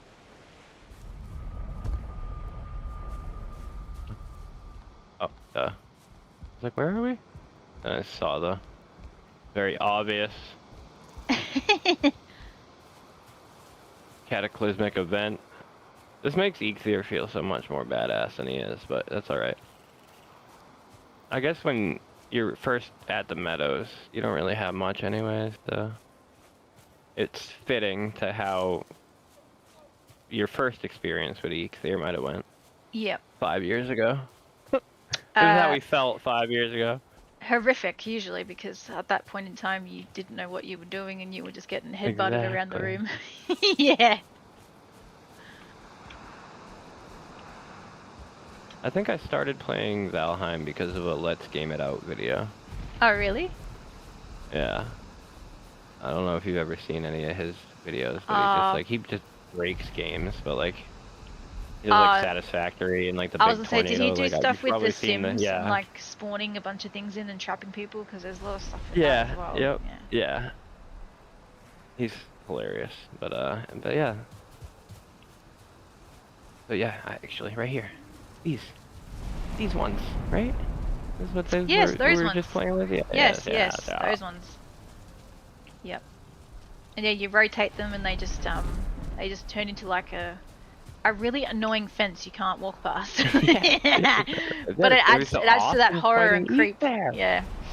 So I made it so it comes up over the arch and whatever else, and it's all like half underwater, and yeah. It'll be a pain, but once you get in there, it's cool. We had more of them down here, and then you just kept getting stuck on them, and we're like, okay, no. Like, it's alright to have a couple of hang-ups, but we don't want to be infuriating. Yeah. And then, like, I think maybe Amazing Nature does it, but, like, so, like, the first time that mess around and test him without God mode on, or, like, as a player, I tried to cheese him immediately up here, and then he did, like, an AoE that knocked me off of it that I'm not used to. And I was like, what the fuck is that? I was like, well, hey, that's fun. I like that. Yeah, he does a big stomp knockback with his headbutt antler move, whatever it is. So, yeah, no, that's cool. No, it's good to see how everything's come along. A lot's happened since I was here last. So, and you watch the the Hypelic trailers and other things, and it just doesn't. It doesn't do it justice. Doesn't do it. Nah, doesn't do it at all. It really does. Oh, man. And it's been very fun being able to like show people around and give the tours and stuff, because like I've said a couple of times now, you don't really realize how far you've gotten until you're showing somebody else around for like the first time. Yeah. Yeah, where am I and where are you? Over there. Okay. Whee. Aha. So actually, it's daytime now.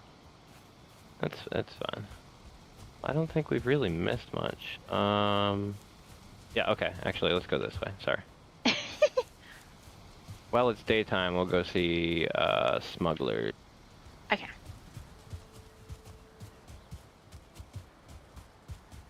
Oh, I was like, what was that?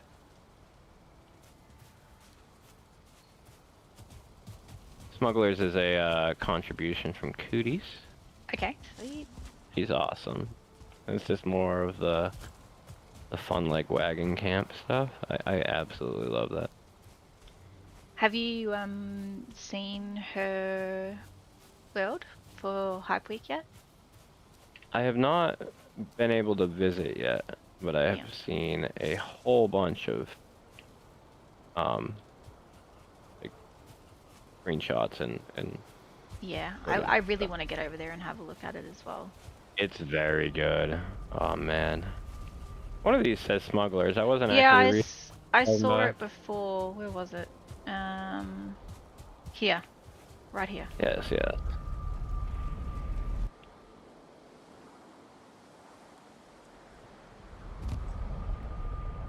Oh.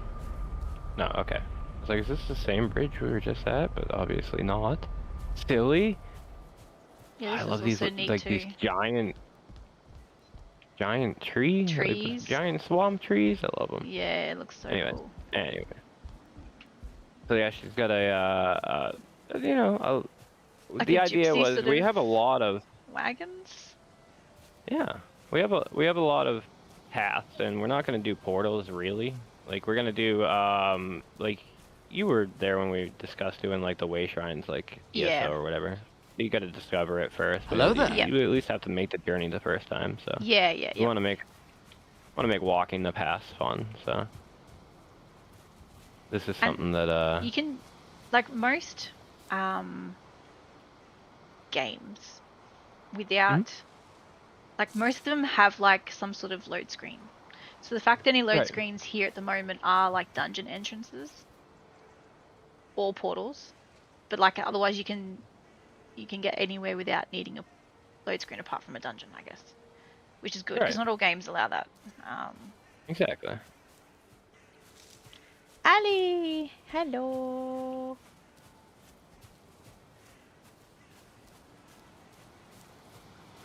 Yeah, this is cool. Little hot tub. Little pooper.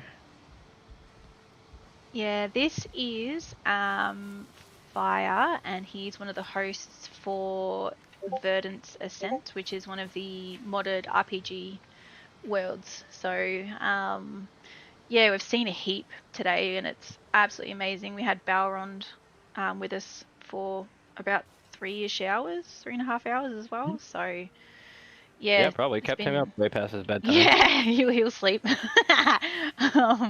Yeah, no, it's wild to see how much has been done, and just the seasons and the colors and just everything. It's been really, really good to see it all again. Videos and photos just don't do anything justice. You have to actually come and see everything for yourself to really feel it, especially with the changing environment and the time of day and just the weather. And this is all very cool. So it's just going to be like one of those walkthrough spots that people see as they travel through. Yeah. So it might be like a mini quest or like side quest or something like that here, but nothing like major. It doesn't have really any part to do with the story necessarily, but they could even just have random vendors that sell you a piece of food or 100%. Something. Like, who knows? Yeah. So to take more gold than what they give back. There you go. Yeah, that's cool. Very, very cool. I love her wagons. They're so good. Yeah, they are very clever. And her world has a bunch of really cool scripts on it too, because Raka makes the EWP scripts for over there, and nice.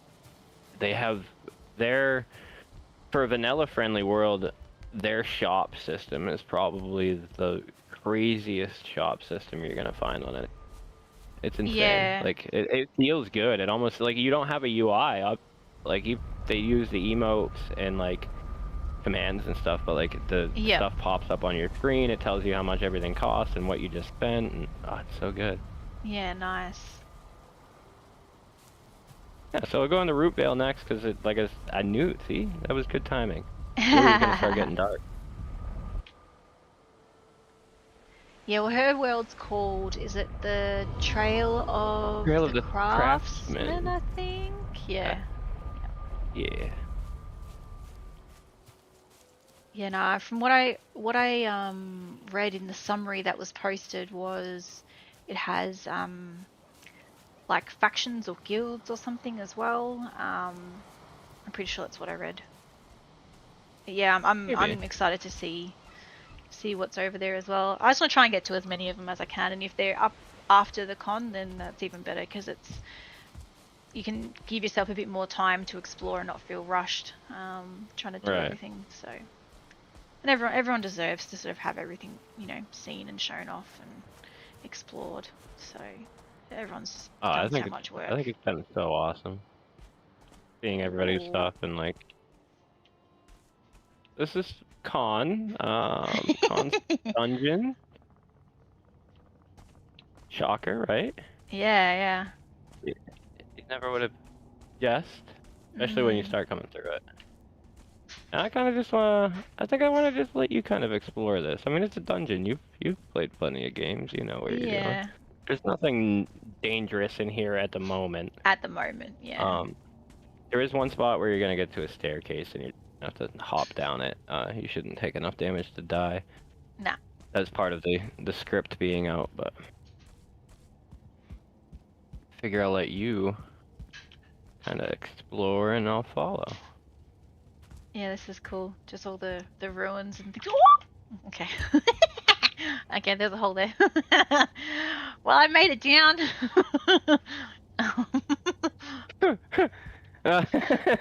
Wow, that was highly that was effective. quick. Yeah. At least I didn't keep falling. Yeah. All the dripping water and everything. Yeah, that's cool. Yeah, he's used the effects thing to get the rain, the water drip. Frost and the wet. Yep. Cooties does. That's another thing she does, is some incredible waterfalls using those effects. She's like, we actually asked her to come around and do a couple for us because she's so good at it. Yeah. What's this way? But yeah, this is the actual staircase that's out right now. There's a script for it, and what it will end up being is you can go down here and you can like make a donation to the shrine, and it gives you a buff. But when it gives you the buff, it blows the stairs up. So then you have to find another way out.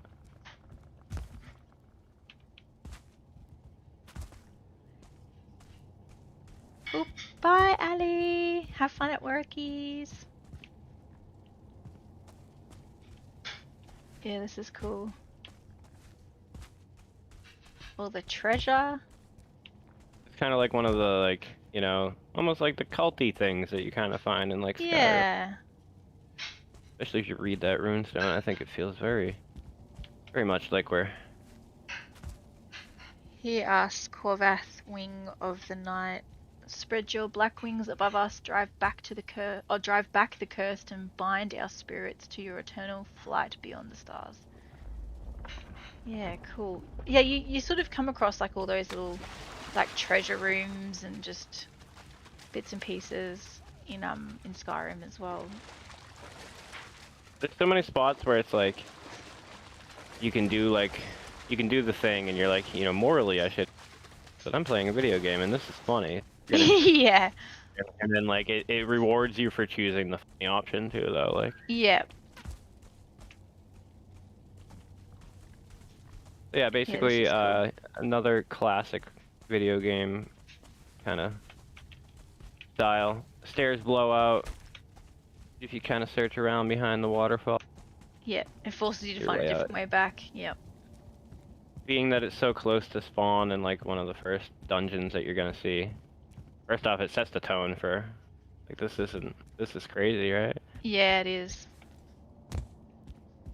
So like it kind of helps set that tone for you, and then it introduces you to the idea of dungeon mechanics and stuff, and then we'll just progressively get, you know, more and more technical. Yeah.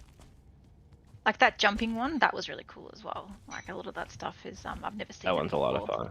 Yeah. That was something I learned from the card, like the auto jump ledge thing. It's so fun. Yeah, that's awesome. I'm excited to see what it all sort of looks like when there's mobs and, you know. Yeah, everything's all fleshed out with the quests and stuff like that. We're talking recently and we were thinking either quarterly or like twice a year or something, maybe open up the server for a little bit and kind of just do like an update week or whatever. It's always good to get feedback because you'll get ideas and suggestions that you didn't think about before because it's fresh eyes and all that, and you can, you know, test things, see if there's any bugs or problems, and it's very, very well done. You guys should be extremely proud of all the work that's been put into the server. There's a lot on here that, as I said, videos and photos just don't give it justice or show the full depth of what's actually here. So, and you know, overall I mean, we're 14 hours apart, like, right? Yeah. Like I said. And this is not a vanilla server by any means. It's not even kind of lightly modded. A lot of the mods, like, it's not like it's heavily modded. It's, what, 50-something mods are. But, I mean, the mods that are on it are pretty heavy. And Better Continents is like a massive, massive thing.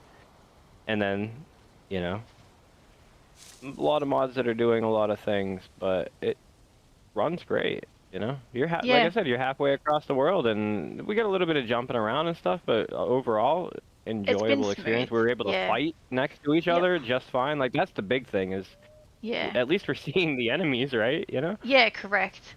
And they're actually dying, and they're not like getting stuck or glitching out. Yeah, exactly. Anything like that. Yeah. So I love it. Did you I think that was just about it. Yeah, we should do the map reveal. Yeah, I was gonna say the map before reveal. You do it. Yeah. Open up your your config manager and go to RPG Maker and then territories and disable the Deep North map overlay. So like I enabled the Deep North waters, basically the same thing as Ashland waters, but with this map, if it's enabled, it makes it funky. Okay, so what's just like a giant wall. What's the mod I'm looking for again in the list? Fire's RPG Maker. Okay, yep. And then what am I doing? And then you're going to go to territories and then just make sure that the enable Deep North overlay is not checked. Okay, yep. And then reveal your map. You'll be good. Okay, sweet, cool. Okay. So it's Explore map, I'm pretty sure. Yep. Yeah, the world's wild. It's so big as well. So big. So it's a standard size world, but it just feels so big because you're used to seeing small little islands and like our oceans are like when you first look at the map, you're like, wow, there's not a lot of water. But then like if you get in a boat and you sail those oceans, those are proper oceans. They feel like oceans. Yeah. It's so fun. I love it. The world just feels so big compared to everything. But I guess like you're saying, like I actually thought the map was like generated to be way bigger than standard.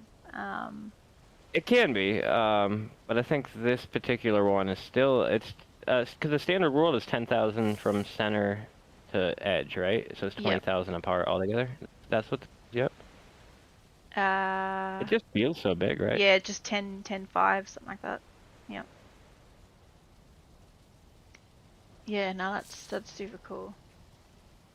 And then obviously, like, you've got your little pathways. Because I remember you talking about how tedious it was placing all the pathing for the scripts to... Oh, I made that way better now. Oh, you did? So, okay, good. Well, so basically, I was using KG's Marketplace for...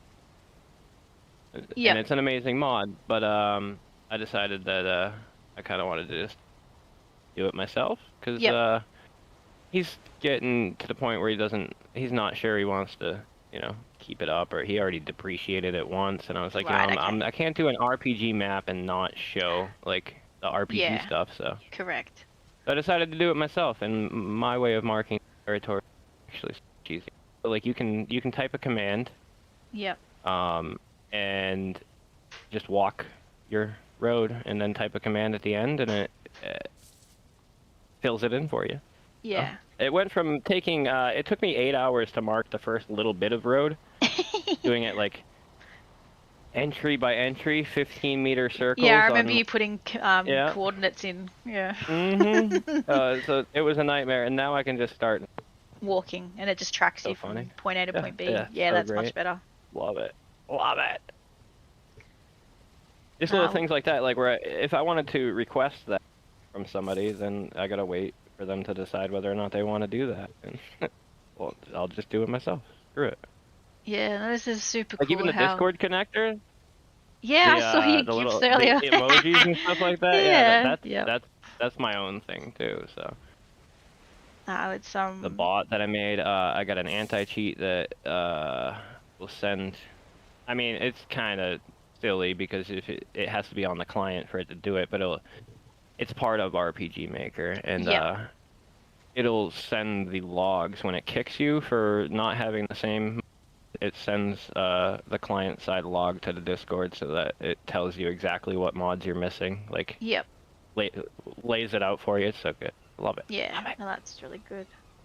I'm glad you've been able to like learn a bunch of stuff and me too. Skill yourself up, because yeah, it just gives you so many options. Well, you know, one of the things that you had said at the very beginning, like, right, was you know, you just have to be careful with heavily modded servers. What happens if that mod is no longer supported? And now it does. In order for my server is no longer mod supported. Right? So. Lizard. I love that one. I wish that one funny. was animated. Only some Yeah, of them just are. the waving. It depends on what website it comes from. I think. Hold on. Let's see if. Let's see if this one is. It would be funny if this one is. Like actually hilarious. It might not come through because it's a lizard in the way. Dang. It might just have to disappear first. There you go. Try it again.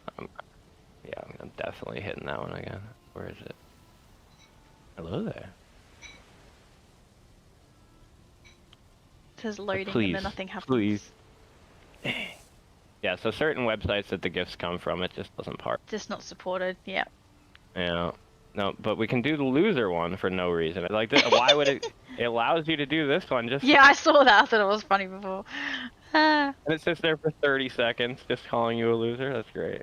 But Raka said so because I got the anti-cheat, and I can choose to let the anti-cheat kick you or log, and then I can personally kick you from my phone. Yep.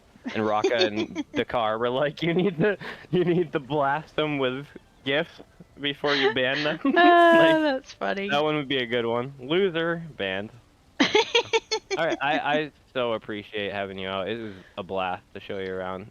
Yeah, it's been awesome. I didn't expect it to be as fleshed out as what it is, and it's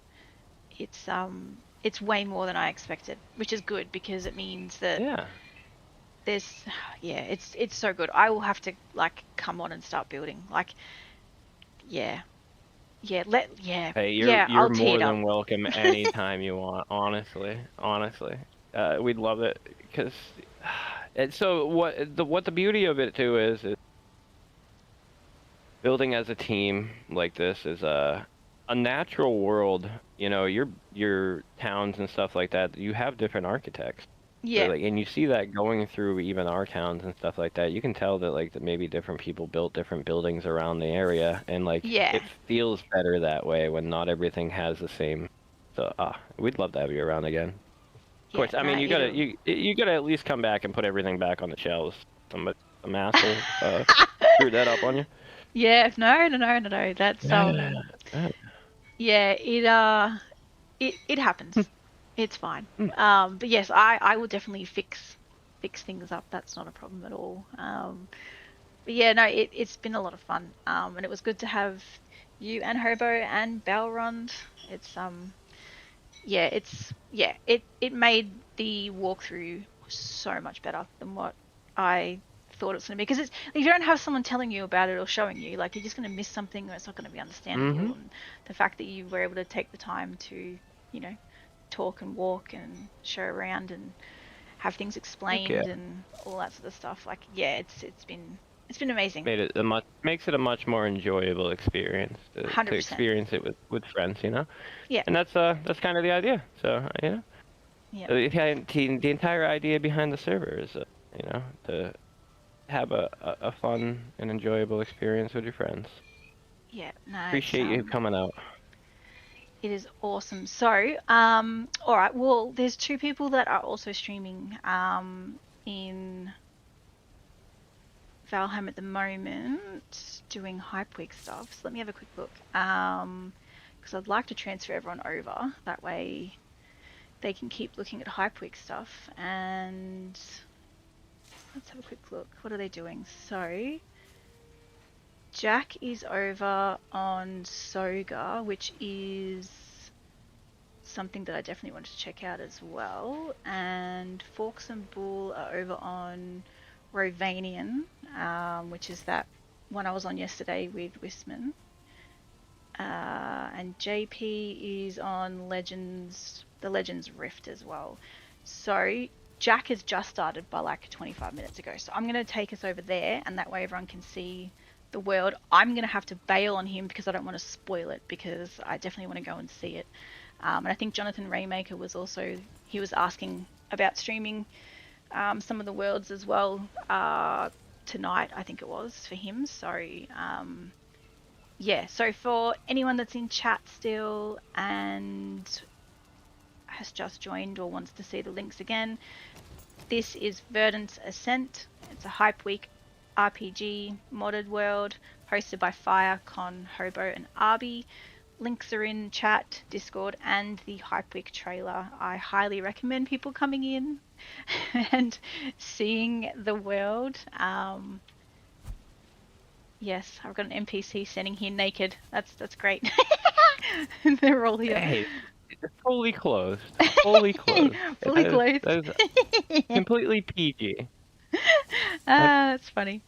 But yes, I'll raid over to Jack, and that way everyone can continue watching and exploring the Hype Week worlds that are available. And I'm going to go and have some food and reply to all these DMs and get all these posts scheduled and do all that stuff so that con on the weekend runs as smooth as possible. But Fire, awesome to have you in chat and hanging out and showing me around. Oh, it's so great to have you. I appreciate it. And we will catch up, and I will hang out after the event and everything is all done. And I've had a bit of a downtime break from everything because I am so tired from all of the con stuff. The most tragic thing this entire time? What? Is you have a cape, by the way. Yeah. Oh! You could have been, what? Okay. What? Yeah, yes. You forgot you had that in this mod pack, didn't you? You could have been rocking out with this thing the whole time. I didn't realize. I will have to wear it here. when I'm here. Throw it on for a second. At least see the little dots. The little dot. So good. It's so good. Woo! Yeah, that's cool. I totally forgot about these. Yeah, that's awesome. Very cool. Well, thank you. Hey, I appreciate you having the time to come out.